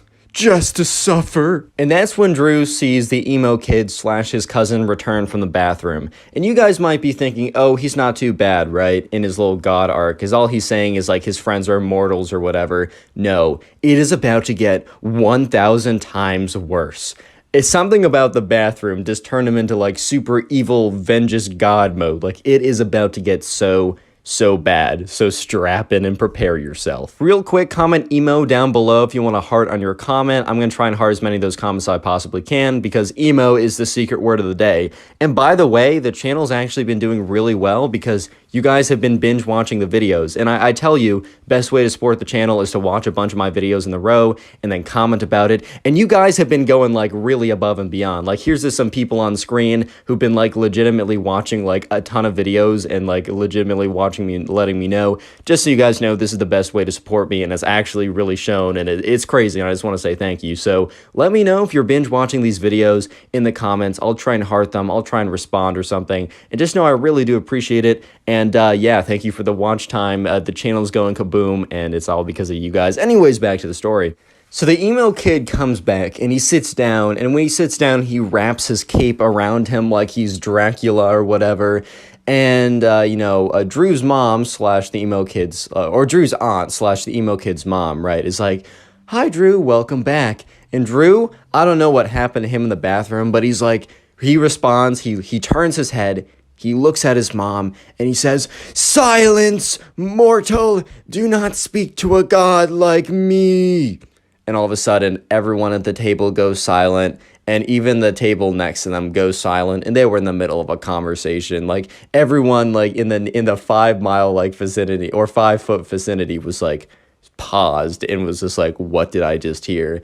And you know, the emo kid's mom gets like very like nervous, and she's very thankful that like she was able to tell you know, Drew and his mom like what's going on, but she was like, oh my liege, I am so sorry, please forgive me. And the emo kid is like, fine, I'll consider it, your punishment will be less than because of your repents, is that the word? Yes, because you're slightly forgiven, but your punishment will still happen. And he like whips up his cape again and like hides his face behind it. It's like, meh, meh, meh, meh, meh. At this point, right, Drew's like, oh my God, my cousin's gone off the deep end, bro. What? So anyways, right, the emo kid's mom starts having a conversation with Drew's mom, kind of just trying to like move past that super awkward moment of like her son saying, silence, mortal, you will be punished, like something just very strange like that. And she just tries to have a normal conversation, and she was doing pretty successfully as the emo kid was like evilly staring at them like through his black mascara, looking at them, and like I don't know, like Drew like looked at his cousin and like briefly, very briefly, Drew looked at his cousin, and the emo kid looks at him, makes eye contact, and goes, hiss! And Drew's just thinking to himself, what? What did I do? I looked at you. Like, why are you so much less normal right now? Because the emo kid was kind of weird before, as he was calling people his mortals, but for some reason, he just went off the deep end by the time he came back. Anyways, right, the waiter comes around and brings their food, and things are looking pretty good because, like, I don't know, Drew's like, all right, I don't need to interact with my cousin anymore. He's kind of weird. I can just focus on my food, and he can focus on his food, and then we can just get out of here. Life is good. And that was just unfortunately not the case, because when the food came down, the emo kid is like, all right, because he speaks for the first time since calling his mom a mere mortal and that she's going to be punished. And he says, all right, time for the sacrifices. And his mom is kind of like, oh boy. And Drew is just thinking in his head, like, what's going on here? And sure enough, the emo kid's mom is like, oh yes, my lord. And she takes like half of her food and scrapes it onto his plate. And he's like, all right, who else? And Drew kind of is just so confused right now. He's just like, am I supposed to give this kid some of my food? Bro, Drew was hungry. He didn't have lunch that day. He was like tired. The food he got was really good. He's not trying to give this weirdo emo kid who thinks he's a god half of his food. That's just not what he's trying to do today, man. This is not what he's trying to do. And the emo kid is like, Drew, you will be punished if you don't give me half of your food. And Drew in his head is like, what? No, well, I'm just not doing that. Like, at the end of the day, I hate to say it, or actually, I don't hate to say it, I love to say it. I relish in the fact that I'm saying it. I'm not giving him half my food. That's crazy.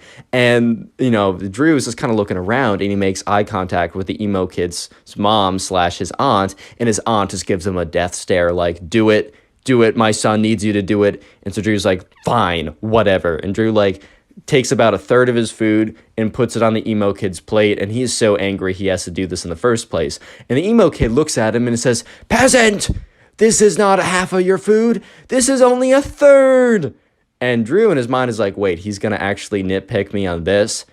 I gave him basically half my food. Yeah, I actually gave him like a third. It's same thing, right? And the emo kid is like, you will be smited if you don't give me half of your food. And Drew is just thinking to himself, my God, what is wrong with my cousin? And Drew's mom's like, all right, honey, here you go, and scrapes off half of her food into the emo kid's plate. And he's like, does this weird, cringe laugh or whatever. And Drew's just like, you know what? Fine. And so Drew scrapes the rest of his food, or the other half, or at least up to half of his food, onto his plate. And he's thinking, whatever, I'm going to be hungry. I'll just grab food at home. I'm just trying to get out of this very weird meal. And the emo kid is like, smart move, peasant, smart move. You will not be smited now. And the emo kid starts he eats literally one bite on his plate and it is done. He just doesn't eat the rest of it. And Drew is just so angry at this point for everything that's happened, but now the emo kid demanded all of this food from everyone at the table, and he doesn't even eat any of it. So eventually, right, the waiter comes around and is like, oh, are you done? And points to everyone else who has finished their food because they're all very hungry with empty plates. And he points to the emo kid. He's like, oh, do you want me to box that up? And the emo kid says, no, I'm done, and hands him the plate. And Drew in his head is like, what? What? You didn't even eat it? Why? So Drew really just wants to get out of there. He's not trying to deal with this nonsense anymore. But the emo kid, the waiter comes around and says, hey guys, do you want any dessert? And the emo kid is like, yes, I demand it. And the waiter's like, okay, I'll get the menus. And Drew in his head is just thinking to himself, bro, I'm trying to get out of here. This weirdo, but I'm just trying to get away from the weirdo, right? But